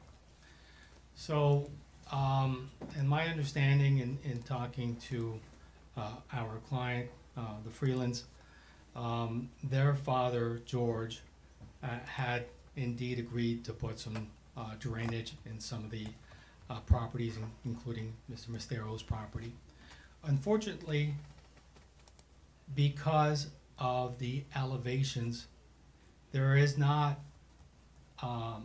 a positive outfall. The water, just by gravity, cannot reach to the Back Bay. Again, we have committed to providing an outfall as may be needed by the town. However, the issue isn't very that simple. It's not just about creating an outfall. The natural terrain drains towards Third Street. If we are going to pump anything towards the Back Bay or the canal where the applicant owns property, it's going to have to be pumped. So again, this is not a simple, there's a back drain in my backyard and we can solve the problem that way. I think it will take a concerted effort by the town to address this from a technical standpoint. But we are interested in doing our part. If there's an easement that's required for a drainage outfall, we are willing to do so. When it comes to the comp plan amendment, if we could pull up the comp plan presentation, I do want to make a few points associated with that. First of all, we have the opportunity, and throughout Florida, throughout all the jurisdictions in Florida, applicants can ask for a change in the comp plan. While a lot of people want to believe that the comp plan is static and should never be changed, that is simply inaccurate. We have state statutes that call for a review of the comp plan on a regular basis in a 5 to 7 year period, and that the comp plan should be changed on a regular basis to address changing conditions. So we are perfectly within our right to ask for this comp plan amendment. And what we have to demonstrate is that the comp plan amendment that we are asking for is consistent with the intent and the vision of what is being proposed. So I just quickly want to touch upon that.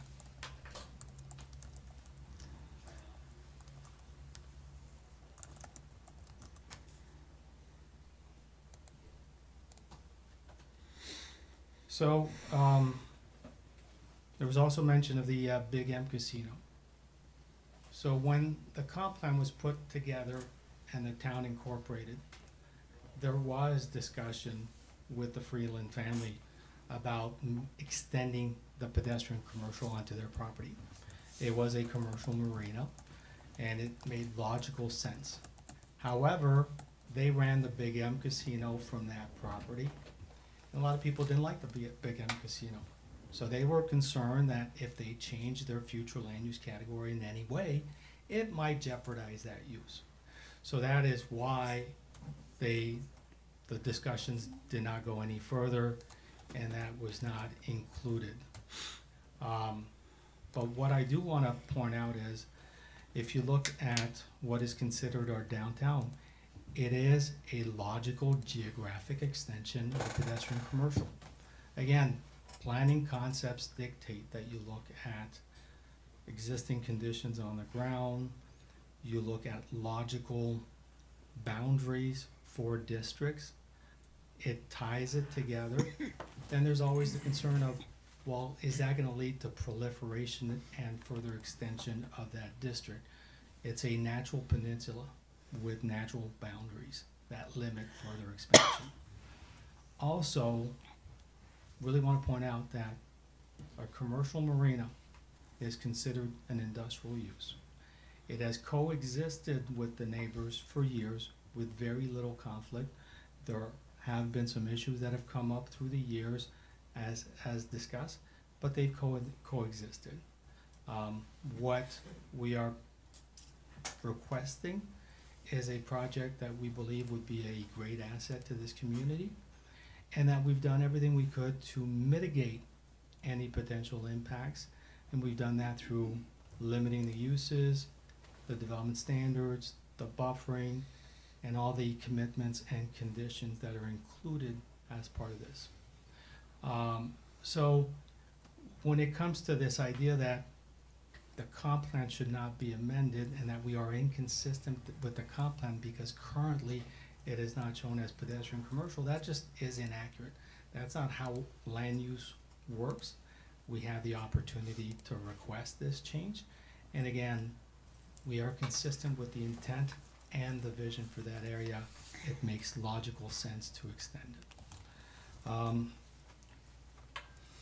So I think I've got some other notes that I've taken, but I think we'll probably go into those little details as we get it further into the discussion.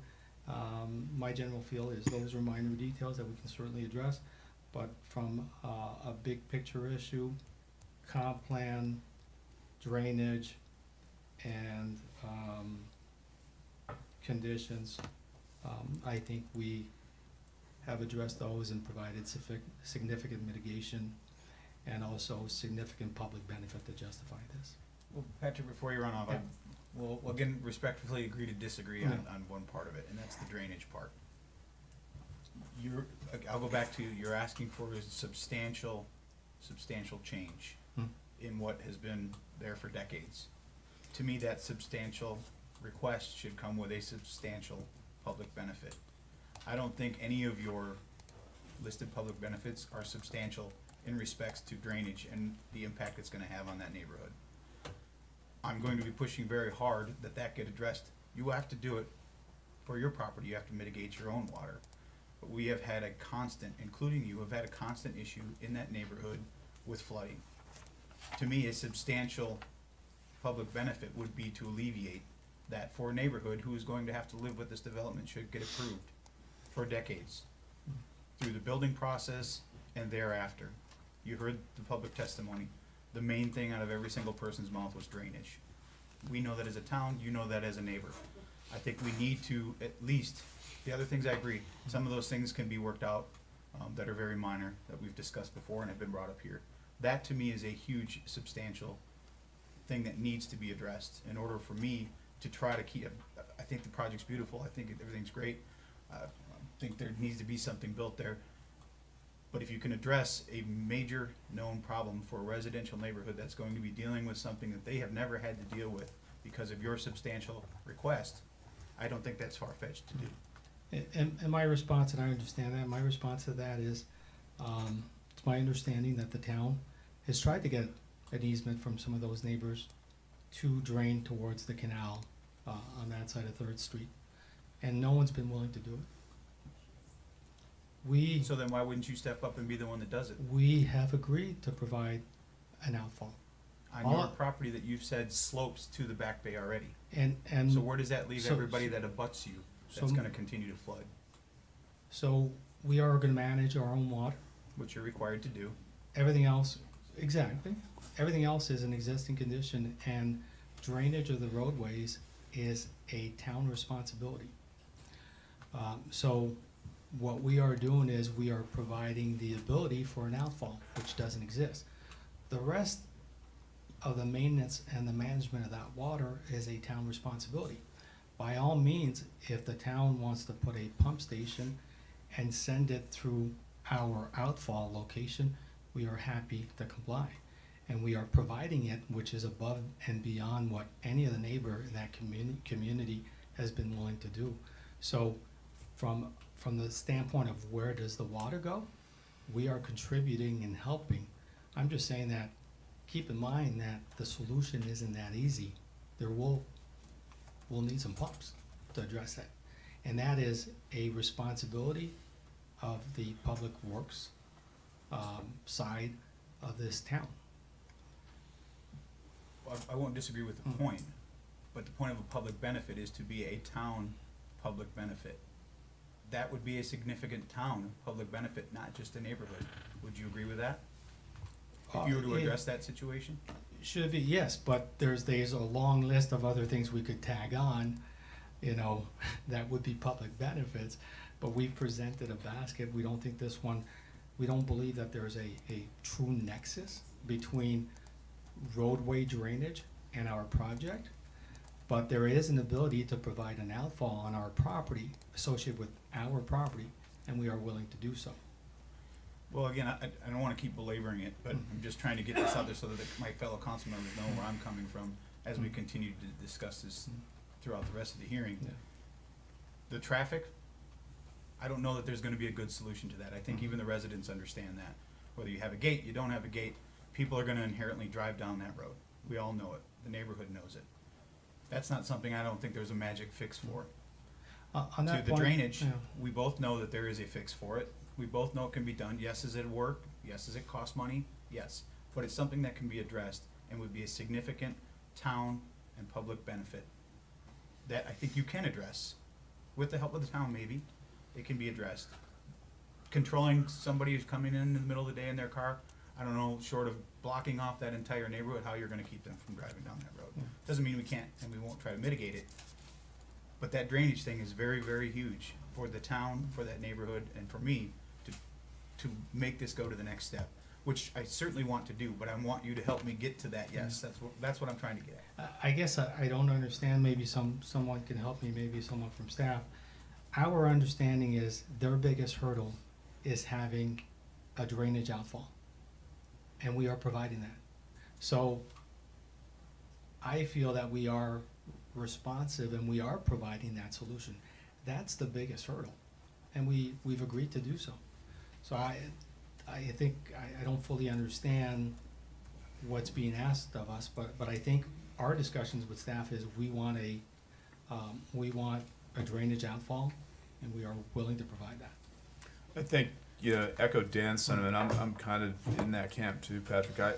I want this situation resolved sooner rather than later. I don't want to wait 10 years for that street not to flood. So I think if we can all work together to come up with a solution for that drainage program, and you guys are the biggest bulk of that. I mean, I think that's what we're asking for here.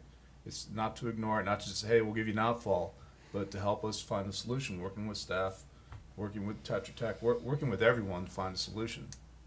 I think that would Help now, us I don't know. understand- Now, I don't know how you can codify that, but I mean. Well, that's what I'm asking Yeah. is help us understand what that solution is. In that we've asked, and what we've been told is what we'd like from you guys is an outfall. And we said, bingo, we are willing to provide that. So again, we just need to understand what that could look like and what would be expected from the applicant. We don't even understand it. Well, if you want, I will elaborate. I've elaborated with you in our private meeting, but I will do it in this meeting if that's what you're requesting. There are 2 properties that are available on Third Street. That could work, as you testified earlier. You are the high point, your water drains towards the back bay, does not drain towards the Third Street Canal. Those potentially could solve several issues that I've brought up along the way.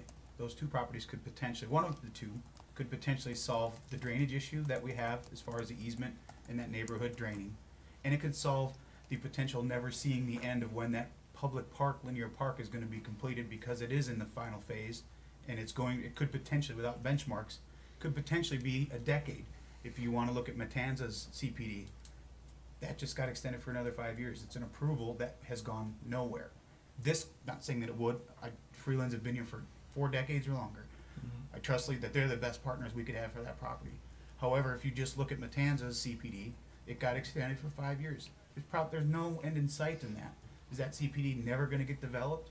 So what we're talking about here is trying to create something that eliminates phases, which I think is detrimental to this whole project, fixes a drainage issue, and provides a park that you could potentially put the money from that you're gonna use as your construction easement, linear park, to something that could fix an outfall issue, it can fix the drainage issue in that neighborhood, and it could fix a linear park that people could, as a town, including your guests, enjoy immediately versus potentially 5 years, 10 years, or never.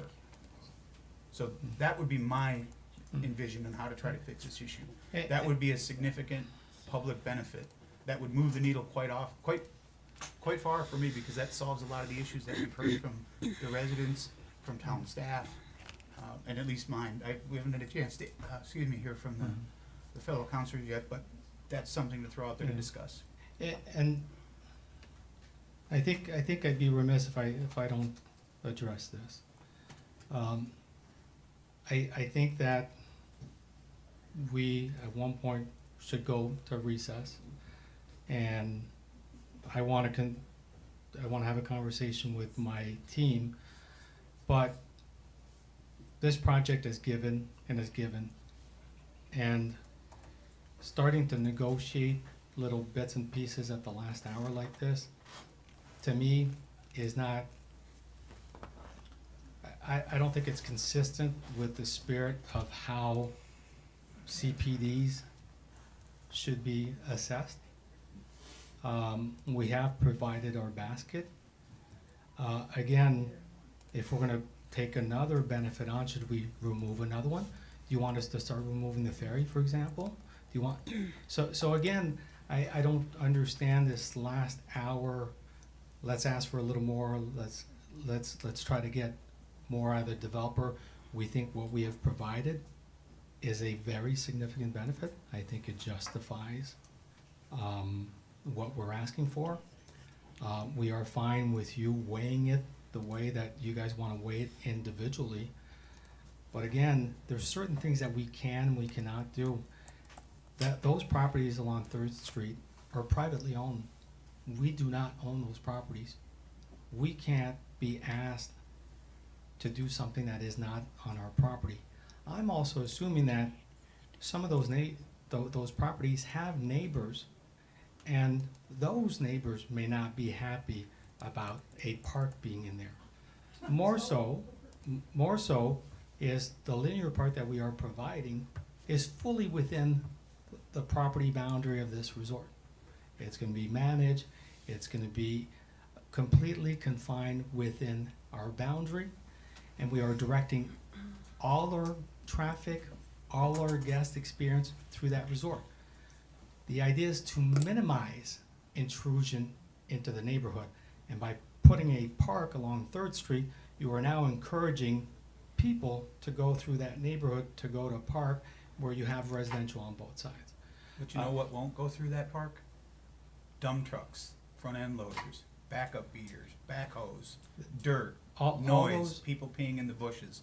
That won't happen in that park. All the construction is gonna be limited to our property, just like any other commercial project on this island, and just like any other residential project. When I rebuild my home, I'm not supposed to use my neighbor's property. Same thing here, it would be relegated to this property. We are not gonna be using Bonita Road or Harbor or 3rd Street for construction access. So, again, help me understand what we're trying to get at here, because I'm a little confused. Well, maybe you're right. This is probably a good time for a break.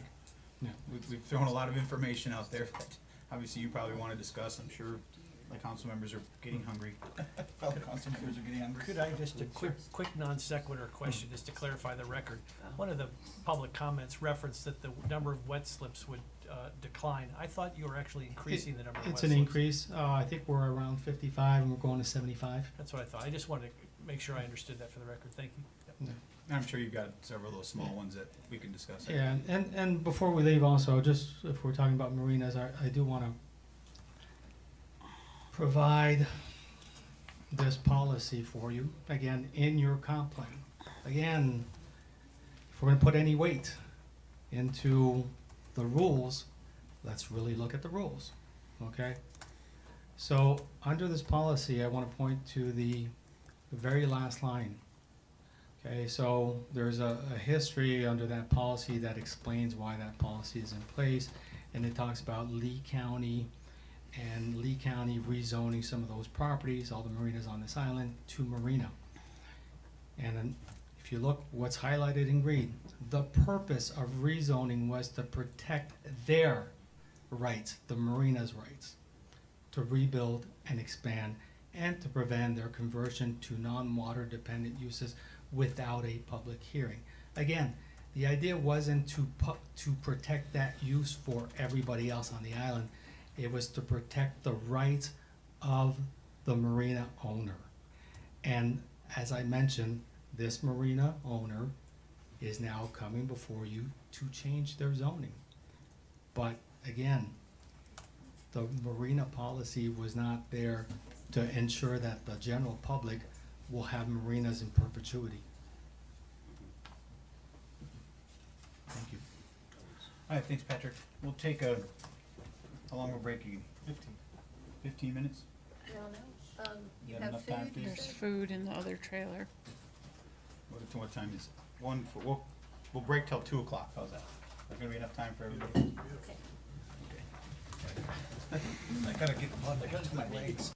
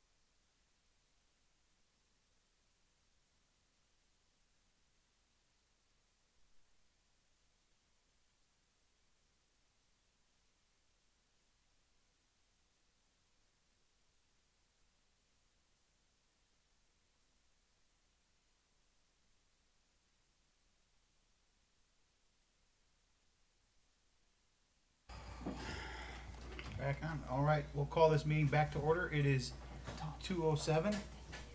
Where did we leave out? Should we go to, Megan, would you like to continue on, or Patrick?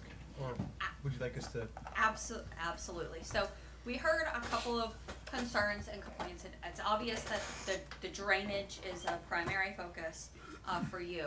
We would ask that the town staff be coordinated or directed to work with us. We can bring it back, talk with them to see if we can figure out something. You know, these public benefits that we are providing and that the comprehensive plan and the code requires, they have to be reasonably related to the development. If that nexus is not drawn or is not connected, then they can start to be considered what are called exactions, which are not lawful in the state of Florida. So we are trying to make sure that we are providing as much public benefits as humanly possible that are reasonably related to our property. Fixing the drainage on our property, yes, but fixing the drainage period becomes a little dicey. Not to say that we're not willing to work with staff and work with Public Works to figure out if there's something that we can do.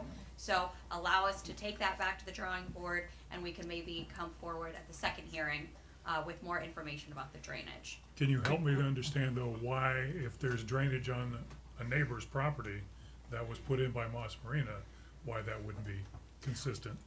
My understanding is that the poor drainage of 3rd Street, and somebody who's much more knowledgeable than me, please correct me if I'm wrong, a lot of the drainage that's on 3rd Street is due to the town infrastructure itself, not necessarily from Moss Marina property. Once Moss Marina becomes developed, we will have our own drainage plan. It will be consistent with the it'll have to go through South Florida Water Management District. They have their own criteria that they look at of making sure that your water stays on your property. It is, retained, treated, and outfall. Yeah, but what I'm referring to is what I heard a resident say is there's drains that were put on his property that he's even had to maintain that were Moss Marina. That's not necessarily true. Those drains are on their property, but they built the wall leeward of it, so the drains are actually on Moss's property, but the fence is on Moss's side. My understanding, and Is that right? for the record, Patrick Van Ness, my understanding, and this is coming from my conversations with Ben Freeland, is it was done at a time where the town had not explored the technicalities of this. There was no drainage master plan. It was someone at the town that had asked George Freeland to maybe put in those drainage and to try to direct the water towards the back bay. It was a good idea, but in practice it just did not work. The elevations, and there was you couldn't, to get the right slope to get the water to the canal, by the time you slope it far enough, you're hitting water, so there is no positive outfall. So that's the problem. They gave it a shot. They were doing their best at the time with limited information. It just technically doesn't work. Patrick, this made me think of a question. Yeah. Is your expertise in drainage, or is what you're saying just your opinion? As I mentioned, I am relaying that from my conversation with Ben Freeland, and again, it's not my expertise. Your but- expertise is not in drainage. Exactly. Maybe we need to have someone who has an expertise. And that's why we are more than happy to talk to your staff and see if there is a potential viable solution. I just want to make sure that we're not, my interpretation or your testimony, not being an expert, is not an interpretation of what exactly how water drains are or isn't draining and where is it going or not going. We need to get an expert to look at that. Well, of course, and there will be an engineer that's gonna be designing all of this drainage for the development. I mean, we have to have that anyway. So we hear a concern, we hear that that area needs assistance with the drainage. Mr. Freeland has agreed to provide an area for the outfall or the pipe for the outfall. If there are additional requests coming from the town, allow us to work with town staff to figure out what those additional requests are and if we are able to address that regarding the drainage. For the phasing, there was a couple of comments pertaining to the concern about the last 6th phase pertains to installing that Say, linear. Could I stop you? Since Yes. we went quickly through the PowerPoint, which was fine, because we watched the LPA meeting, but would you just give a little refresher course on the phasing, just so we all are talking from the same, singing from the same hymnal here? Or anybody, whatever, whoever's best.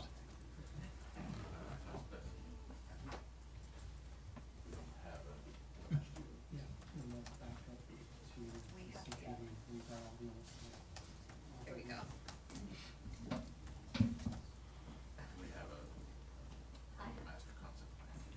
If you've got it, that's fine. You talk fast, that's good. I am a fast talker. I'm sure the court reporter's You're looking at faster me. than Ken. I love Ken, but you're a faster talker. Yeah. There are 6 phases. Well, we're looking for a slide. I'll just briefly review the 6 phases that are being proposed. So phase 1 is the building A. Let's see if there's a concept plan. If this is gonna work. Did it turn off, maybe? The phase 1 is building A. Clicker's not working. Okay, sorry. Building A is, which is fronting the old San Carlos and 3rd Street to include the bodega, corner store, restaurant, outdoor market, and the 3rd Street improvements and the portion of Arches Way. That's phase 1. Phase 2 Here you go, Jim. is the reconfiguration of the Marina Basin So to when you say include. phase 1, is it, then you have some dates that you're ranging, or how? There's not dates included in here right now.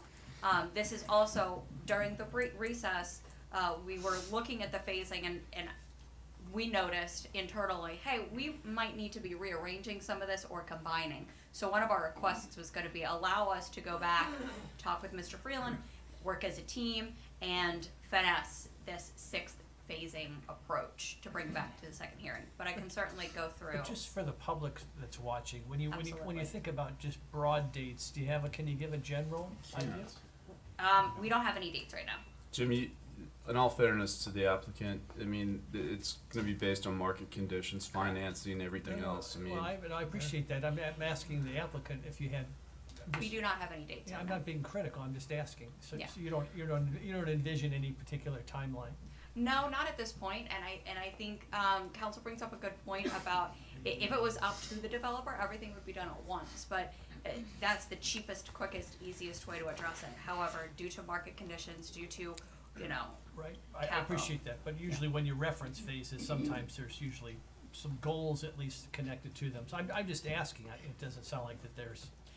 We have not included that, so that's something we can consider moving forward. Right now, it's just the very fundamental. So it's a financing piece, you're gonna finance it in phases, is that more of an applicant question?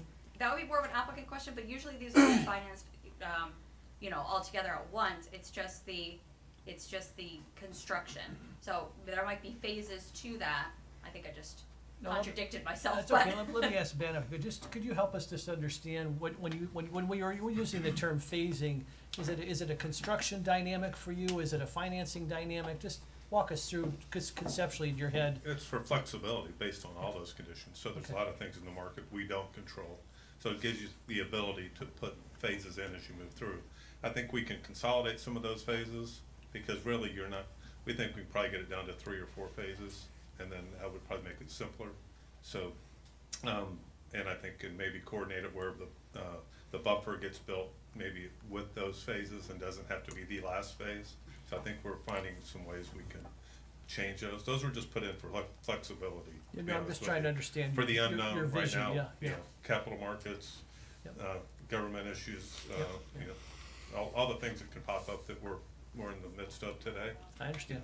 So Yeah, I'm just trying that's to- the reason for it. So I don't think there was any intelligent construction program for that. Gotcha. So All right, I think we can clean it up and simplify some concerns here. Gotcha, thank So you. Ben, before you run off, just since we're on the phasing part of it, I'd rather ask you directly. Sure. Have you sit down and come back up? I certainly am sympathetic to the market and how, flexibility, and we talked in our meeting about flexibility, and I totally understand that. What do you say to the residents, though, and the rest of the community, that the uncertainty, I use the word benchmark, but the uncertainty of, I have no doubt that, you're a good operator, and I've seen your projects, I know exactly what you guys do. It's not a question of if you're going to do it, the when. To me, if I'm a homeowner in that neighborhood, what can you tell me that's gonna alleviate my concerns that it could be 10 years, it could be 15 years, it could be like Matanzas that's sitting there with nothing ever coming out of the ground, but yet it's been approved. How can you comfort me as a neighbor if I'm asking you with these phasing? Well, we're there operating today, and, you know, we would continue to operate as a going concern as we are now. And as the market finds its way, we get through this process. I mean, if I want to expedite this, we're still a few years out from anything breaking ground if we were on the fast track. So, but we'll still be a good neighbor. We'll be operating as a full-service marina. And as this project works through, we're going to be, you know, part and parcel of the neighborhood as we've always have been. So, you know, and we want to get to it as quick as possible. There's no advantage of us staying kind of in limbo. You know, we've been there for a couple of years, and so our goal is to go as fast as possible. But we do need some coordination with the market and to come with us at the timeline. So I don't think there's any advantage of us sitting on our heels and waiting.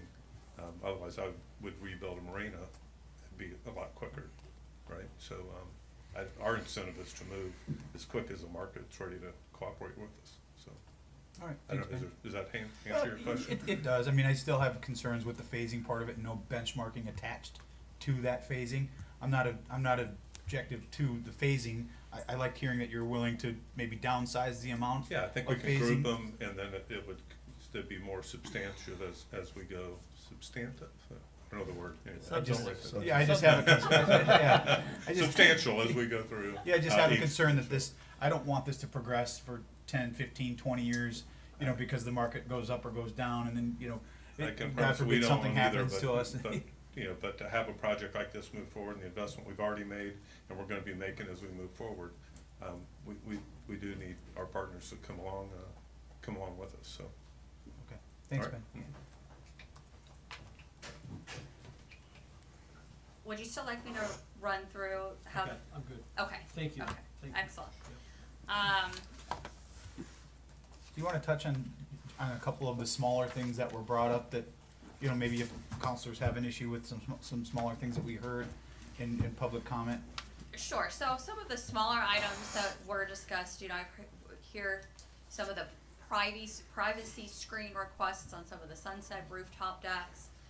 This the 3rd Street access on Bonita and Harbor Court, whether it's a gate or what have you. I think what would be most helpful to us, the applicant, is for you as a council to make a unified kind of guidance or decision as to what you would like to see. Because if we're trying to appease everybody, there's some conflict within those requests. So we are open, we want to make small changes, so if you all could kind of make a deciding motion as to what you wanna see. Do you wanna see the gates? Do you wanna see a privacy here or a privacy there? We can then go back, work it out with a master concept plan and see what could fix. So that would be our request, is to maybe- essentially have more guidance from you all. Well, maybe let's just run through that then, since, you know, some of the smaller things, if everybody's okay with it. One of the suggestions that was brought up over the Sunset Terrace was having an extra buffer between the railing and the people being able to just lean over the railing.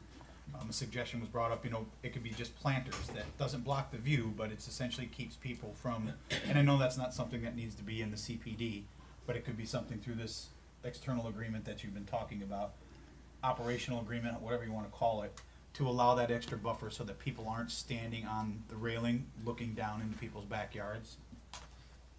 You're gonna go find the picture? I'm trying to see if there should be a concept, that's kinda hard to see, but we'll have to keep. Because I agree with Ben, in our meeting, we talked about this, and it's an operational thing, totally understand that, why wouldn't they wanna do it, but just to be able to kinda codify it a little bit, that it would be in an agreement that this would be something that would prevent people from leaning over that railing on that Sunset Terrace to be able to look into those neighboring properties, would be something I'd be interested in seeing. So Mayor, would you be okay if we could creatively come up with some wording to actually put that in the CPD?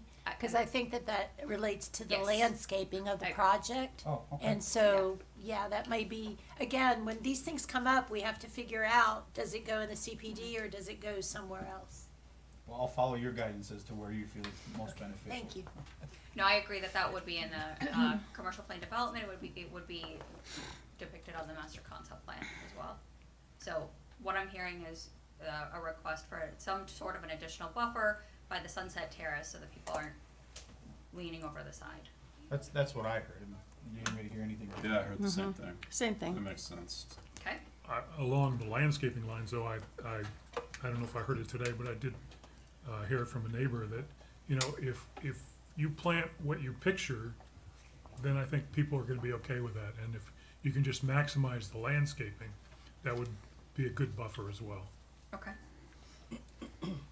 One issue that was brought up that we haven't discussed yet is the is the different terraces with the different times of music. I think it'd be much easier to have each terrace has the same deal. And that's fine. There was quite a bit of discussion at LPA about the COP at the Building E, the Sunset Terrace and Building B. So we are, if you would like to go through that.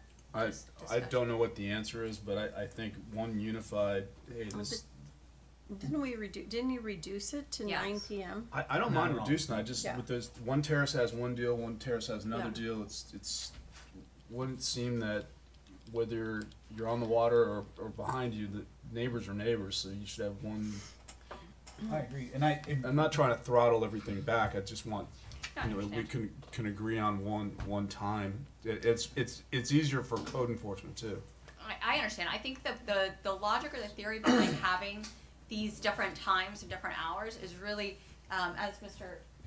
Venice was indicating, the gradient of intensity density. So trying to keep, you know, the hub of action, if you will, in the center, while also making sure that Building E, which is overlooking the canal, is not a loud party zone necessarily, but. If you want to make them unified, Ben Freeland, I would request 9 p.m. because of the hour after sunset in the winter. That's 7 o'clock. Right. That's So 6:30.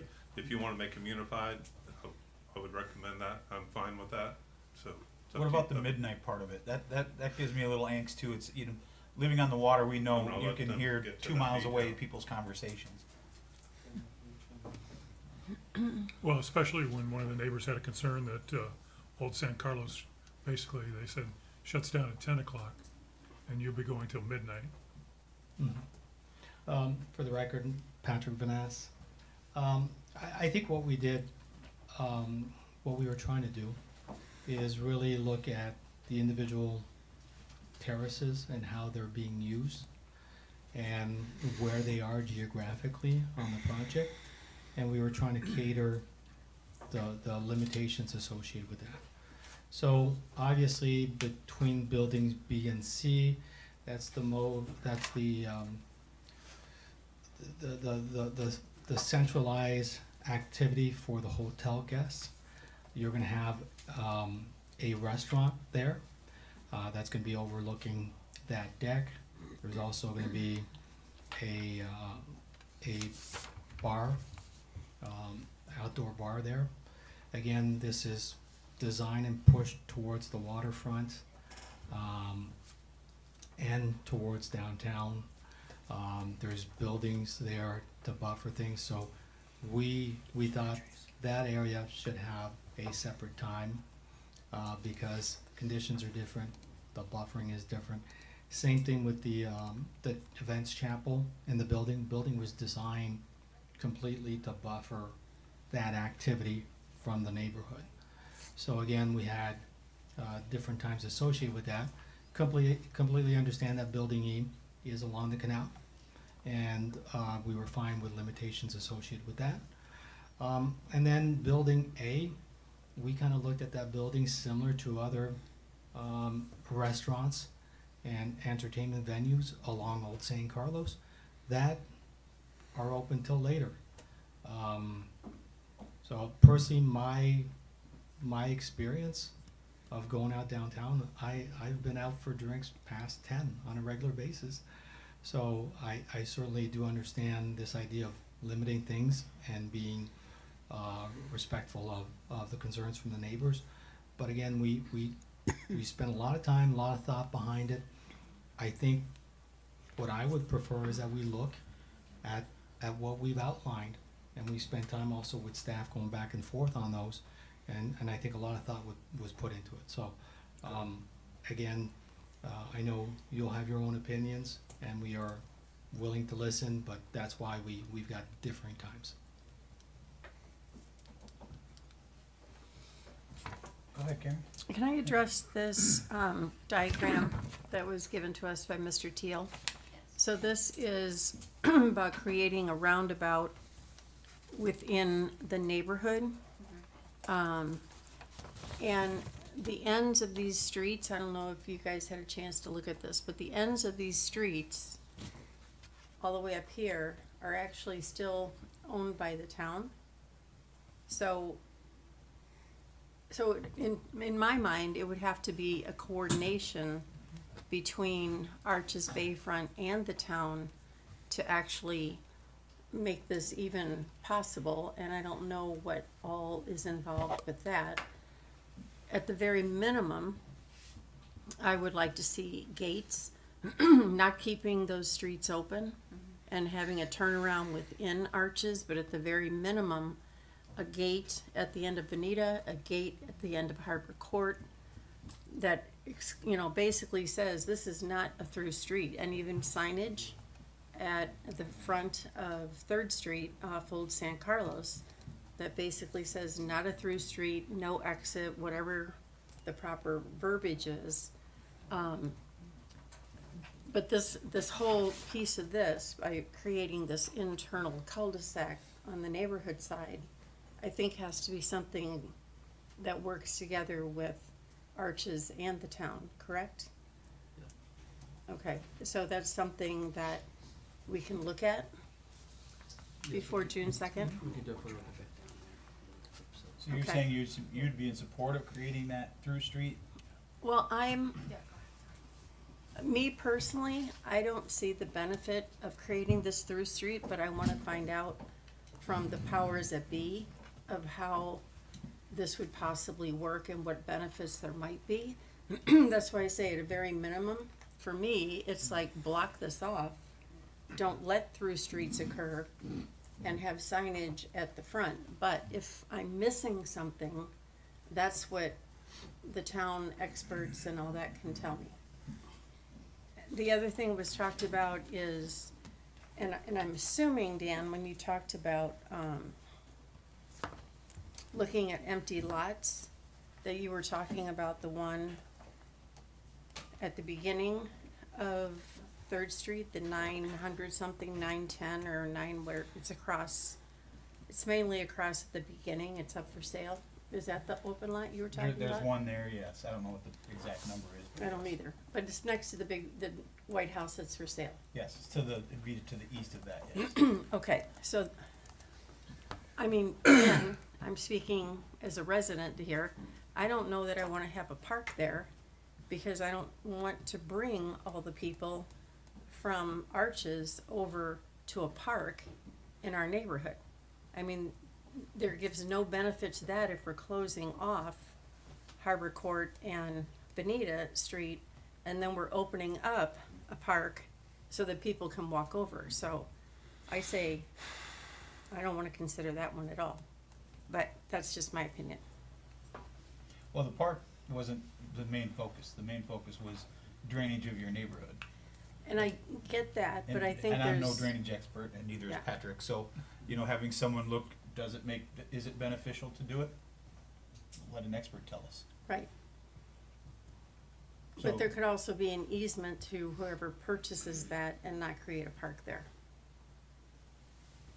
Well, so far, there's been no one in your neighborhood willing to give an easement, so. No. It's, you're speaking of, someone might I give know. an easement? And well, I know that, but I'm also, the other option was to create a pumping station to pump it the right direction. So where are you gonna put the pump? If you don't want it in your neighborhood? I didn't say I didn't want it in the neighborhood, I'm just saying a pump station to put it somewhere wherever it may be. I don't know how far in it has to go, again, I'm not a drainage expert either, but these are things that have to be answered. But to actually create a park on 3rd Street would not be a solution, I don't think.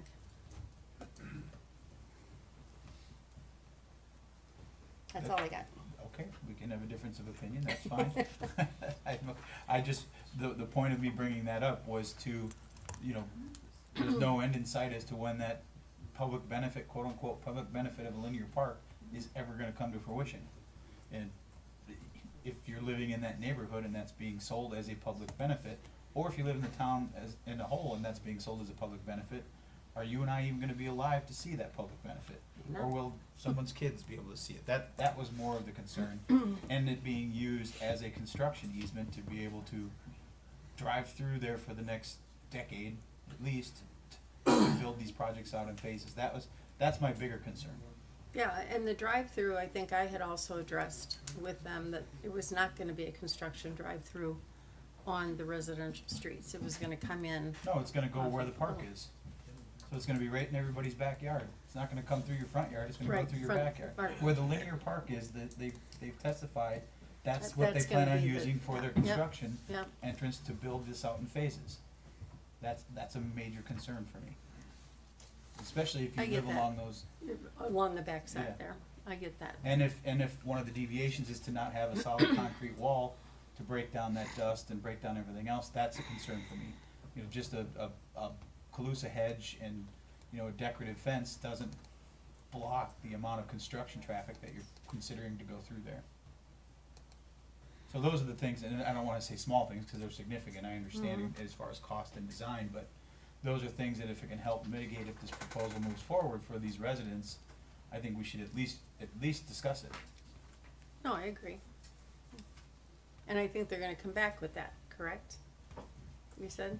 Yes, we would prefer guidance from you all today. Let us go back as a team, discuss internally, and then when we come back from for the second hearing, we can have some solidified game plans, and if something doesn't work, we can explain, listen, we looked at this, and here's what we found. But that would be our request.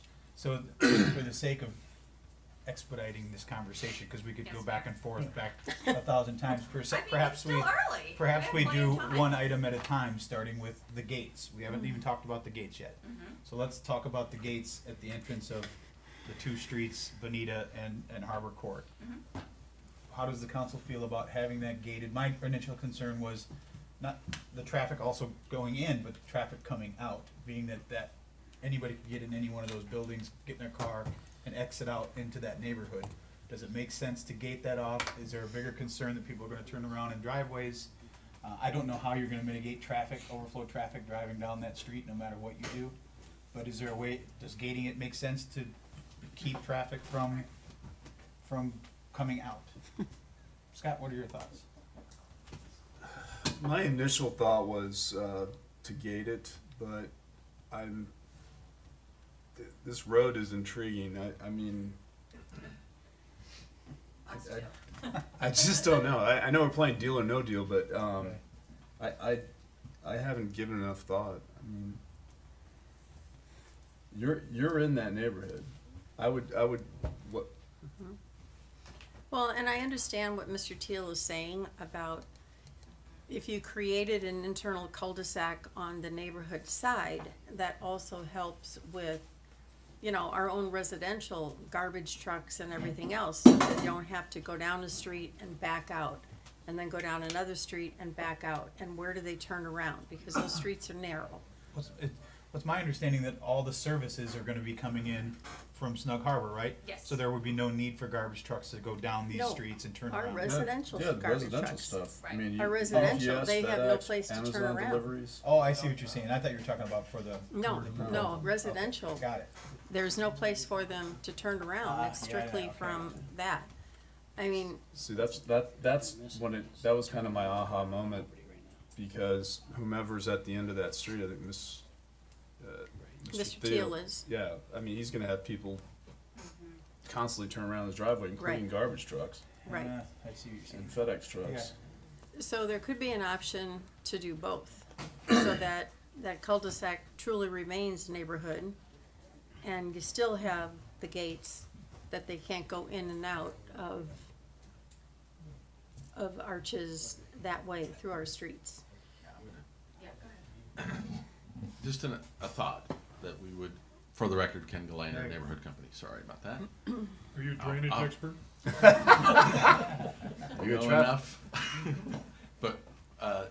relation to this access, Harbor Bonita, is utilizing the gate system, but that would be further interior. Just thinking this big picture, we would bring back a revised plan, and then utilizing what they call hammerhead turnarounds. So it's basically you come in and it gives you a 3-point ability to then Turn come around. back out.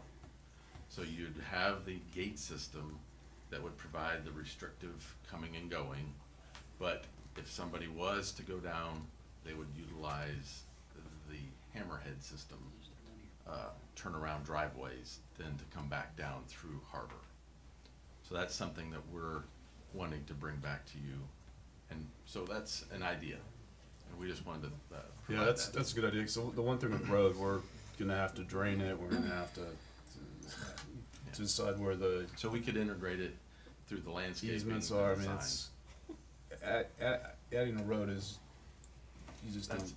You don't just And add a road. You just My add a opinion road. on the It's- road, It's complicated. You build a road, they will come. Yeah, exactly.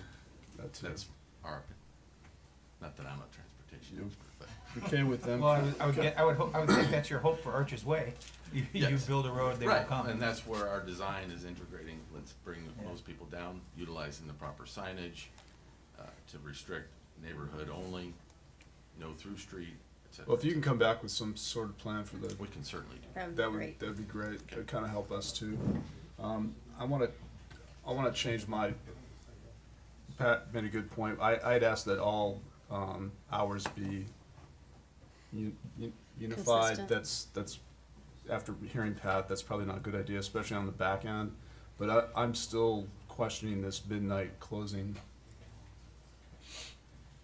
Yeah, I'm not a big fan of that. Because you know midnight turns into 1 o'clock by the time Well, I everybody mean, finishes if you their look drink. at, there's, I'm not gonna say whom, there's a place that has later hours and it's like a nightclub in Miami some nights. And, With bad singing? really bad singing. Really bad singing.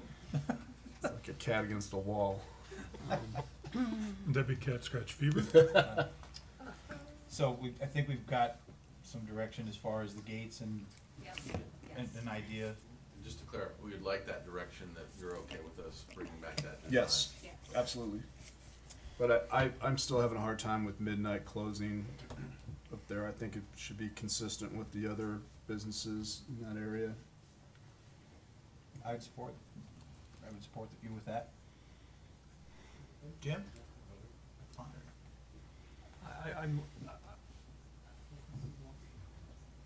I don't know exactly what, are we talking about closing, are we talking about amplified music, are we talking about ambient music? It says the hours of operation on page, This is the rooftop? yeah, the rooftop. All of them. I think my understanding was wanting everything to be consistent. No, I backtracked that. Backtracking that. Yeah. So focusing on the locations of the COP, the music, the noise. No, the hours I'm more concerned with the hours of operation. I mean, we can drill down later and Yeah. decide when the music is, but the, on page 197, hours, commercial restaurant open 7 a.m. to midnight, pool deck, buildings B and C till midnight. I think that's a little late, in my opinion. I don't want to be the old stodgy guy, but But you will. I will be. So what is your recommendation? Probably 10. 10. For sure noise Seems at like 9, same- for sure same noise at goes. 9, but the hours of operation till 10. I don't know very many restaurants down in that area that, sir? I mean, how late's SOB open right now? Till 10? 10. 9? Ben Freeland, what is the rule downtown? What can businesses be opened on Old San Carlos? Because we're seeing times till midnight, 1 in the morning for Yucatan and other Really? ones. So what, so what, I don't. Frankie? How about we get that information? Yeah. so If can this we be moves forward. consistent with what's Yeah, going yeah, on so- in Old San, how about that? Sure. I'm Okay. Do you agreeable need with what's consistent with Old Grab San that microphone, Carlos. San Carlos. Whatever the rule is, that's fine. Well, The issue, Ben, that I have with being consistent, not that I'm not open to discussing that, but being consistent with what Old San Carlos is, you've got some things that are very close to residential neighborhoods as opposed to where Old San Carlos is, that could have an effect on their quality of life. I think we're only talking about the ones that aren't next to our residential. We've already limited the cafe, or the sunset deck, and we've limited the Building canal. B We're and talking C. about the other part of the resort. Is that Yeah, right? B and C says 7 AM to midnight. The pool deck on B and C. is Yeah, right. that's on the bay side, that's not on the residential side, and they're screened by the buildings. That's the one by the chapel. So the sunset deck is the one that one's till midnight. That's already limited, right? Yeah, well, it still says in here that it's midnight. I mean, on And the amb- back, It says the hours of operation are 7 AM till midnight. Yes. Ambient music is permitted from 7 AM to 9, but the hours of We it, reduced the music, yes, so that only ambient music is allowed. On the sunset deck, ambient music is permitted from 7 AM to 9 PM. and I think what you're trying to say, Scott, is on the sunset deck specifically, well, so there's one deck that's by the chapel that faces the back bay. Correct. Right. I'm okay with that being open because That's the events chapel. that's their events thing. You can't close down a wedding at 9 or 10 o'clock. What I'm talking about is that restaurant right there on the corner of Old San Carlos and that deck overlooking 3rd Street. So building A and building B. I understand what you're saying, I just wanna look at our renderings, we have 2 decks, that are fronting the bay, and I think those 2 decks, in my mind, would have, later operation hours. So, what you see here, okay, the midpoint between buildings B and C is the pool deck, and the main restaurant for the hotel is right on that deck. So that's one deck, it's facing towards the bay. Yeah, that's And my okay. understanding is that's the hub of activity, and that's where I would see that being open later. But what deck is facing 3rd Street? That's the sunset deck on top. That's So- A in building A. So if you, let's go to, okay, so if you look to the right, Yeah, dear. that's the one that we've limited, the ambient sound associated with that one. But that's still open till midnight? Hours of operation till midnight right now, ambient sound off at what time? 9 o'clock. And then the other thing I want to clarify is that the events deck where the chapel is, same thing. This is completely surrounded by building. Yeah, that's and fine. that I'm one- fine with that one. That one. So I think what we're talking about is the sunset deck and the pool deck. And we've limited the ambient sound and hours of operation, but again, we understand that those would be different, and we are open to that discussion for sure. We would like to keep the events deck and the main deck by the main restaurant open till 12. This is just For weddings. yeah, Or not events. just for weddings, but Events. look, my preference, things close early here, but I know if you have a late sunset and you go to dinner after sunset, I've walked out of restaurants at 11 at night on a regular basis. It might be the French heritage, I like to go to dinner late, but I think it just provides a little flexibility, a little leeway, especially when people are on vacation, they like to dine later. But again, like a lot of these restaurants, and I'm curious to see what the regulations are on Old San Carlos. I think they have the opportunity to open later, but it's just that the market dictates that when things are quiet, you send your people home, you don't stay open, and things tend to close relatively early, but they have the opportunity to open later, but maybe we can have direction on that. Mayor, I think Tom has some information on San ahead, Carlos. Tom. So our ordinances follow the Florida State statutes. Thomas Yazzo, Emergency Services Director, Fort Myers Beach. Our ordinances follow the statutes that Florida regulates with alcoholic beverages. They're from 7 o'clock in the morning to 2 a.m. What we do, we've restricted the back with our noise ordinances. So our noise ordinances are in effect before the 2 a.m. So they can be open serving till 2 a.m. according to the Florida statute, and our ordinances would follow that.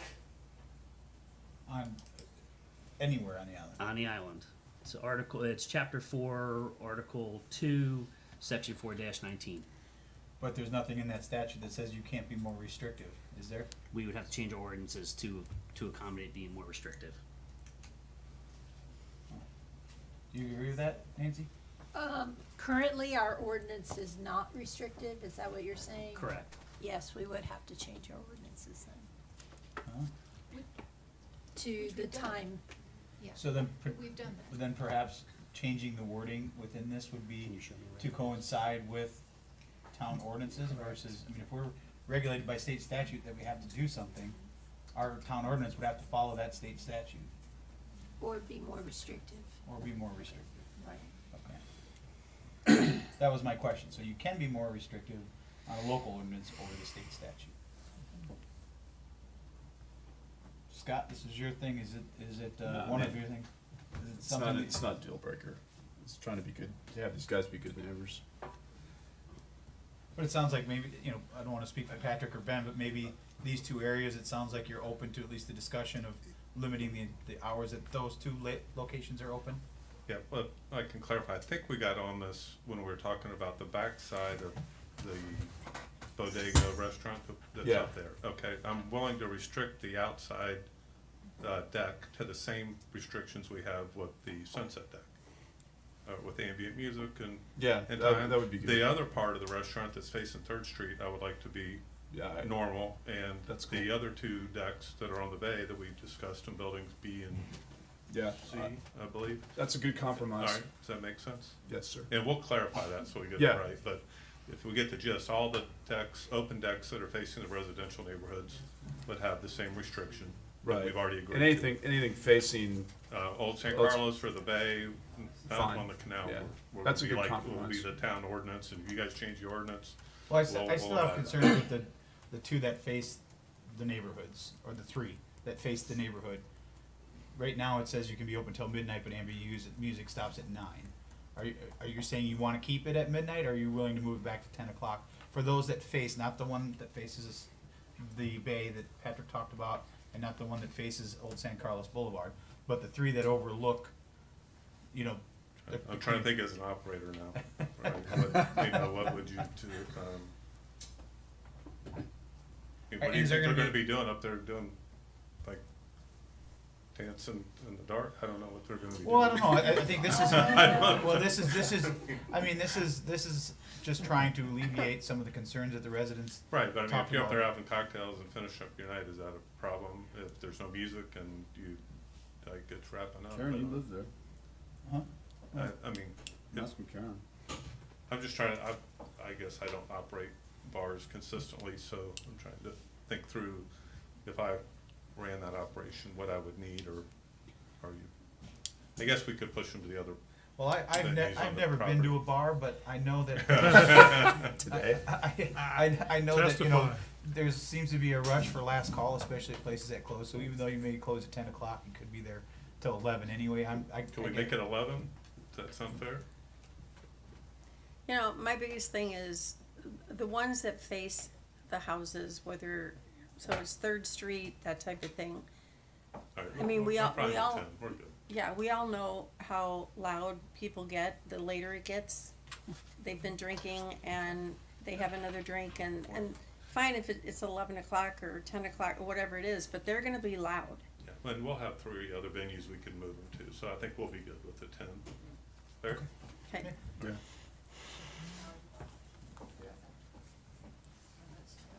My other question, if I'm still on deck You here. still have the floor, go with it.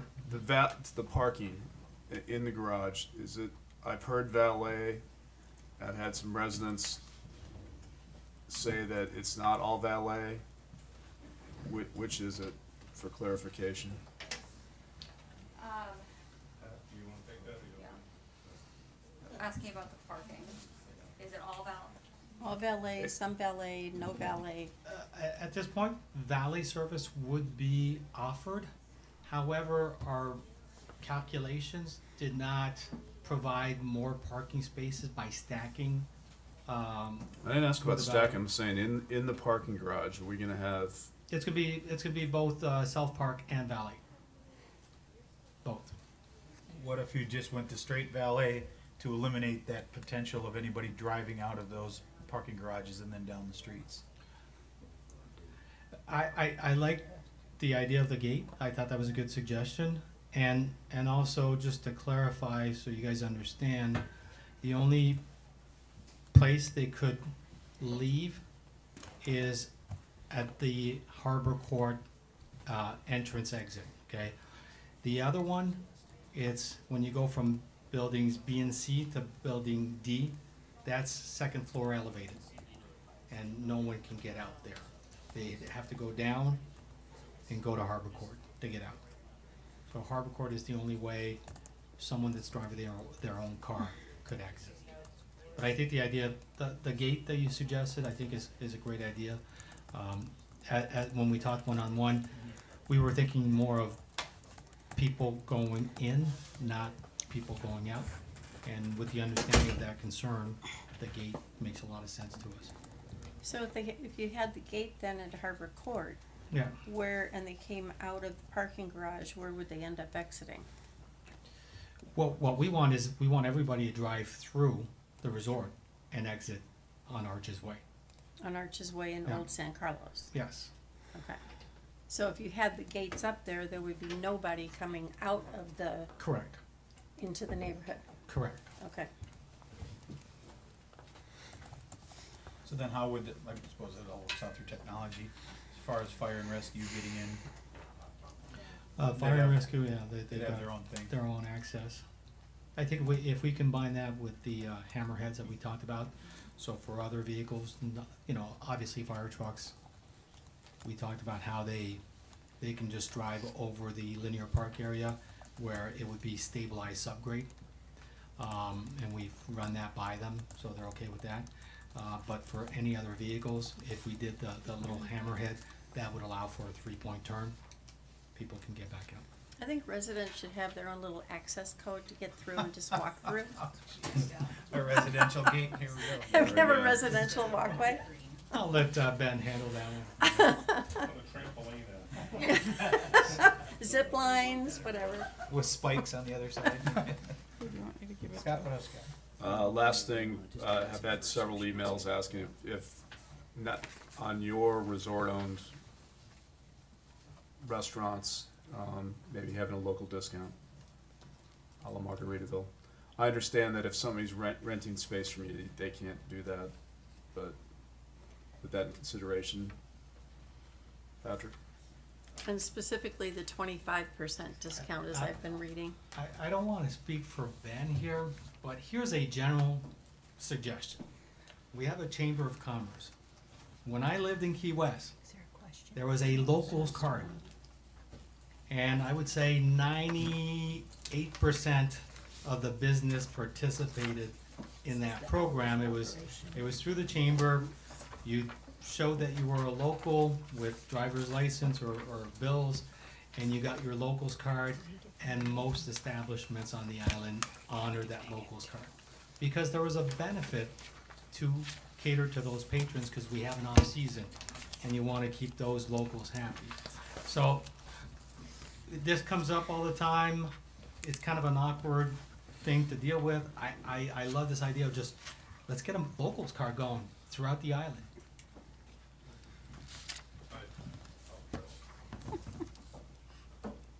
The difficulty with that's gonna be, we have a lot of independent businesses that are gonna be. Well, I wouldn't, I Yeah, didn't so- I didn't ask for those businesses. I understand they've got their profit So margins. again, how we Yeah. regulate it, I mean, No, okay. it's one of those things, I think it sounds easy, and then how do you enforce it,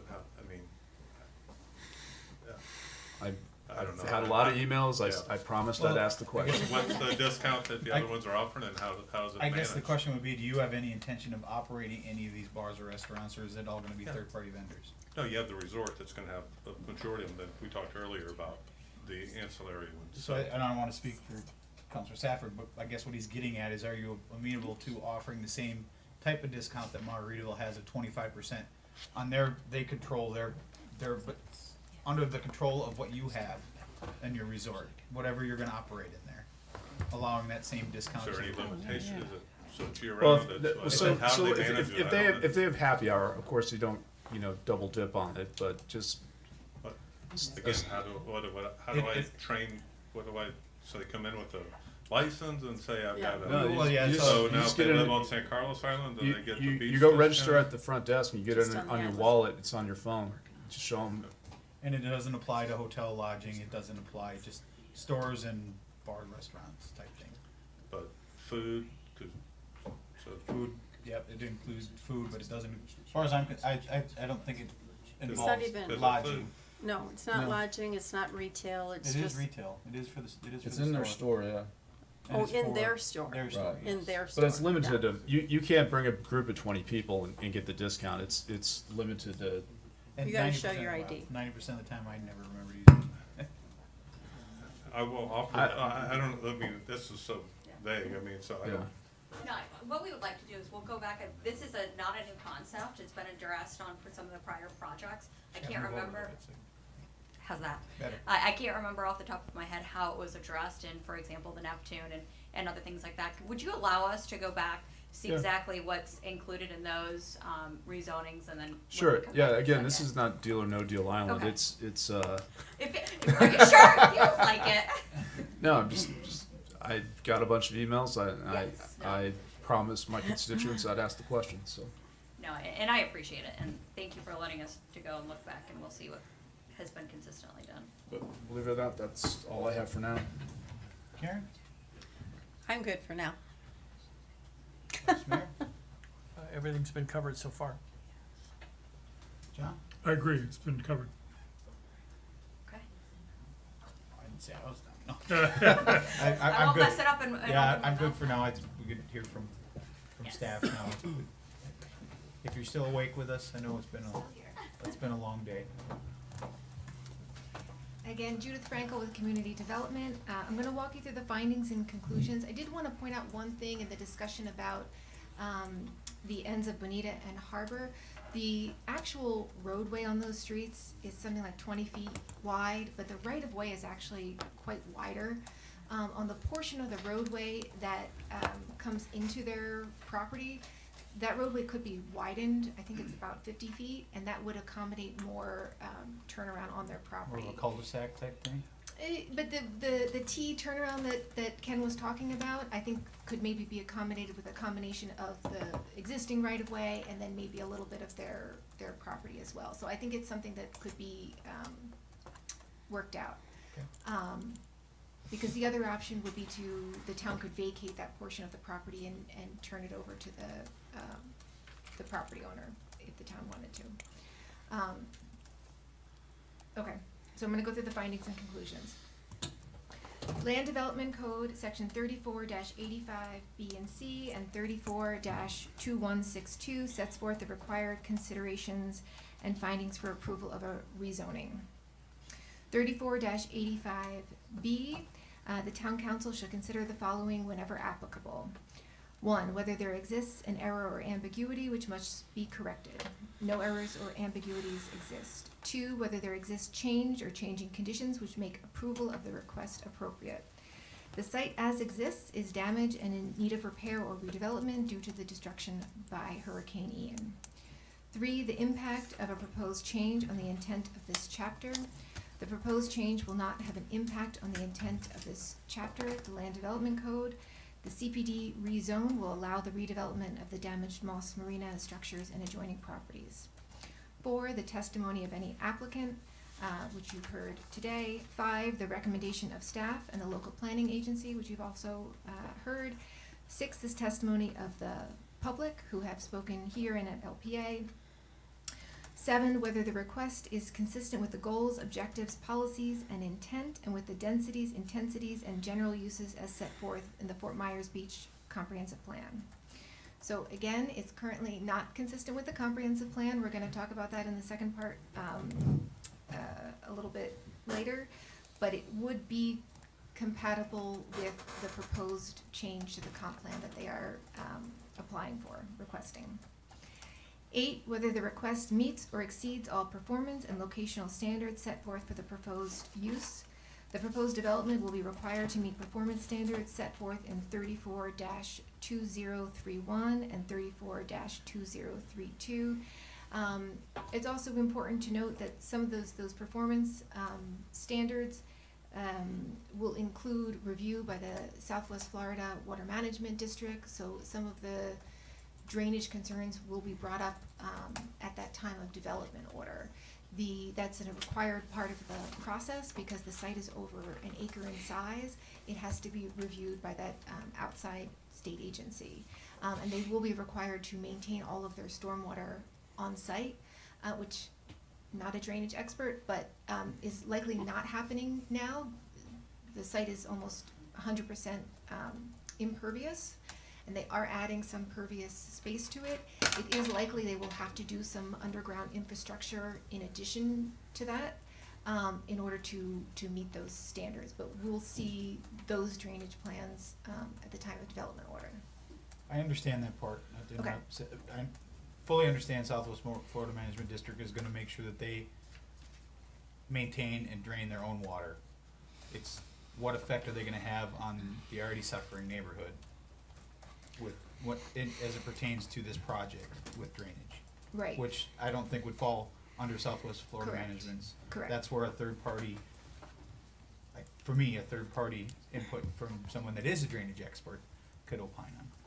Yeah, so in terms of the standards, all of our reviewers are reviewing this site specifically, not necessarily drainage that's happening elsewhere. So we did have a reviewer from Tetra Tech look at the project, and that's what they've noted. One, that this is gonna go to the Southwest Florida Water Management District, and that they probably are likely gonna have some underground storage for water retention because of the site, but that'll be reviewed at that time. So just to let you know that, there is a process for that, and it may potentially improve things for the neighborhood, because if, as the applicant said, the subject site is draining because of the elevation into the neighborhood, that should be alleviated, but not what you're talking about is something separate, the actual issues that are occurring in the neighborhood. Okay. Okay? 9, whether urban services are or will be available and adequate to serve a proposed land use change. Urban services exist in this location. Whether the request will protect, conserve, or preserve environmentally critical areas and natural resources.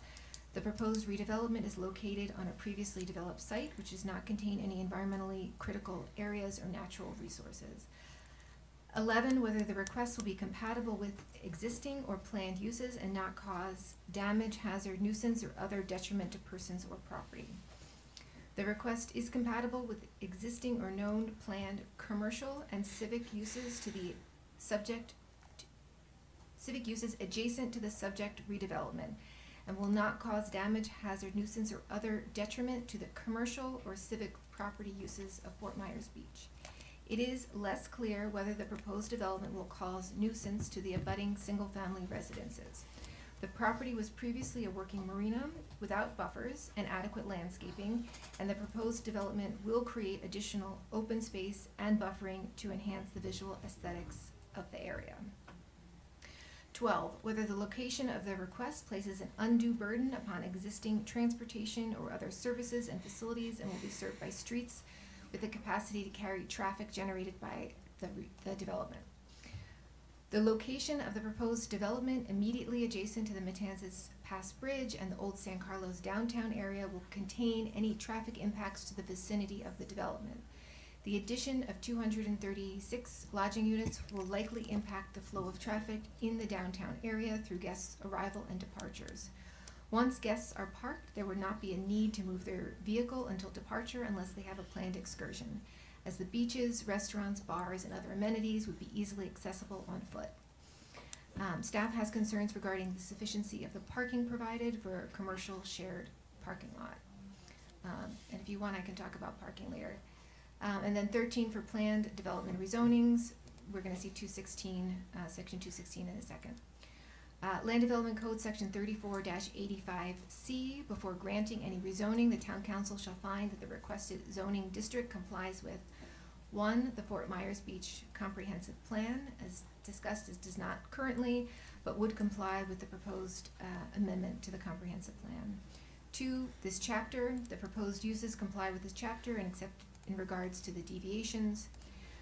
3, any other applicable town ordinances or codes. The proposed request complies with town ordinances or codes, except in regards to the deviations. 4, Land Development Rezoning, C 34-216. Land Development Code 34-216A2, the recommendation made to the town council must be supported by the guidelines set forth in 3485, which you just heard.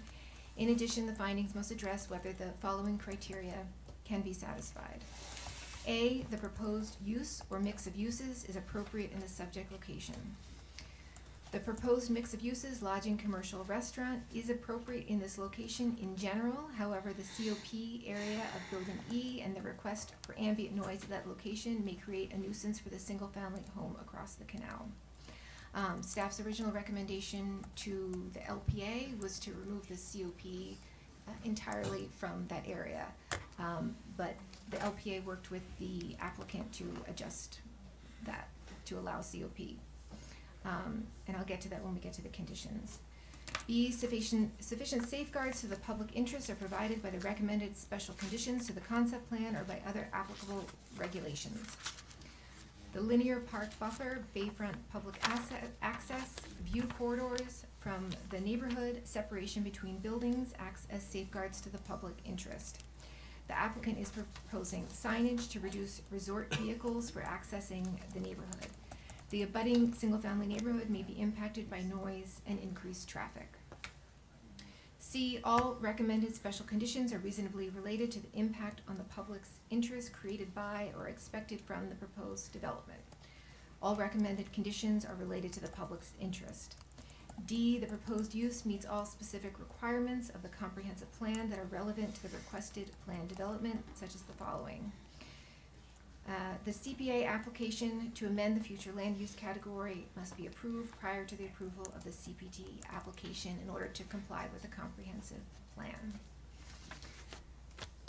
Land Development Code Section 34-216A4 requires that the local planning agency recommendation must approve with modification, or reject each requested deviation based on the finding. Each item enhances the achievement of the objectives of the planned development. Staff concurs except for deviation 8, which is the one where they're asking for a reduction in the parking requirement. B, the general intent of the chapter to protect the public health, safety, and welfare will be preserved and promoted. Staff concurs. Each deviation operates to the benefit, or at least not to the detriment, of the public interest. Staff concurs. Each deviation is consistent with the Fort Myers Beach Comprehensive Plan. As previously stated, it is not in compliance now, but would be with the comp plan amendment that's proposed. Okay, and then we're gonna get on to recommendations. I did wanna, and the recommended conditions of approval. I did wanna add a couple things. Council asked earlier about the comparison in FAR. Most of the CPDs that we've seen recently in development agreements, they've excluded their parking from that FAR calculation. So with Neptune, for example, they have a 1.48 FAR, but that excludes 2 levels of parking. So it's gonna be higher. I don't know exactly what that number is, but we could find that out potentially for second reading. What would this one be without parking? I don't know, but that's a question to ask the applicant. So right now, they're including the parking, but it would be, and it depends on whether they ask, because in building B, I think they have 3 levels of parking, and it drops down, so if they were only asking for FAR, they were asking for a reduction in FAR for just this part below base flood. We've seen different things. But in considering FAR, it's not an apples to apples comparison, because other people have been given different deviations from that. Okay, and I did want to bring up with phasing, unless the council feels different, the intent of phasing, in my discussion with the applicant, was really to explain how they were going to operate their construction schedule. I would still expect to see the development order for for the property as a whole come in, and then they could do their permitting, you know, on an individual basis, but we would still need to see the development order for the whole property. I was initially concerned about the construction traffic, because that can really, you know, those large trucks can really damage the streets. They can provide a nuisance. A lot of those properties are short-term rentals, so people are gonna be there during the day if they're, you know, renting on vacation, and having those construction trucks come through. So requiring them to bring their construction trucks through the property, we felt was kind of a benefit to the residents. So if that's something you would like looked at differently, we can certainly do that. But I just wanted to make a note of that.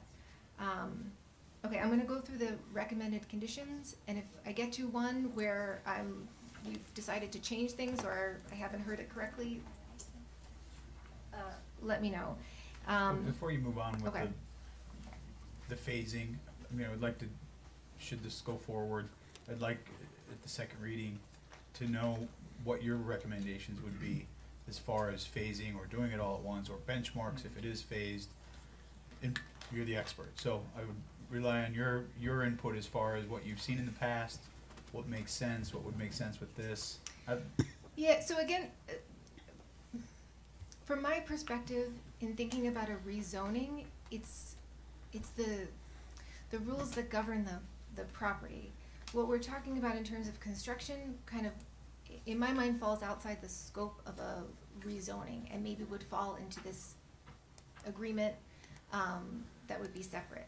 I mean, from a town perspective, we want them to build it as quickly as they possibly can, right? Because then there's less of a nuisance. Construction is always loud, there's no way to build quietly, right? So the quicker they can do it, the benefit for the town.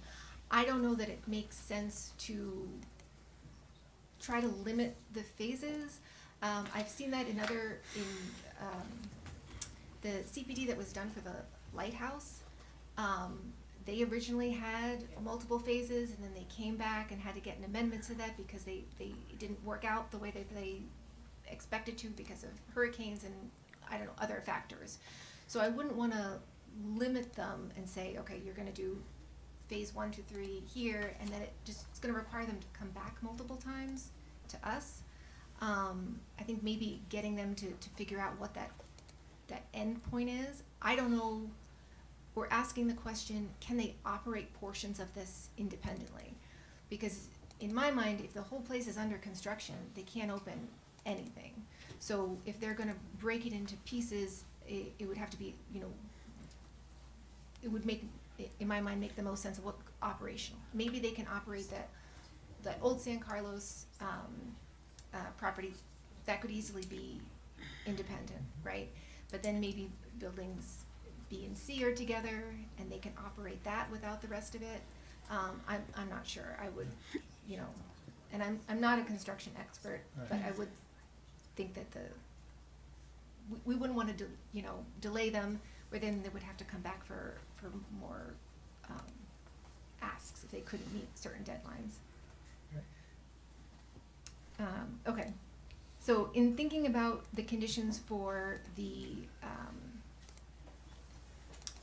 ordinance, what I put in the staff report first is an agreement must be established for elements not accounted for on the master concept plan or in the conditions of the ordinance.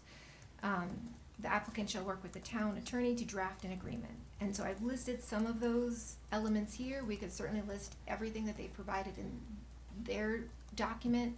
But again, for thinking about enforcing this, the two ways that really at staff level we have of enforcing is requiring these elements at the time of development order or permitting, because we're tying that to permissions that the town is giving.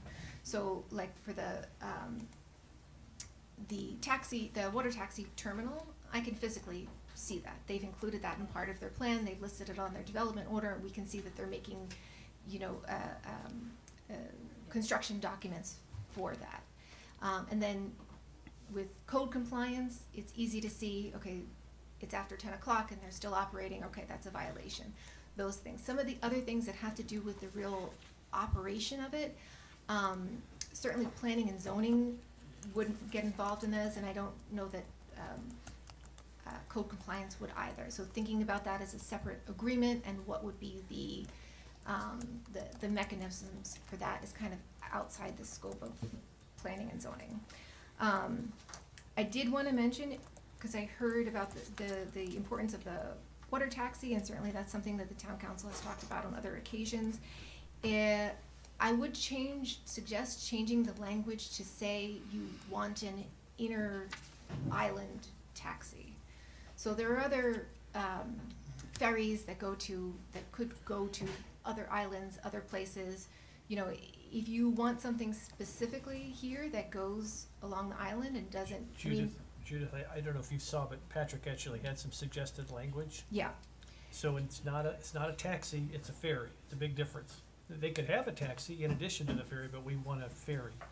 Different concept. But I think Patrick's got some language that looked pretty good. That'll help you, I think, give you some direction on that. But I don't think it covered what your concern is. Ferry could take you to Cape Coral. No, but it references south end of the island, it references Mound House, it references, I mean, it's in the language. well, that's the language they provided today, Yeah. so we could include some of that. I mean, That would be obviously, great, yeah. like they said, they have to get those other property owners to agree to They it, but didn't, yeah. they didn't say that. This is just a regional goal, so they're gonna find someone on the south end. That could be Snookbite, it could be Fishtail, it could be both. It's up to them. It definitely needs to be Mound House. So those are the minimum amount of spots. They can have a lot more. God bless them if they do. That's the language that's hopefully will be added, you know, whatever Nancy needs procedurally. But that was just added today, and hopefully that'll be before us on second reading. Right? Is that what you're thinking? Yes, Yeah. yeah. So obviously, they could have other kinds of ferries or Absolutely. No, the services if they sky's the wanted to, limit. Yeah, but sky's the limit on the the ferry. town's yeah. goal is mainly to have the inner. We just wanna have a set a minimum standard, which is their goal anyways. Okay. The other thing that hasn't come up is public access to the property. There is one of the diagrams looking at that, the night access. It's not in the conditions, but it might be something to think about we've talked a lot about hours of operation, the night controlled access. The latest I heard from the applicant is that they, wanna close off the property at midnight, so the restaurants, if the restaurants close at midnight, then the access to the Bayfront Promenade and the linear park would all close at midnight. So we could add that in. We didn't discuss that at LPA, so I wanted to make sure to point that out here. Okay, development conditions. The owner will provide an accessible, stabilized surface for the area between Harbor Court and Bonita Street for emergency personnel and vehicles. This is something that is necessary for fire and rescue operations. The master concept plan indicates the access points on Harbor Court and Bonita Street provide for emergency limited access only. Limited access is intended to allow vehicles to who have unintentionally driven down Harbor Court or Bonita Street to temporarily access the property. I think what we're talking about today is creating a gate after that potential T-turn, so we can adjust that before second reading. All walkover pedestrian bridges will be constructed at a height to permit fire and other emergency vehicles to pass underneath. Night controlled access will be a system of gated sections with keypad or scanning capabilities to only allow employees, current registered owners, guests of the property, and emergency personnel to enter or exit the property from these locations during the night. Here we've noted 1 hour after sunset,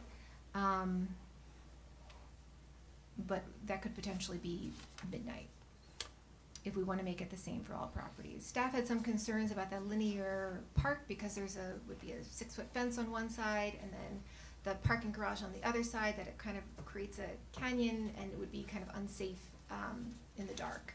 By gating it off, it would prevent people who weren't supposed to be there from being there. Access to the Arches Resort through easement number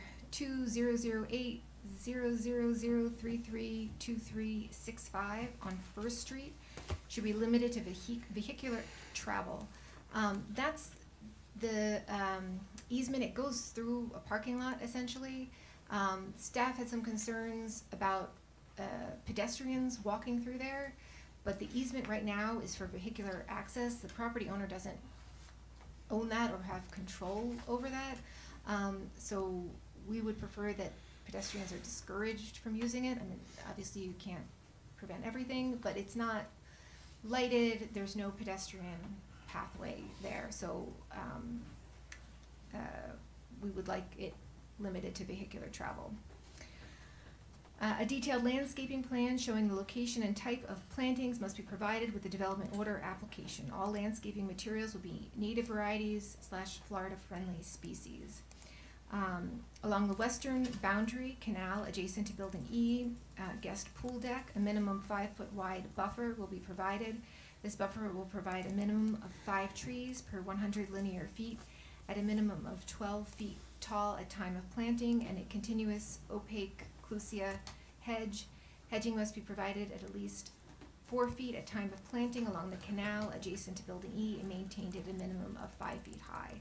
So that'll provide a thick hedge with tree canopy above it. Vehicular access to the resort will be directed to Arches Way and local traffic only. No through traffic signage will be placed immediate west of the intersection of 3rd and Arches Way to minimize vehicular trips within that neighborhood. Ride hailing spot must be separate spot from the Lee Tran stop location, which they have provided now in the master concept plan. The ride hailing spot must be located to reduce potential impact on residential neighbors and be provided with lighting for safety. Location of the transit stop must be coordinated with Lee Tran. Maximum allowed commercial space is 25,500 square feet. And then we have the operational conditions. Okay, so staff is recommending to not permit the commercial parking lot. They are asking for that. They have reduced the number of spots in that commercial parking, but they are still requesting it. Staff's suggestion was to initially not permit the commercial parking, the shared parking, and to require them to do this parking study. And so that's what I've put into the conditions, but if you're would like to approve the commercial parking as they've proposed it, then we would strike that condition. Are you looking for some direction now, or are you looking? Is this behind the market? Is this behind the market and the bodega? No, so integrated with their parking.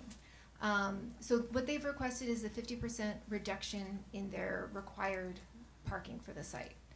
And in doing so, they're very close to, they're actually less than now because they've increased the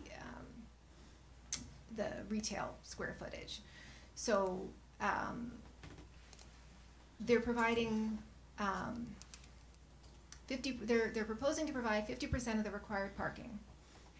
And then by their calculation, they have 45, with that 50% reduction, they have 45 extra spaces.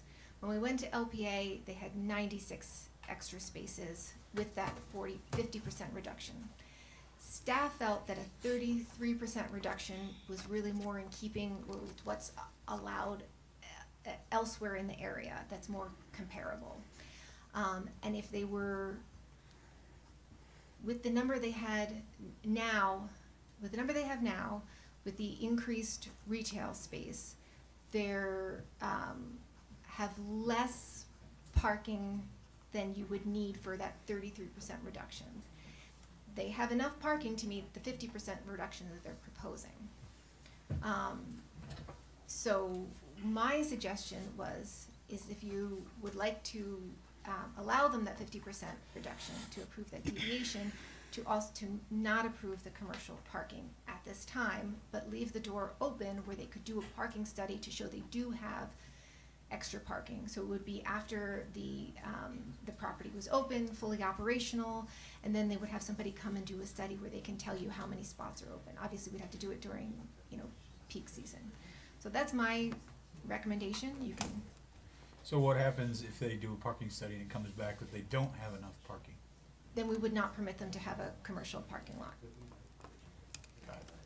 And then what?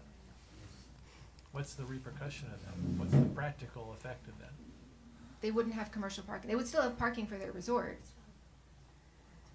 Right, but it's already built, right? So what happens from a practical standpoint if they're But denied then commercial? the study would show that they do not have capacity to have an additional use in the parking.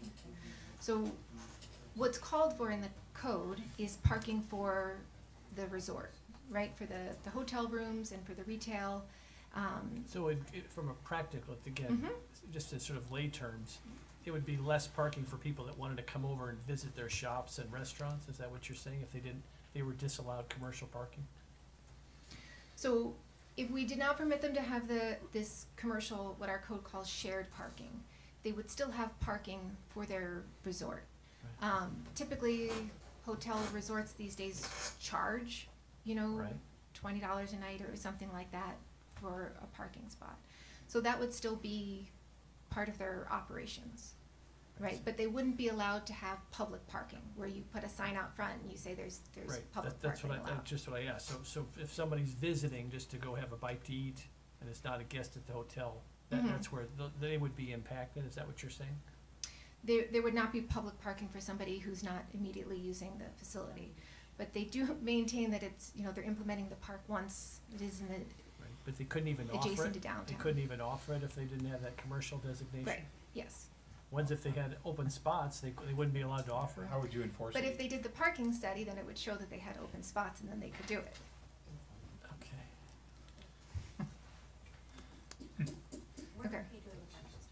You all right? I just hate to give these transportation studies, these traffic studies, these parking studies, we're all in the wrong business. Because they all get done and they get put on a shelf and I just. Well, I actually think the parking study would be highly informative. I would really like to do a parking study at some of these other resorts because our code requires a certain amount of parking. If we find out that that's not the right amount of parking for a hotel, that would be very informative for everybody. Well, I think if you were to ask the owners of the Margaritaville Resort, they would tell you they're probably grossly underparked. Even though they have enough parking for their building, my fear is this is gonna be the same problem. You're gonna have more people coming there to frequent the establishments if it's approved. You're not gonna have enough parking to meet the demand. That's a bigger concern for me than whether it's 45, 96. Neither one of them sounds sufficient enough for the scale of property that's being proposed. How do you address that? I don't know, it's your wheelhouse. I mean, I think when we're talking about the hotel, the actual lodging units, right? You don't have to expect, but the logical expectation is that there's one spot per unit. The other uses happening, right? There's public parking, there's commercial parking in the adjacent neighborhoods, which people could use. I also expect that people who are parked at other resorts will come to this resort. I'm less concerned about those ancillary uses, the restaurants and the shops and all of that, because it's gonna be somebody, even if you're coming from elsewhere in town, you're gonna find your parking spot, and then you're gonna walk around to all the, different options. Well, my concern is they're gonna come to try to find parking at this parking spot. They're not gonna go somewhere else, and then if it's full, they're gonna go back out onto the road and try to find it somewhere else. That's the concern that I have, but it sounds like you have a path forward. Well, Or and by at least a recommendation. not allowing public parking at this time, they're not gonna advertise it that way, and so you're gonna get fewer of those, people coming and turning around, In theory. in theory. Okay. Okay, hours of operation. The Arches Gateway, I did wanna clarify one thing because this has come up with other projects. Amplified music anything through a speaker. So there's two kinds, in my mind, of amplified music.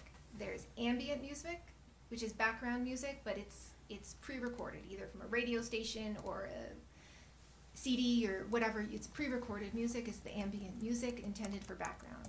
And then there's live music, which is obviously you have performers there live. So when talking about amplified is anything through a speaker. You know, the only other option would be somebody with an acoustic guitar singing without a microphone, which is unlikely. Keep that in mind when we're going to talk about the hours of operation and the music. The Arches Gateway Restaurant and Rooftop Deck at the corner of San Carlos Boulevard and 3rd Street will operate 7 a.m. to midnight. Amplified sound, so could be live or not live, will be oriented away from adjacent residential properties.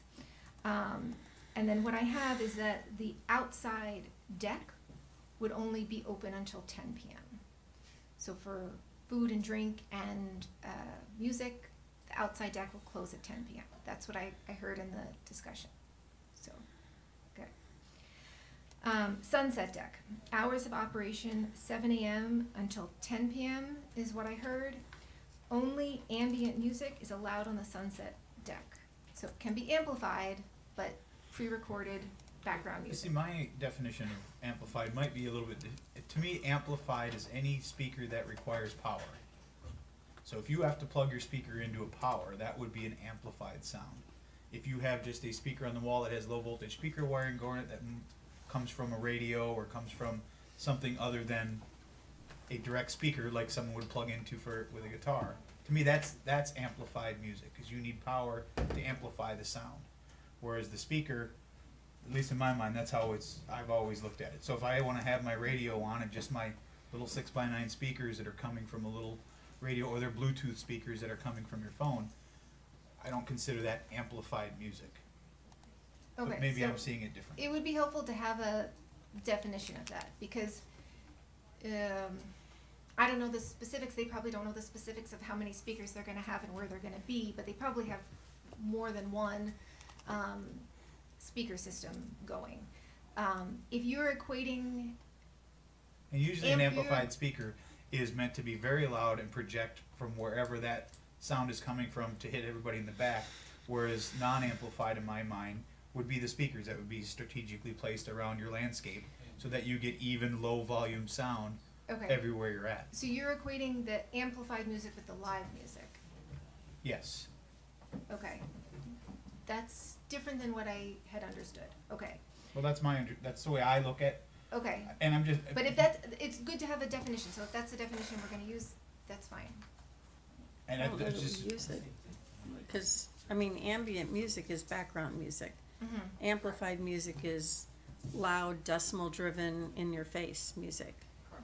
and you can still, in the description that I just laid out of my mind, ambient music can still be louder than the noise ordinance allows, but you still have the noise ordinance. Oh yeah, you can turn up non-amplified speakers pretty dang loud, trust me. I've been in trouble for it before. Oh, you can, you shouldn't though. You shouldn't, right? Yeah, yeah, okay. I'm not saying you should, I'm Okay. just, I wanted to make it clear that it's not saying that you can't, the noise ordinance would still supersede whether it was amplified or Right. not, whether or not it was too loud. Got it, That's what I was trying to get at. okay. So for going back to the Arches Gateway, it says amplified sound, all sound? Cause they may have some that's ambient and some that's amplified?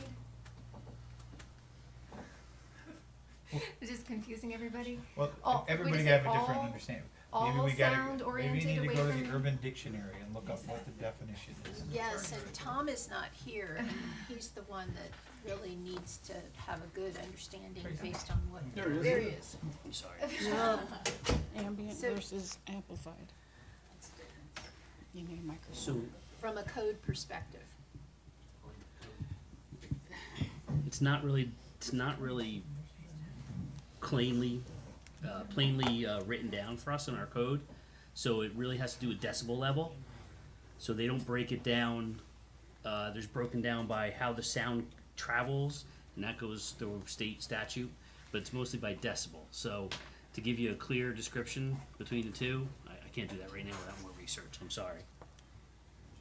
Well, Apologies. no, That clarified it. It does define it, correct. Yes. But the problem is, it's defined, but it's not clear because we have no cases that back that up yet. So I would say I need more research before I give you a definitive answer. well, yeah, I guess, but just for your sake, Judith, but if I've got my Sirius radio playing at the Sunset Deck, in this case, after 9 o'clock, am I gonna get a code violation for having amplified music? Do you want to issue a code violation?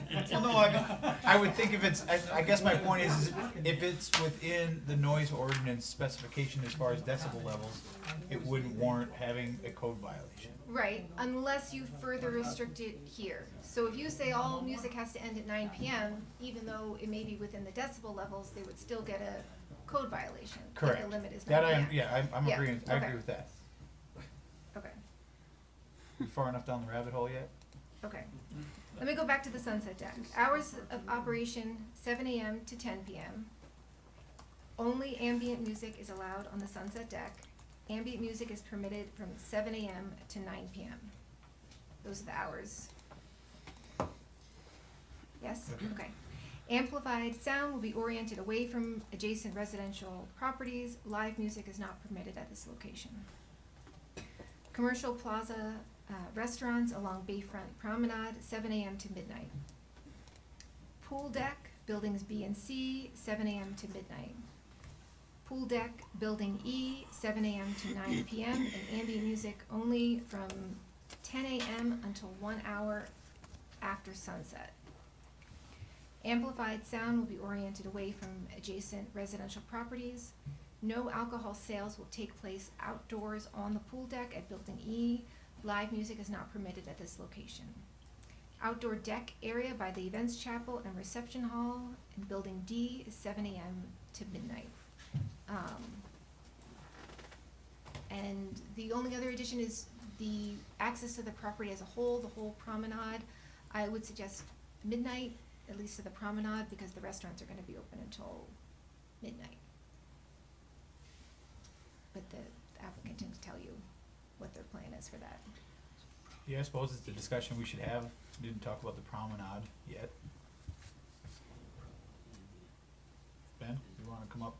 What are your intentions for the promenade as far as ambient music or amplified music? Is that what you're asking? Or hours of operation? No, I was just thinking hours in operation in general. If you look at their proposed access to the property, those open, the linear part, the public promenade, they are gonna have, restricted access after a certain hour, but I didn't hear what hour that was gonna be.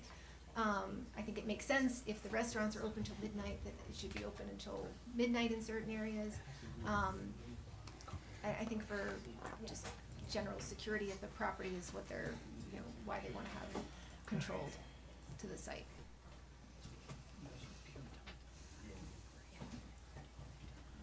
For the record, Megan Strayhorn. So we are hearing concerns. I'm directly answering the question pertaining to kind of the hours for Bayside Promenade and the linear park. The linear park, since it is really directly contiguous to those residential neighborhoods, we're fine with a sunset to an hour or sunrise to an hour after sunset for that portion.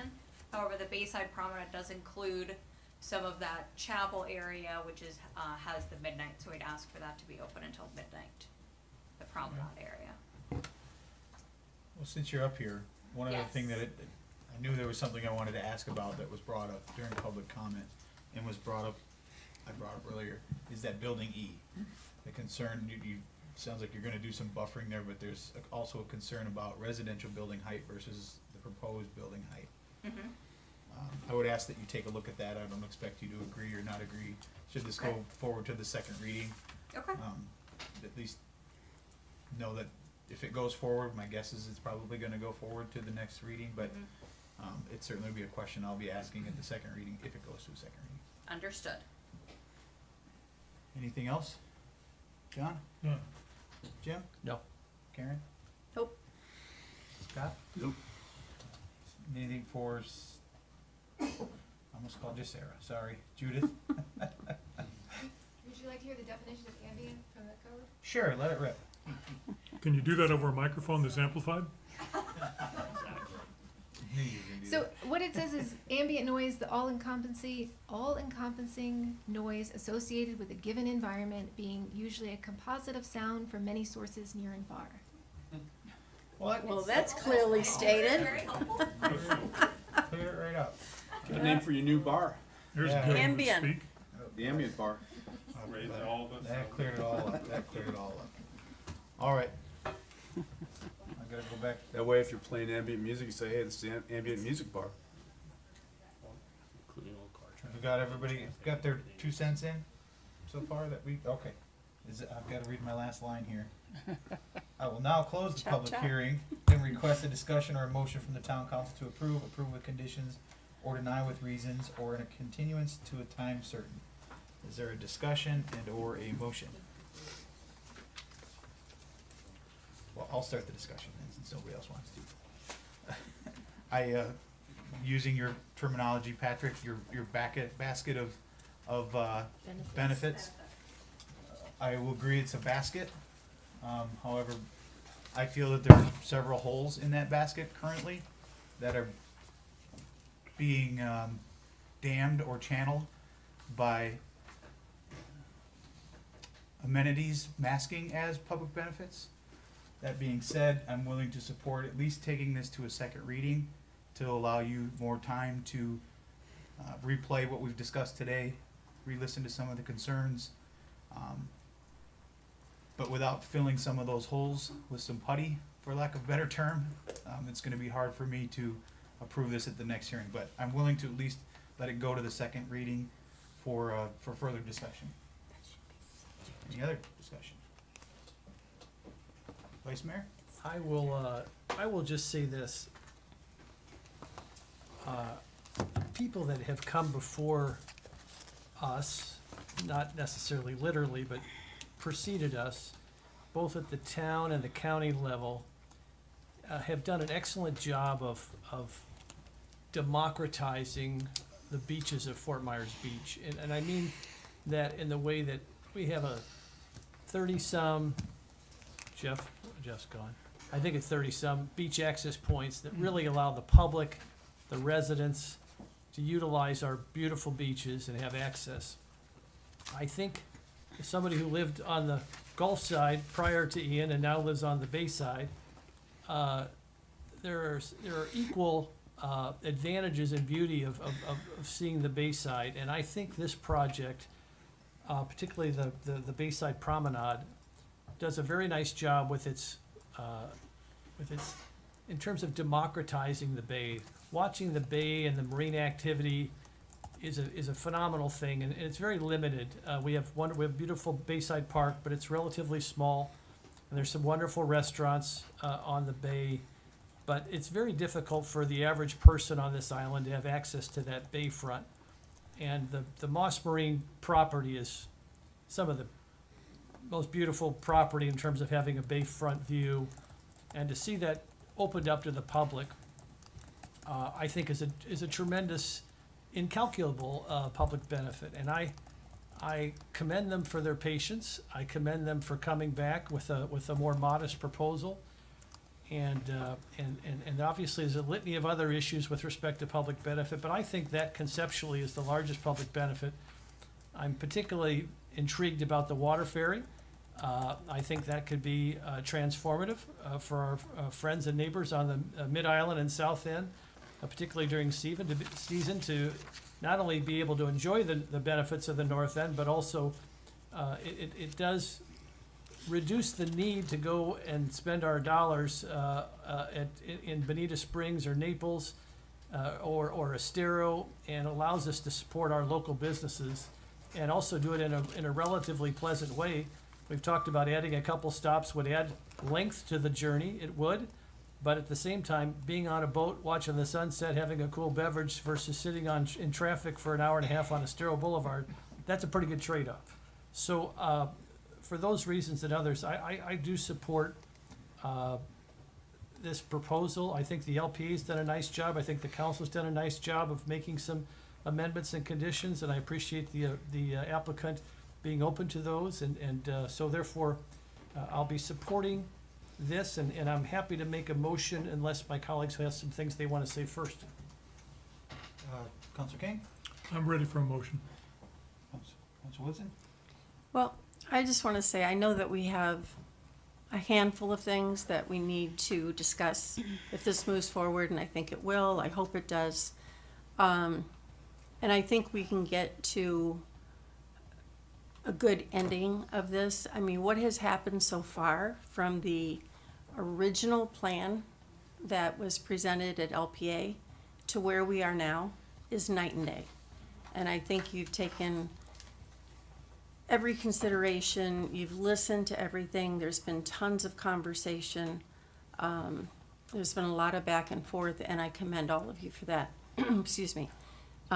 So I definitely am in support of this. I live in the neighborhood. I think what you're trying to do to make it reasonable and accepting for the neighborhood is great. So I would be ready for a motion as well. Counselor Safford? I'll echo that as well. What did Aristotle say? Patience is bitter, but fruit is sweet. Depends on the fruit. Go ahead, Mr. Vice Mayor. Well, Mr. Mayor, with the assistance of our town attorney, I will do the easy part and move passage of ordinance 25-04 Arches Resort CPD. And Nancy, help me fill in the, Second reading. you move it to second reading On, do we have a date? June 2nd. On June 2nd. On June 2nd. Subject to The conditions. that have been identified in our staff report and the adoption of the comprehensive plan amendment proposed in ordinance 25-04 at the time of approval. As so eloquently stated by our town attorney. I'll second. We got a motion by Vice Mayor Adderholt, a second by Counselor Woodson. Discussion? I just want to add a little bit, I didn't go too far into depth, but my hesitation does not stem from Ben, you or your family. You've been here for a long time. You've been great operators. I think what you're trying to do there is very powerful. I support something there. I think we're close. I respect your property rights there, but I also respect the property rights of those surrounding the neighborhood. I think over the next month, as you discuss this with your team, my hope is that you'll be able to come back with something that's a little bit closer for me, to be able to help alleviate some of the concerns that your neighbors have, to allow you to be able to build something profitable that will fit into the neighborhood. You guys have been more than willing to go back to the drawing board, has been stated, and listen to all the complaints and all the suggestions. I have no doubt that you won't do it again this time, and I'm looking forward to seeing what comes out of it on June 2nd. With that, is there any other discussion? Vice Mayor Holt? Aye. Counselor Woodson? Aye. Counselor Safford? Aye. Counselor King? Aye. And I'm an aye as well. That motion carries unanimously. We'll see you on June 2nd. Oh wait, we got another one. Another item, that's right.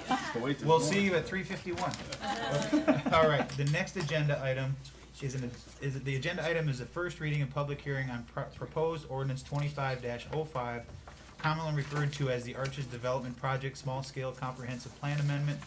If approved at first reading, a second reading will be scheduled for June 2nd, 2025 at 9 a.m. prior to adoption of ordinance 25-04 or at any other time identified by town council. This is an ordinance of the town of Fort Myers Beach, Florida, amending the town of Fort Myers Beach adopted future land use map dated January 1st, 1999, contained in the town's comprehensive plan for properties located at 450, 445, 441, and 436 Harbor Court, 435 and 438 Bonita Street, Fort Myers Beach, Florida, also identified as strap numbers 24-46-23-W3-00027.0000, 24-26-23-W3-00026.0020, 24-46-23-W3-0030B.0200, 24-46-23-W3-0030B.0190, 24-46-23-W3-0030C.0060, 24-46-23-W3-0030 C.0040 and 24-46-23-W3-0030 A.00 or 0110 Fort Myers Beach, amending the future land use map for these parcels from mixed residential 4 parcels and marina 2 parcels to pedestrian commercial, providing for clarifications as necessary, providing for conflicts of law, scrivener's errors, severability, and providing for an effective date. So council, this is legislative in nature, so this one will be adopted pursuant to some standards that are in your code, as well as whatever other comments might be made. Okay. Judith? Judith Frankel from Community Development. Freeland Florida Holdings LLC, owner of the subject property, and the neighborhood company, applicant for the owner, are requesting comprehensive plan future land use map amendment. The amendment requests a change of 3.53 acres of marina future land use, known as Moss Marina, and 1 acre of mixed residential future land use to pedestrian commercial. There are no proposed text amendments to the comprehensive plan. 3 of the parcels that we discussed under the previous application are already pedestrian commercial and do not require a comp plan amendment. That's why there's fewer addresses here. On April 8th, 2025, the LPA voted unanimously to recommend approval of this comprehensive plan amendment. In discussing this, I'm going to give you a little bit of background on the 2 existing future land uses. The first primary one being the marina future land use, which allows a maximum floor area ratio, or FAR, of 1.5, and no density is listed in the comprehensive plan for the marina future land use.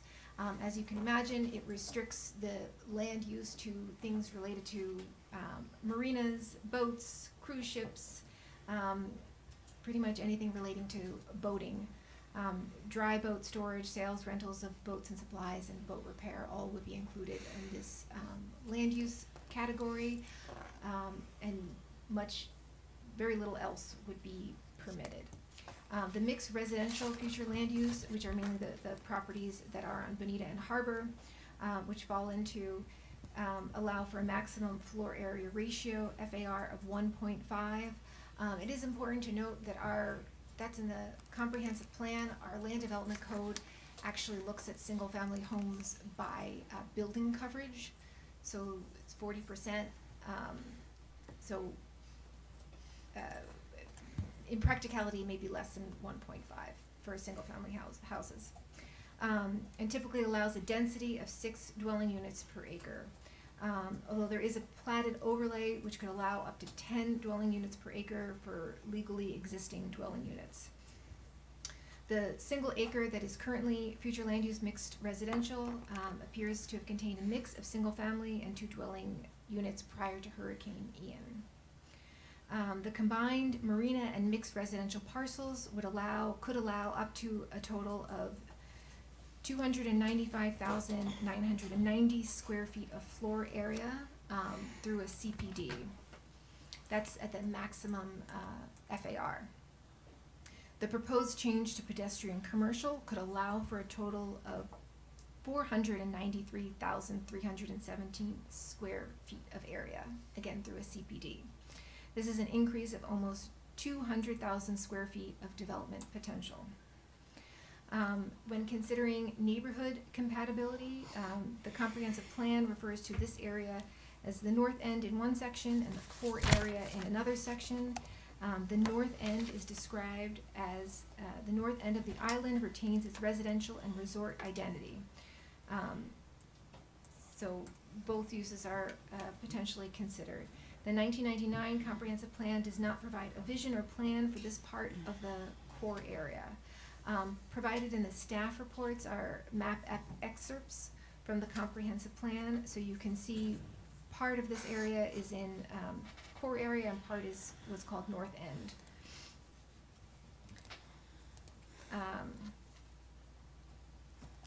The pattern of the platted overlay districts on both the east and west side of the pedestrian commercial districts creates a buffer between the higher impact of downtown and the lower density residential districts.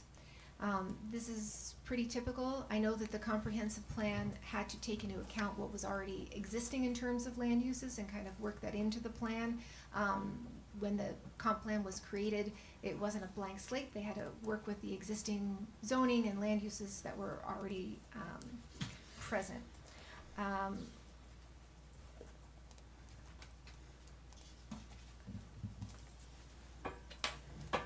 Okay.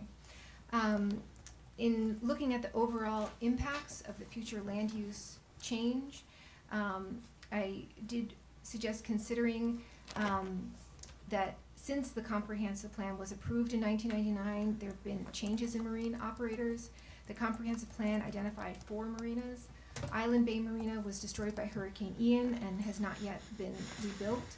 The Snook Bight Marina appears to now be located at the former, what the comp plan called the Mid-Island Marina location, and Fishtail Marina remains at the original location.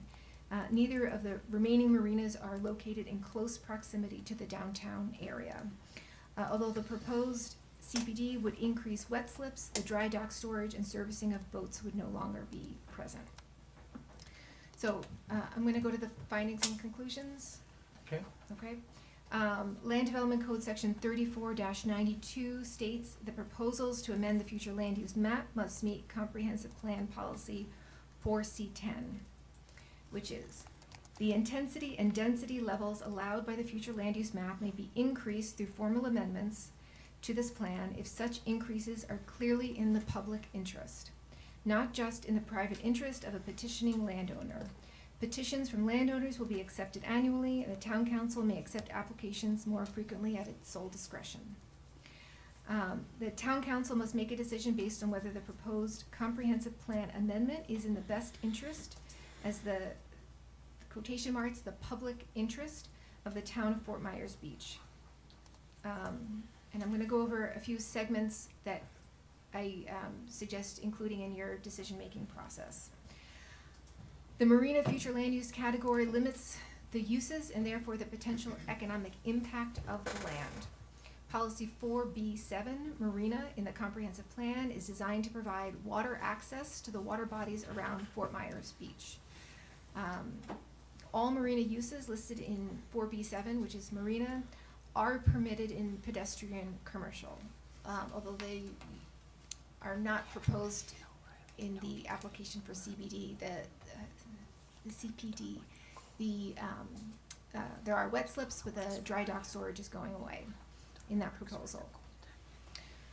Fort Myers Beach is an island. Both visual and physical access to the water is an important component. The changes in the future land use category will not necessarily limit the access to the water. It'll be a different kind of access. Let me ask you a question on that one before you move on, because I've always wondered this about the marina zoning district. Why wouldn't it make more sense to adjust what is allowable within the marina zoning district versus forcing someone to come in and go from a less dense or no density to the maximum density? Wouldn't it make more sense through the comp plan as we're going through it to adjust the marina designation and what the scheduled uses could be as far as density and intensity? So that would be a different kind of amendment, but that would impact not just this property, it would impact all of the marina. And so I think there's it would be a different conversation that we're having. This is a small scale, I'm not off the top of my head, but I think there would be a bigger discussion to talk about What changing. would you, if this is small scale, what would you consider a large scale? Well, this is, I think what you're trying to characterize it as is a text amendment.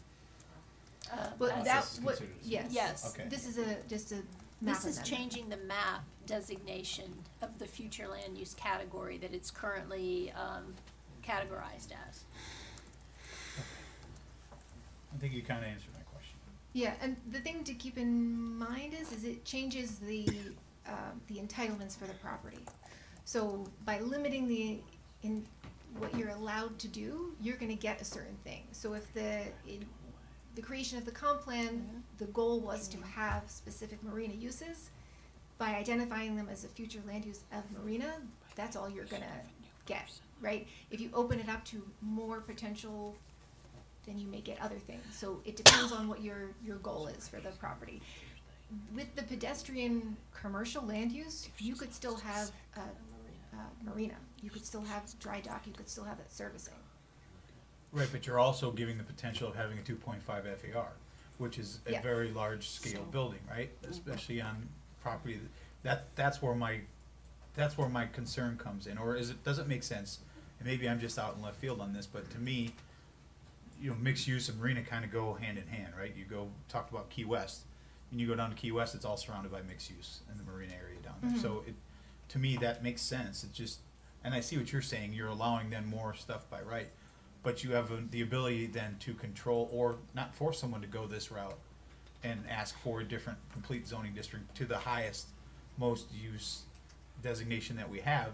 This would provide maybe some people that are in a marina to keep it more of a dry storage type marina and allow them to have some sort of mixed-use residential or commercial on that property. That's what I was kind of getting at, as far as if we're gonna go through this comp plan amendment, does it make sense to look at that to try to mitigate the few that are left on the island to keep dry storage, because we've heard that's an important thing for a place surrounded all by water. Just something to think about. Well, we are gonna be talking about the comp plan in future meetings, so it's something to. This is not Yeah. it just, to me, if that would have been in place, we maybe wouldn't be where we're at with this conversation. Mhm. Maybe we would have been, but I think it might have alleviated some of the deviation requests. It might have really, you know, they could have still maybe asked for more outside of that, but it wouldn't have gone from 0 to maximum. Mhm. Anyway, continue. In the coastal management element, the section on land use conflicts notes, in few cases, marinas are completely surrounded by residential dwellings and the only road access is by residential street, thus limiting future expansion potential to protect other existing uses. So this is the comp plan saying they don't expect there to be other uses proposed because there is only residential street access to these properties, and that would limit the marinas from becoming other things. But the CPD that you've seen is proposing their own street within the development to access their property. Policy, future land use 1B7, pedestrian commercial, states that the commercial activities must contribute to the pedestrian-oriented public realm. The proposed map amendment would allow further development to contribute to this goal for Old San Carlos and Times Square. Any new development in this area would be required to be pedestrian-oriented. As you see on that promenade level, they've brought things down to the ground level to be more pedestrian-oriented.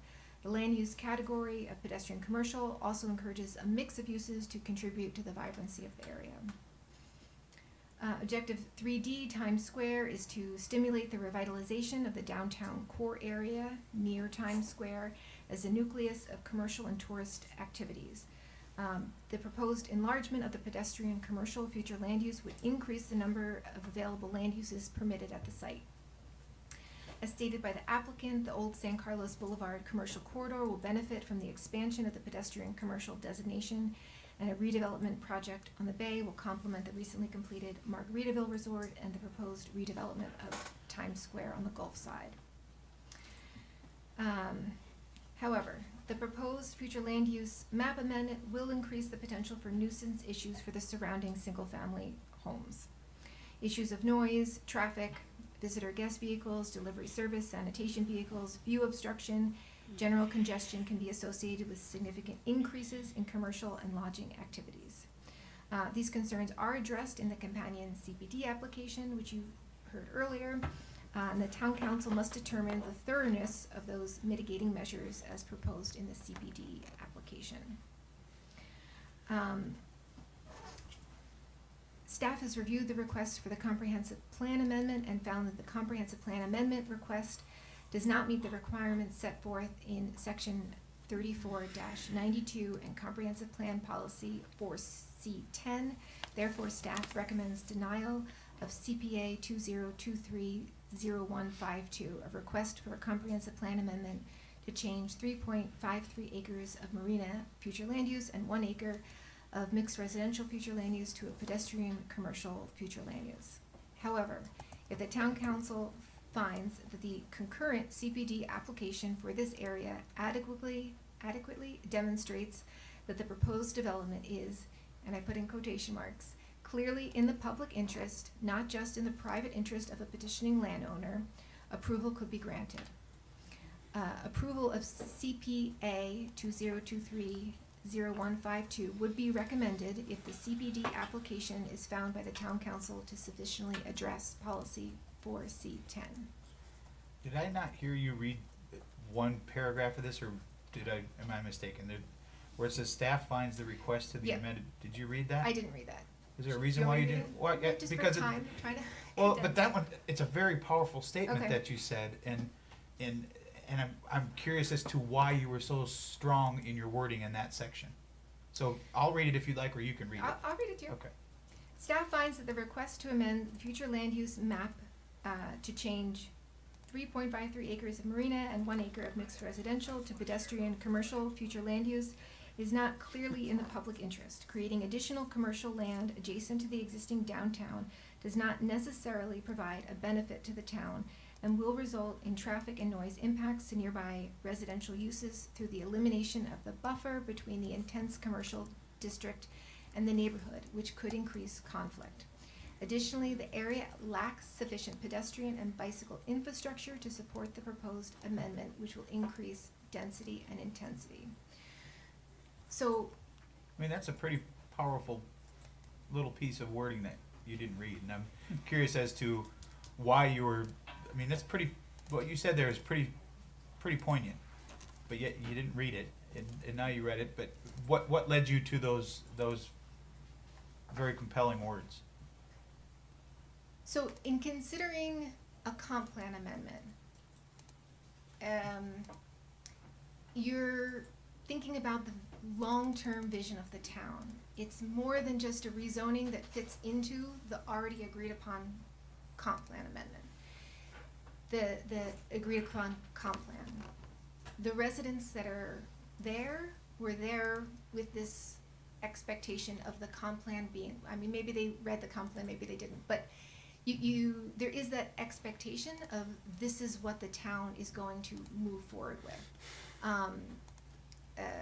Anybody can bring an amendment to anything at any time, the state law allows for that, and in certain cases, there's things that come up, that the town couldn't foresee. The town did not foresee Hurricane Ian, right? And what kind of changes that would bring to the island. So there's things that happen. The change in the land use has an impact on that residential neighborhood. And so for me, in reviewing it, where it says clear public interest, it's not clear. There is an impact on that neighborhood. Now, what I said when I get to the recommendation is if you feel that the CPD has accounted for that and they have mitigated what those issues can be, as you heard, what people are concerned about, then it would make sense to approve it, if you feel like all of those issues have been resolved and mitigated. But this does have an impact on the long-term growth of the town. As you said, what other marinas may see out there as a possibility, but in this specific area, it depends on what you're trying to encourage. That residential area, the zoning is residential conservation, and the intent there was to conserve those residences, right?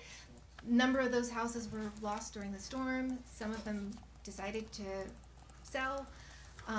So there's changing conditions. I don't know if I'm.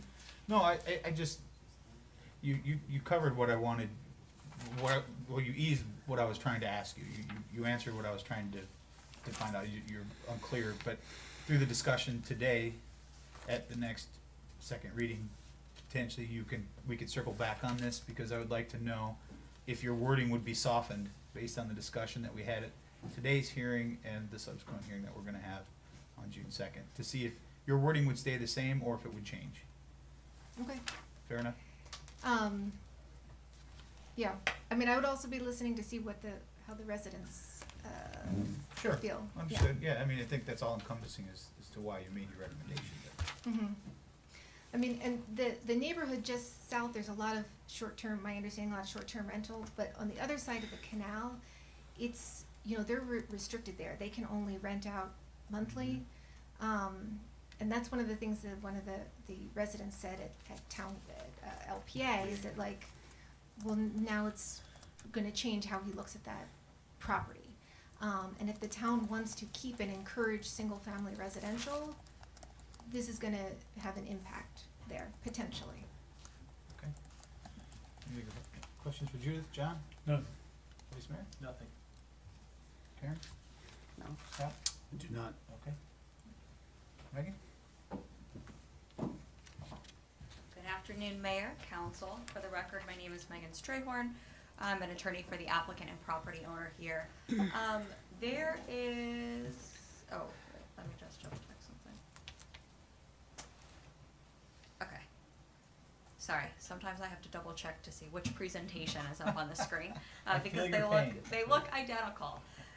So here with us today, we do have our team. I will introduce everyone. Just for the matter of record, for our expert witnesses, we do have Ken Gallender and Patrick Vaness from the Neighborhood Company. They both previously testified in front of you all today on numerous occasions and have been previously deemed experts in their respective field. So I'd ask that they be deemed an expert here today as well. And we also have Mr. Ben Freeland on behalf of the property, as the property owner. Some background, so you heard the commercial plan development, which was first. This is the comprehensive plan amendment. We're gonna try and keep it brief. We got into all the nitty-gritty details with the first agenda item. This is more of a broad scope, wide lens review. This comprehensive plan amendment has gone before the LPA on 2 prior occasions. So the first occasion was in April of 2024 when LPA recommended a denial.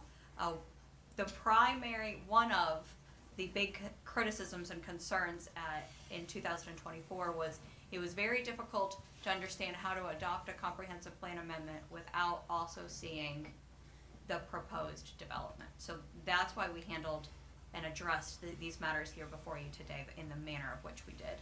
So now that we have the CPD under our belt, we can focus on the comprehensive plan amendment. This second time around, we had unanimous recommendation of approval. Moving into this hearing, and staff has issued a recommending a denial. So for the CPA, this is legislative in nature. It is much more policy focused. It is much more, does this redesignation fit within the vision of your comprehensive plan, within the intent of the comprehensive plan, and does it work with the other elements contained in your comprehensive plan? And we've already talked about the quasi-judicial. We still need the applications, the competent substantial evidence. So everything that we have submitted that Mr. Vaness and Mr. Gallender have prepared would be entered into the record, as well as this presentation.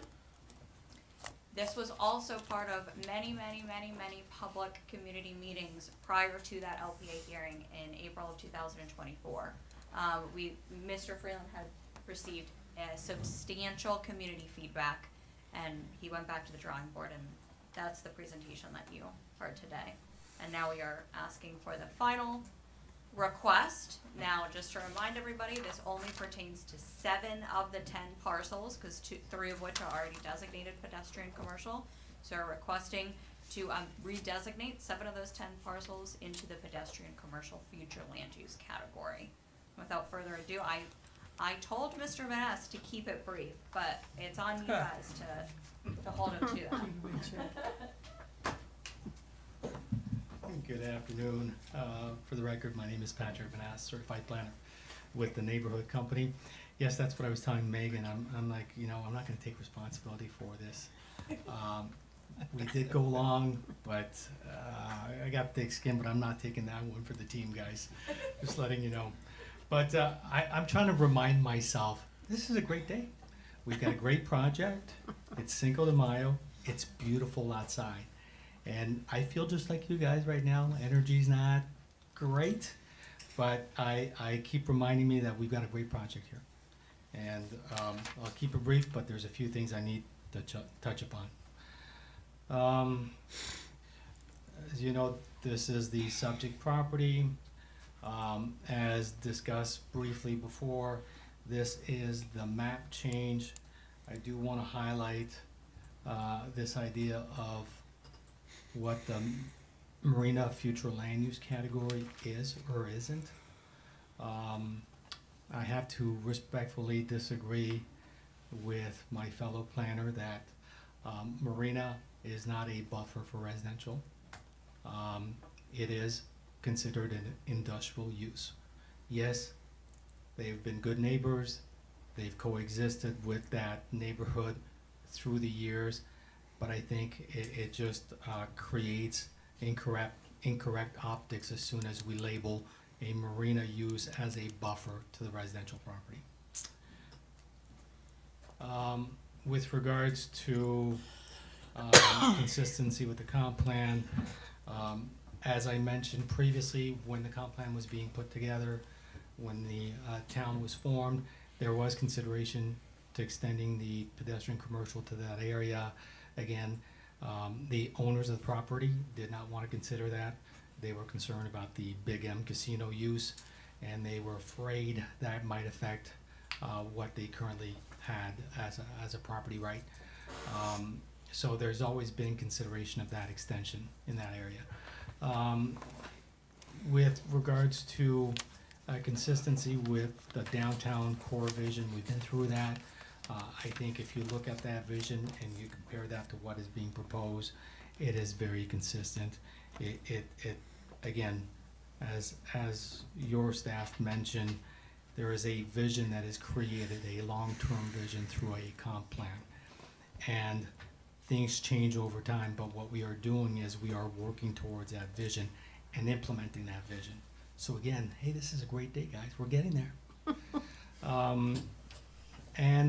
With regards to the overall pedestrian commercial future land use category, it allows a plethora of uses, and it does allow an FAR of up to 2.5. However, concurrent to this application, you have a CPD that significantly limits things. So the CPD limits the FAR to a 2.0. By approving these concurrently, that's our limit. We can't go above that. The only way we could go above that is going back through this entire process all over again, and I'm sure Ben has had enough for his lifetime. Also, you've got safeguards in the CPD, you got conditions, you got limitations, you got uses identified in there. So again, while the future land use category is more permissive, the CPD is restrictive. There was a question asked previously about what our FAR would be without the parking. Don't hold me to it. I will come back with an exact number for the next hearing. I did some quick planner math, and if you ask engineers, they always tell us that we shouldn't be doing math as planners. But we would be at a lot closer to 1.5 or less than 1.5 rather than the 2. We've talked about the vision. I'll skip through that. I went through the slide earlier on. I'm not going to reiterate it, but the same comments apply. I do want to talk about marina uses, allowing pedestrian commercial, allowing for marina uses. And I really liked what Mr. Adderholt said with regards to democratizing the waterfront. What we'd like to point out is the marina today is a private marina, and that means it services a few hundred people, and that's the access that is providing the benefit is provided to those that own a boat and lease space for their boat. What this is going to do is it's going to open up the waterfront, and now we're going to have thousands of people that will have enjoyment of that public waterfront. So I think that is a great benefit. So with that said, we have a plethora of supporting documents in the packet, talking about various policies and how we are consistent with the comp plan, consistent with the intent and the vision. So based on my professional planning opinion, I truly believe that this request is consistent with the comp plan. And based on our testimony and the evidence provided, we respectfully request that you approve this proposed comp plan amendment. Thank you. Scott, questions for Patrick? I do not. Karen? Well, it's not really a question, but a statement, if you will. I'm the proverbial note taker, and I went back to notes that I took on April 16th of '24 when this came in the first time, and I questioned the pedestrian commercial, and it was verified by Sarah Probst at that time that Fishtail is currently an already zoned commercial pedestrian. So in my mind, this takes 2 of our 3 marinas and puts them in alignment with commercial pedestrian. I'm not sure what Snook Bite is. I have no idea, but it was confirmed at that meeting that Fishtail is commercial pedestrian with a FAR of 2.5. I thought Fishtail was in Santini zoning, which is still a 2.5, but. No, Sarah looked No? it up because I asked the question I then. can either confirm or deny. Yeah. I I did thought it. it was in, I thought it was, I could be wrong, but if you took the notes, I'm I sure we took the can look it notes up. because I asked the question But the end because- result is the same, I think Santini is the only other one that is a 2.5. Right. But to date, really no other, even in our approved residential or approved projects that we have, nobody's even come close to 2.5. I think the highest has been maybe this one 2.0, but I mean, it's allowable, let's put it that way, and then It's two less of the than three of our marinas would now be commercial pedestrian. That's just a point. I'll go back to my current meetings. Current. Copious notes. I Vice don't- Mayor, questions? Whole I would just say to the applicant, I do appreciate you combining the CPD with the comp plan amendment today. I think it's been very helpful and very fruitful. And, I don't have any additional questions. John? None. You've covered most of mine, so as of right now, I'm good. All right, we'll open it up for public comment. Either of you two like to come up for public comment?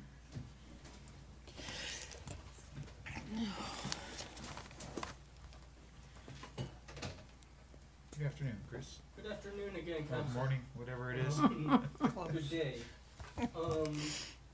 Thank you all for, your time today and listening to residents and trying to work with, Ben and the team to find some middle ground here. Ben and your team, thank you for also listening to residents and getting us to a closer point on a project to be acceptable. Chris, can you state your name for the record, Chris please? Mastero, 923 3rd Street, I have been Thank you. I just wanted to bring this up, I don't wanna beat a dead horse, but I think the, CPD application didn't visualize this well. On page 447 of your packet, in the CPA portion, you'll see an existing land survey of the property, that's being developed and our adjacent properties. All these little dots all over the survey map are ground elevation. So on our properties, you can see, on residential properties, you can see. Yep. On residential properties, you can see our grade elevation averages 3 feet, 2.5 feet, 2 feet. It's pretty low. However, on the marina side of the wall, you'll see their land averages 4 feet, 4.5, and around there. So when the marina was built, they added 2 feet of grading into their land. And you'll also see where the concrete wall is. which is the bordering wall between their property and us. And you'll also see that there are storm drains on their side of the property, on our side of the wall. That's kind of what I'm trying to get at. Is, Ben, I appreciate you listening and you saying you'll provide an outfall to the town and to try and alleviate drainage, but you've provided drains. We need more than an outfall. We need drains. And you're grading, I'm almost positive you'll be bringing in more fill on your site.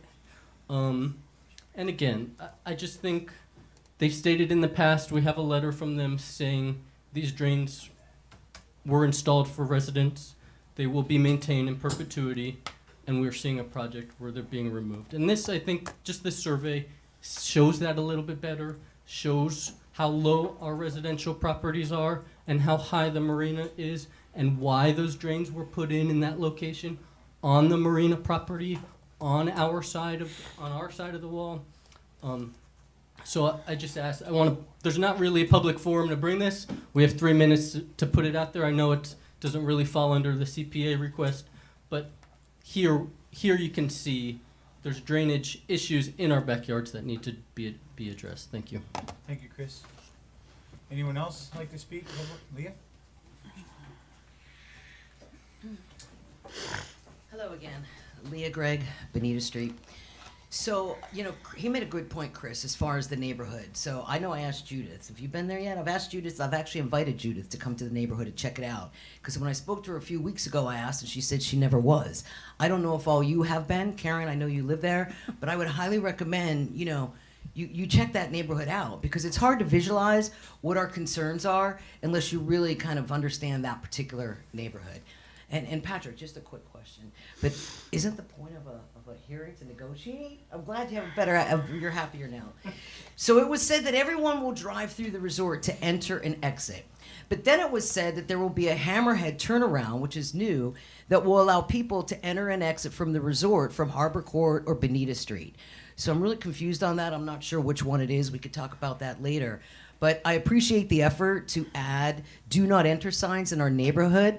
But do you really think signs are going to deter anyone once they know they can access the resort via Bonita Street and Harbor Court?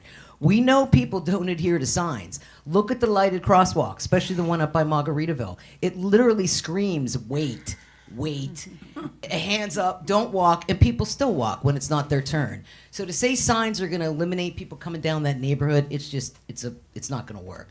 Again, once people know that gate is available to access and exit the resort, there'll be no stopping them. And if you allow any public access, any at all, other than perhaps EMS, the traffic on these streets will increase exponentially, and it will be a safety risk. And again, you'll understand that if you see how narrow the streets are. These people are going to drop people off, they're going to turn around, and they're going to fly back out to try to get in line to get in the main entrance. Like many dead-end streets on our islands, the trash and recycle trucks for residents, they back in and they pull out. They do this on my streets in Matlacha. The trucks do not turn around in my driveway. So the subject of comment that was made that trash trucks will have to turn around in neighbors' driveways is simply not true. Lee County Trash and Recycle, they're accustomed to operating this way. Many islands have dead-end streets. They're very narrow. They back in, they pull out. It's never an issue. And keep in mind, one more thing. Anita, the LPA chair, she asked for and Ben agreed to reduce the music, again, from amplified to ambient, on the rooftop bar directly over top of the homes on the one side of Bonita Street and 3rd. Ben also agreed to move the bar from the outside to the inside, but I'm not sure if this is still happening, so hopefully we can make that happen. And lastly, Patrick said the drainage will fall on the town, because this is important. If you've ever driven down 3rd when it rains, Karen, I'm sure, there's your little car, I'm sure sometimes you can't even make it down there. You're going to have to turn around because it's just too deep. It's happened. Yeah, I bet. It's happened to me too, and I have a little SUV. So again, it'll fall on the town. Now keep in mind, the current drainage we've all learned we have is flat. So drainage is a big concern and a huge expense. And we don't have the millions needed to add drainage in that neighborhood. Don't mean any disrespect, but unfortunately, I know you could talk to about the CBD grant. There's no money left. We didn't ask for drainage. We didn't ask for any kind of stormwater management like Bonita did, who got 21 mil. Fort Myers, who got 15 mil. Cape Coral, who got 10, and Lee that got 11. I'm just saying we need to figure out how we're going to pay for this drainage. Because if they're not going to, and it's going to be put on us, you need to understand there's no money really available. And if there is, please share. Thank you, Leah. Thank you much. Have a great day. It's been a long one. Anyone else with public comment? Seeing none, we'll close public comment, bring it back to the council for discussion or motion. And just point of clarity, Fishtail is in Santini zoning district. And to answer, the only marina that would be left after, it would be the commercial marina, which is, Snook Bite. It's zone CM. Is that correct? Is that? Yeah, so I did check and confirm that Council Woodson is correct. The So only then our other maps are wrong. future land use, marina, it would be Snook Bite Right. behind Publix. The Fishtail is under future land use is pedestrian commercial, and its zoning isn't even marina. So for this property, the future land use is marina, the zoning is marina, and the same for Snook Bite, but not for Fishtail. Yeah, it's, so future land use, but it is zoned Santini, current zoning map. Yes, it's not even zoned marina, yeah. Right. So we're both right. And we're both wrong. Does that make you feel better? No, it doesn't. That made me crazy. It has nothing to do with anything, but, all right. Further discussion, or is there a motion? I will now close the public hearing and request a discussion or a motion from town council to approve with conditions, or deny with reasons, or a continuance to a time certain. Any further discussion? Well, again, I will start. For the same reasons I mentioned in the previous hearing, I will support this going to the second reading. See where it goes from there. Anyone want to make a motion? I'll move ordinance 25-05, comprehensive plan, small scale amendment to a second reading scheduled for June 2nd, 2025 at 9 a.m. Anything else I need, Nancy? Consistent with, based on the findings of fact that was made by the planner and the testimony from the applicant's planner. I will accept that, thank you. All right, got a motion by Counselor King. Is there a second? Second. Seconded by Counselor Woodson. Any further discussion? Counselor King? Aye. Counselor Woodson? Aye. Counselor Savard? Aye. Vice Mayor Adderhope? Aye. And I'm an aye as well. That motion carries unanimously. We'll see you on the second. All right, next is our administrative agenda. The first item is a resolution of the Town Council of the Town of Fort Myers Beach, Florida, approving and authorizing the town manager to execute change order number 1 to contract ITB-23-18-UT between the Town of Fort Myers Beach and Andrews Site Work LLC, increasing the contract amount by $757,545.41 and providing for an effective date. Frankie, Yes, so basically what we're doing here is we're adding some streets. who are you? State your name for the My name is Frankie Kropacek, Right. and I'm the Community Development Director for the Town of Fort Myers Beach. Basically what we're doing here is we're adding some streets. They're right there, handling that portion of town. It made sense as they went and looked, and it was on future expansion for Tier 1. So we're doing a couple of streets that were added. Our Gulf Island Drive, Bayside Road, Coral Road, Dolphin Land, and, Coquina. is it Conina? Coquina. Dolphin Land? Lane. Lane, Oh. sorry. It's land on the blue sheet. So those are gonna be added, to the current work. Just also a reminder that we're already about a year ahead of schedule, with that Tier 1 expansion. As you can see on the far south side of town, they started going and doing overlays of the areas that were tore up. We're slowly getting there. All right. And then, do you want to explain the funding a little bit, or would you like me to read through where the town's portion of the funding is coming from? Yes, it's gonna be coming from our fund, our State. enterprise fund. This- And then also, moving forward, we're having ongoing discussions with Angie Brewer, who manages our CRF loans through the state. And that'll be coming up next week here. Is it budgeted, or we're looking to find these funds elsewhere? The town's portion. Ours is insurance. It was through insurance funds that we actually had that in there. the ability to do that.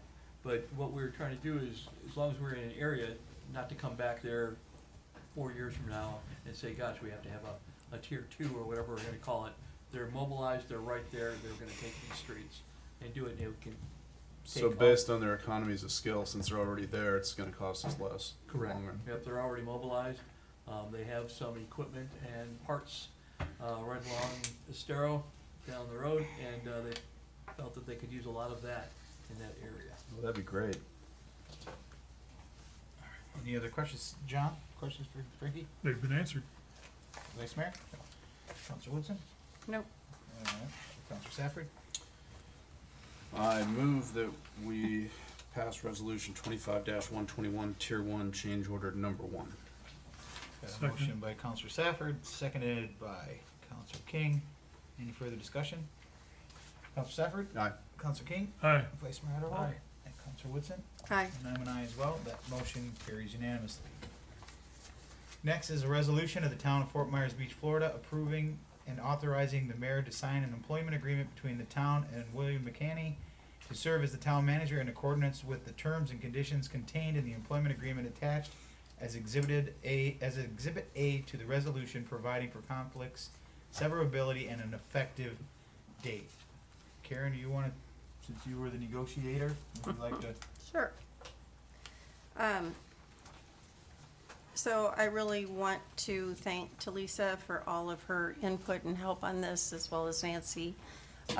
We were able to come to a decision. We did go back and forth on a couple of items, which I think the negotiations turned out well and in alignment.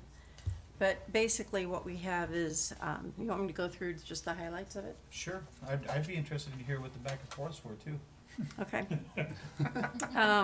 Well, there was a back and forth on salary, which we hadn't even gotten the offer out yet, but Will had come back. We asked him for bullet points as to what was important to him.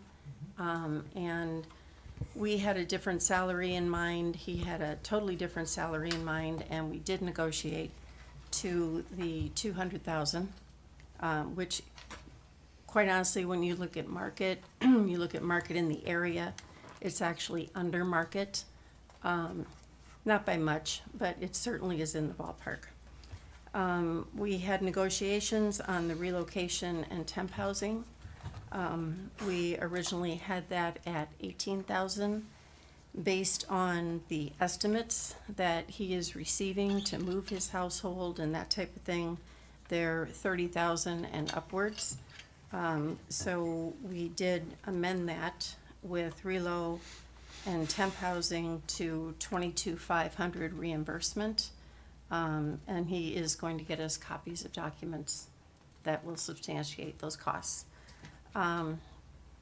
Benefits, he will go with the town's normal benefit structure. We pay 100% of the employees and 50% of the spouse. The pension plan, the town contributes 10% per That's year. for insurance, correct?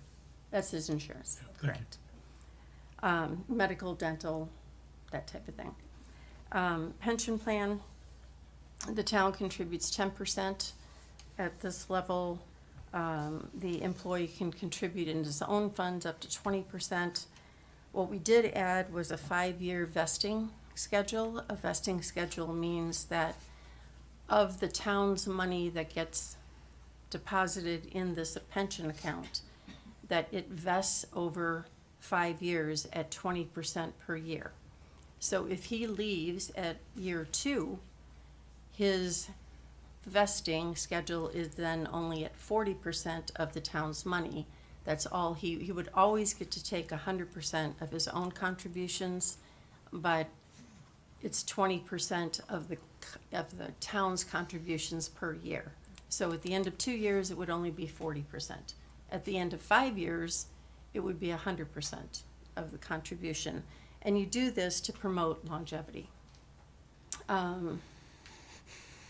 We've asked for, in case of a resignation, we have agreed upon 120 days written notice. We saw how long this took to find our desired candidate, and it's a long process. So 120 days written notice with the resignation. All of this was agreed to by Will with a start date of May 19th. That's Okay, it. and then there was one other one, I know we had advertised, we didn't advertise, or did we advertise it specifically that they have to live on island, or Yes. was it Oh, yeah. open? No, it is. It was open. Yes, the council decided to change it to being that, open depending upon the individual. Okay. But I thought we have in the agreement that But we do have it in the agreement. that he agreed that is he would move on. live on So island. Lisa, you need to be on the microphone. Yeah. So sorry, I don't know if this is working either. Do you all have one that's dark? We did agree that it is on island in the final document. Yes. In the final employment agreement, he is going to be living on island. Yes, Talisa Oliveira for the record, Human Resources Director. It was originally posted that that was a negotiable item, whether they would live, the town manager would live on the island or not. However, William McInerney has agreed to live on the island. Okay. Anything else? I think you covered it all. Well, I think that's it. Any discussion? Councilor King? Just thank you to all those involved for all your hard work in putting this together. Vice Mayor? Tremendous process, tremendous outcome. Thanks to all as well who were involved in that process. Councilor Safford? I look forward to him starting on May 19th. Excited. All right. With that, is there someone that would like to make a motion? I will make the motion to approve Resolution 25-145, approving the town manager employment agreement as negotiated between our staff, our council liaison, Woodson, and our potentially new town manager, Mr. McCanny. Second. Sorry, McKinney. Will, if you're listening. Got it's been a long day. Got a motion and a second. Any further discussion? I'm an aye. Councilor King? Aye. Vice Mayor Adderhall? Aye. Councilor Woodson? Aye. And Councilor Safford? Aye. All right, motion carries unanimously. Congratulations, Will. Unanimously? Looking forward to. Unanimously. We know. Unanimously. Yes, unanimously. Unanimously approved. We're looking forward to seeing you and your wife become new residents. Next Wow, that didn't take long to get an alert out. Good job. I don't know what that meant, but we'll go to final public comment. Well, welcome's the new town manager. Oh, she's sitting back there. She's waiting to hit send. Let's see. I'm still sitting. I think it hit send before we finished voting, but I could be wrong. You're lucky I didn't mess up any more words. That'd have been out before the final vote. Final public comment. Anyone wish to speak? There's no one here, so we close public comment. Town manager items. Thank you, Mayor. I'm losing my voice, but don't forget your individual meetings with Dr. Chris, strategic planning on Wednesday and Thursday Strategic. of this week. Want to just pat staff on the back and, give some kudos for the great work they did with the NFIP process recently, and we got it in there, about 2 weeks ahead of time, their deadline, and we got, taken off probation as of November 18th. Of course, I hope that we might have some elected officials that maybe work behind the scenes at the federal level to get that done quicker, but there'll also be an audit that will come up to get back in the CRS program in good standing. So a lot of work to still be done, but staff is on top of that. As just mentioned, Mr. McInerney will be here on May 19th. At that day, I will step into a support role for those last 2 weeks of my agreement, and sit here, let him have the seat, and still be here to support him during the meeting should anything come up related, but he will take charge. That'll be his first day, and you can't have two bosses. So I'll be stepping to the background and working at his disposal at that point for those final 2 weeks. And the last thing, there's no M&P meeting in May. Okay. So I have one question, Andy. So when Will McKinney comes, I know, I say McInerney. It's so easy to do. McKinney, when he, is there going to be time set up, like orientation, if you will, with all the different departments, with council members, that type of thing? Well, we've already done one with staff. This last week, we had a Teams meeting and he was part of that, and they went through projects and we started that process. I've been part of the process the whole time, just to make sure that it was just a smooth transition as you directed me to do. But yes, there'll be time for that. That first week, I'm gonna try to get him plugged in to as many things. There's an event that comes up with the Florida League of Cities, Southwest Florida League of Cities, that we're gonna plug him into, go with you. I won't participate in some of those things. I'll let him do what he's supposed to do. We will have, I assume, your regular meetings that week, but that'll be something that we will continue to discuss, to let you guys sit one-on-one with him, with us, the staff, however we wanna do it, just to make sure that everybody feels galvanized and everybody understands, the roles we're all playing. We have already shared that with him at great length. I believe it was last Wednesday or Thursday. We had that meeting and it lasted a couple hours. He had some questions, not a lot, but some questions. So we'll let that perk a little bit, and we'll invite him back in probably toward the end of this next week or the first of the next week to do it again, just to bring up more information. But we can set some things up. We'll work through Tracy to get some of those things set up with you and with Mr. McKinney. McKinney. AY is. McKinney. Yay. So Willie Mack. Stafford. Stafford and McKinney. Yes. Get it? Anything Kenny and else? Stafford. You got- Nope, that's it. No? All right. Attorney items. Just for clarification, so, our meeting on the 19th, I only asked this because we have several public hearings. Who is going to be sitting in Andy's chair? Is it you or? It's the new town manager. The new one? Yeah, he's being sworn in, and he'll be, He'll I'll take the either helm be here after or that. down here. We'll Okay. be here. Okay. What do we have? We have several public hearings that day, so Oh. we just need to make sure that he's adequately briefed. We'll plug you into him. Yeah.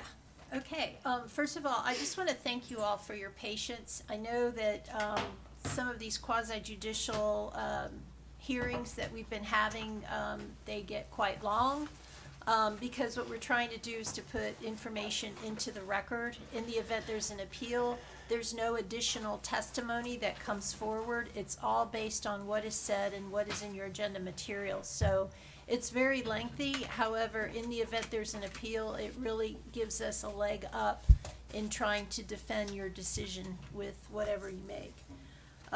Also, I just wanted to get a little feedback. You had the rezoning today and a related small-scale amendment. Did you like that order, to see the rezoning first and then the amendment?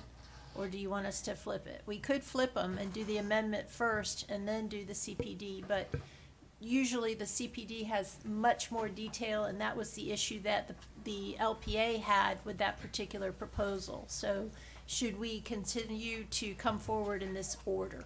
Absolutely, because I'm afraid that I doubt it'll happen, but you always run the risk of changing of a flu and then not approving the CPD, and you open yourself up for a big can of worms.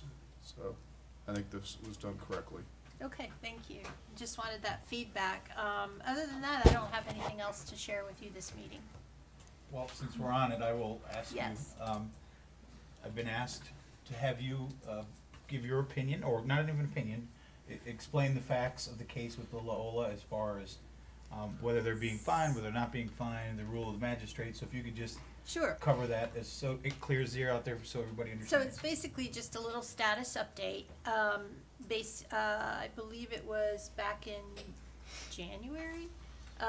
We had our evidentiary hearing, and the magistrate did render an opinion, issued an order, basically finding that they were in violation, gave them a compliance date of March the 1st. Within their 30-day period, they chose to appeal that decision to the circuit court.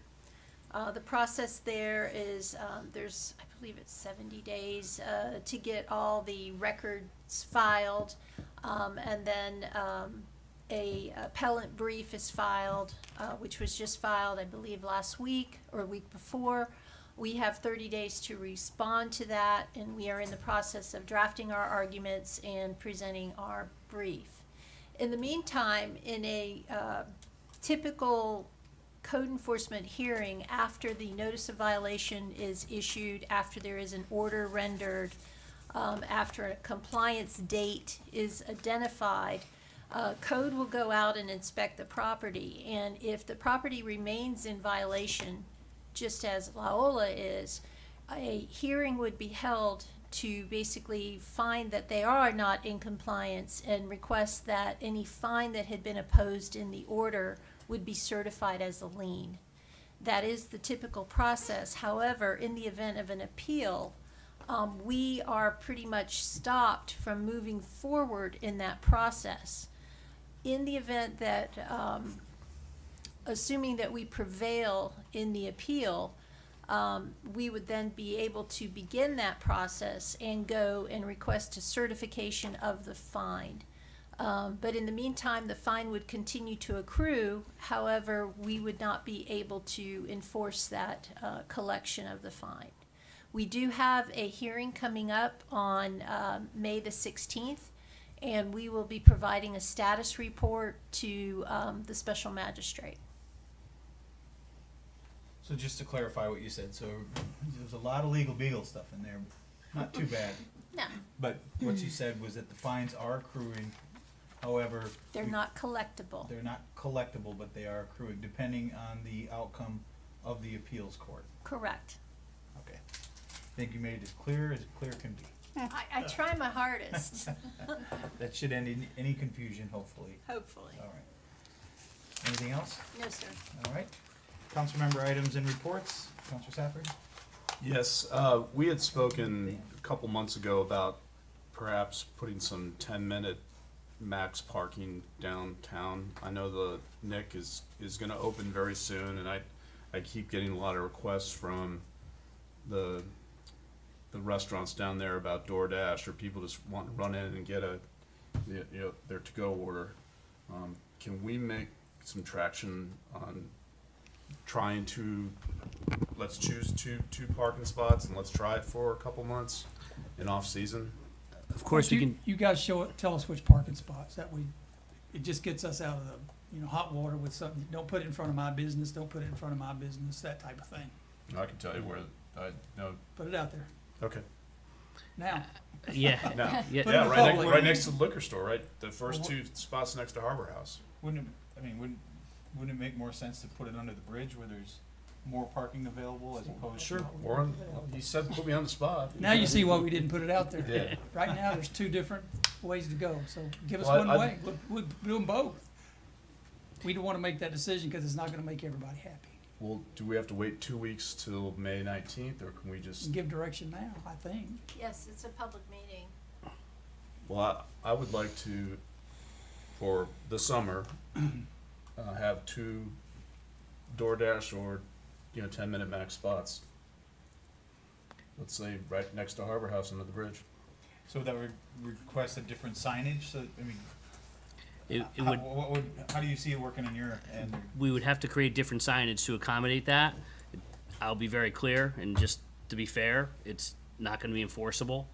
If somebody leaves it there, I'd have to have somebody chalk the tire, sit with the tire for 10 minutes to see if they're coming or going. So just understand that those spots are, if they get filled up, because somebody just park there and go to the bar, because we don't know and can't define who's doing what with DoorDash and everything else. So there'd have to be some more thought process put to the enforcement part of it. It's ultimately up to you, but definitely if you give me guidance on where you want it, I'll just get the new signage that will accommodate it. Well, that's kind of one of the things that was on that piggybacks as to what you're saying. Where did we leave? I know we had conversations about the parking passes, resident parking passes being able to be used in other areas besides just underneath the bridge. Could someone refresh my memory as to, did we ever make changes to that to allow it? If we did, what was the? You did not. You came up to an accommodation for the summer months, off-season, to allow it on any of the town parking spots through the summer off-season months. But there was never a change that allowed that to be the normal. And there's no ordinance change to that. It's just really what you'd like to see happen. And didn't we do that through the notification or the Parking pass. The parking Parking pass. pass. parking pass on our windshield? Correct. Okay. Well, there's been some people out there that have come up and asked about, is it possible to make that a year-round thing where the parking pass can be open to, obviously, they're willing to pay more money for the pass to make it a year-round pass that they could use, not just outside of season, but even during season, they could use it. Maybe it's something that needs to go to an M&P to discuss, but I think that's a council decision. I think it's a however council you wanna do decision. it. Yeah, you can decide that's what you'd like to do going forward and give direction, and we will follow that direction, sir.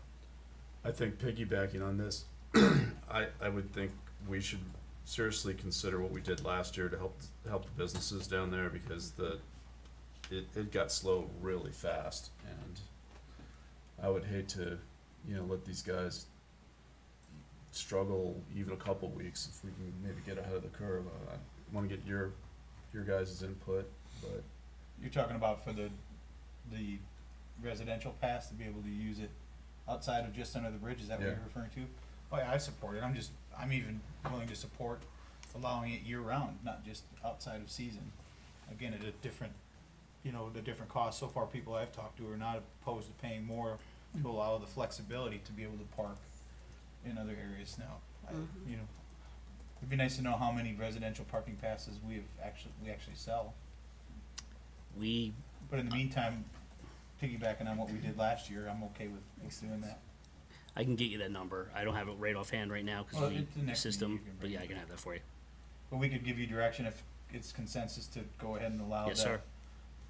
Now that we're out of Well, season. the how parking about pass- this? Why don't you and I, or you and the mayor, go down and see if we can pick out a couple spots, maybe talk to a couple of business owners, let's see what works best. I'm perfectly fine with you That's for handling the that. DoorDash. I'll take the ball and Yeah. run. Yes, Is sir. that- But do that's, I- that's I'm for the fine with that. DoorDash That's for thing, the for DoorDash. 10-minute, right? But what about for all the resident park? I say we open that up right now. I do too. Yeah, I'm I'm totally fine in with that. agreement with that. How about you two? It's fine. It's so loud down here. I'm Oh. trying to. Consent, consent, consent, Andy consent. keeps talking to me, so. All right, what else you got, Scott? That's it. All right, Happy Cinco de Mayo. there you go. Felicidades. Karen? So I just want to keep it on the radar because I know how things move so quickly. We do have the end of September coming up, and we do have the motorhome and RVs and everything else that will be suspended at the end of September. And so I don't think we've heard anything about SB 250 being extended to date. I haven't seen anything come across, but I really think that we need to continue to revisit this. What do we wanna do? I think we need to make our decision known sooner than later, because right now it is 5 months away. 5 months away. 4 months away. 4 months away, it is 4 months away. You say potato ice. So, I just wanna keep that in forefront. So can we bring it up at the next meeting or at an M&P? I mean, M&P would be better, I think, just to discuss it. well, there's not gonna be an M&P Not now gonna be till. Yeah, we don't have an M&P until I think we've given a lot of direction as to where, memory serves me correctly, the direction has been the 3-year anniversary is kind of that deadline. Yep. Unless there was some changes to Senate Bill 250. I would feel comfortable bringing it forward as would be an ordinance or resolution, whatever you think. It needs, whatever it's required to be, let's put it that way, so that we can get the decision out there one way or another for people to be able to make plans. Well, the only thing you'd have to do, cause it sunsets, you don't have to do anything, it would just sunset. But I But think, you need to get the word out, yeah, I you think don't need to people vote on it no. sunsetting, it's already in the ordinance, correct? I need to go back and look at it. Then you need, Parts of SB 250 have been codified into state statute, and so that's gonna really override any type of extending of it. I was talking about the trailers and the permits for So parking, are we talking temporary use residential? temporary use trailer. Residential or commercial? Residential. Oh, Residential. commercial's already taken care of with FEMA, but. Right, right. So the residential ones, I believe there's actual codification of that specific provision. So I'll look at it again. So could we have that as not an M&P, but an actual agenda item to look at, and then, because what I don't want to happen is all of a sudden we're in the July break, now we're in August, and people still don't know for sure if they're gonna have to move their trailers and get off their land basically, by September 28th. And I really want people to be very, very clear. So we can put it on the direction. could put it on the 19th. Yes. It's 2 weeks. It's an ordinance, so it's it would be 2 reads if they wanted to extend it or change it in some way. Or would it be only one? Or is it just one?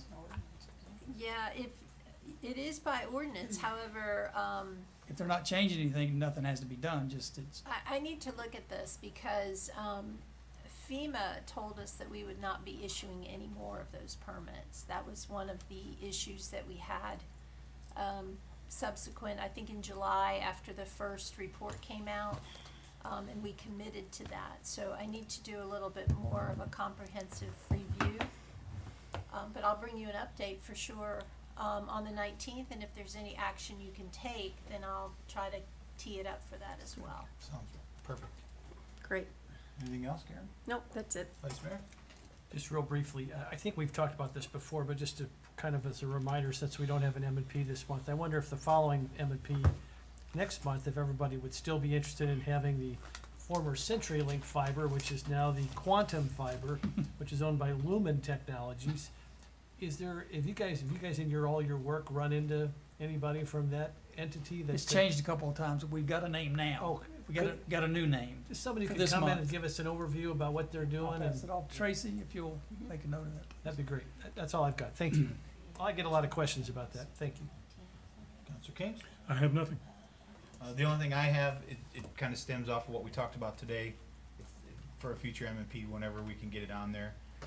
We're seeing a lot more of the Uber and Lyft drop-offs, and Yep. we've all seen them where they're dropping off in places they're not supposed to be dropping off. Would it make sense to look at on Third Street, we have those 5 or 6 parking spots there that are either last to fill up during season or don't fill up at all? To me, that's an easy on, easy off, centrally located area to be able to drop people off, to be able to go to where they need to go and get back in and get back off the island without blocking up Estero Boulevard. So if there's someone else that would like, I'd like to add that for discussion for that, just that section there is our designated, Like a ride share location. like our rideshare location, pickup and drop off area that we can pin, people can easily go there and know where they're supposed Third to go. Street, Yeah, Third Street. under the bridge. Under the, well, it's up, just out from under the bridge, it's. Yes, sir. Just before the stop sign at Crescent. Yep. There's Yes. like 5 or 6 There's parking 6 spots there. there. That was part of an old agreement space that we had with the property owner there, so we opened that up. But we did put some signs up on Third Street already. We can increase that as well. You and I had a conversation. I had a conversation with the boss about doing that ride share at the end of Third, closer to Old San Carlos, and then over by North Estero as well. But we can add more. Well, no, I don't think we need multiple. I think one is enough, but on Third Street, if we've got those sections that we could use, it's worth looking at. It's a good Is that- location. Is that Rick and Ray's old property? Well, yeah, it's just past, where, Lalo's place was. Yeah, It's yeah, just it's Rick and past Ray's that. old hotel. Yeah, well, what used to be there on the Yeah. corner, yeah. Okay. That section, but you're saying there's a Yes. section closer to Old San Carlos that we have. Closer to SOB is what we looked at initially, to have some signs put up there. I know that's in process. PW had to get some The parking you're locates. talking about? Yeah, get some locates, get new posts put in, and we already had the signs made up for For me, ride I share. think it would make more sense to have it closer to Crescent for the drop-off, but I'm okay to have the discussion of either one. It's open, whatever you'd like to do, we could do it down there as well. They wanna come in and pull right back out, so we'd have to reline part of that space down there, cause right now it's lined for, just Parking. vertical parking, so we'd have to open part of that up and then move it over, so either way, it doesn't. My wife's gonna kill me because she loves the park there. I should have probably discussed it with her Put first. Uber in your It would've been a smart Put move. Uber in your window. So is everybody okay with discussing that? Sure. Do we need to bring, all right, sounds good. That's all I We'll got. get squared One away. thing, Yes, sir. Mother's Day's coming up Sunday. Happy Mother's Day to all the mothers, and those of us who are without our mother, happy Mother's Day So to wait a them. minute, Andy, is this your last meeting then? Kind of, sort of officially, be not, at- will not, you- offi- will you I'll be at the meeting? I'll be here, but Okay. I'll be at Will's disposal at Right, that but we point. can say something nice about you at that No, point? no, Okay. I'd rather you not, All right, very good. please. You Come just in the asked. same way. You Wait, just so we asked. can say something nasty You about you? can. Okay. Go out the same way I came in. just no fanfare. Come in, go ahead. Yeah, but It's like the tie. I never got my boot back from. Never mind. Touche. Move All to right, adjourn. Got a motion to adjourn. All those in favor signify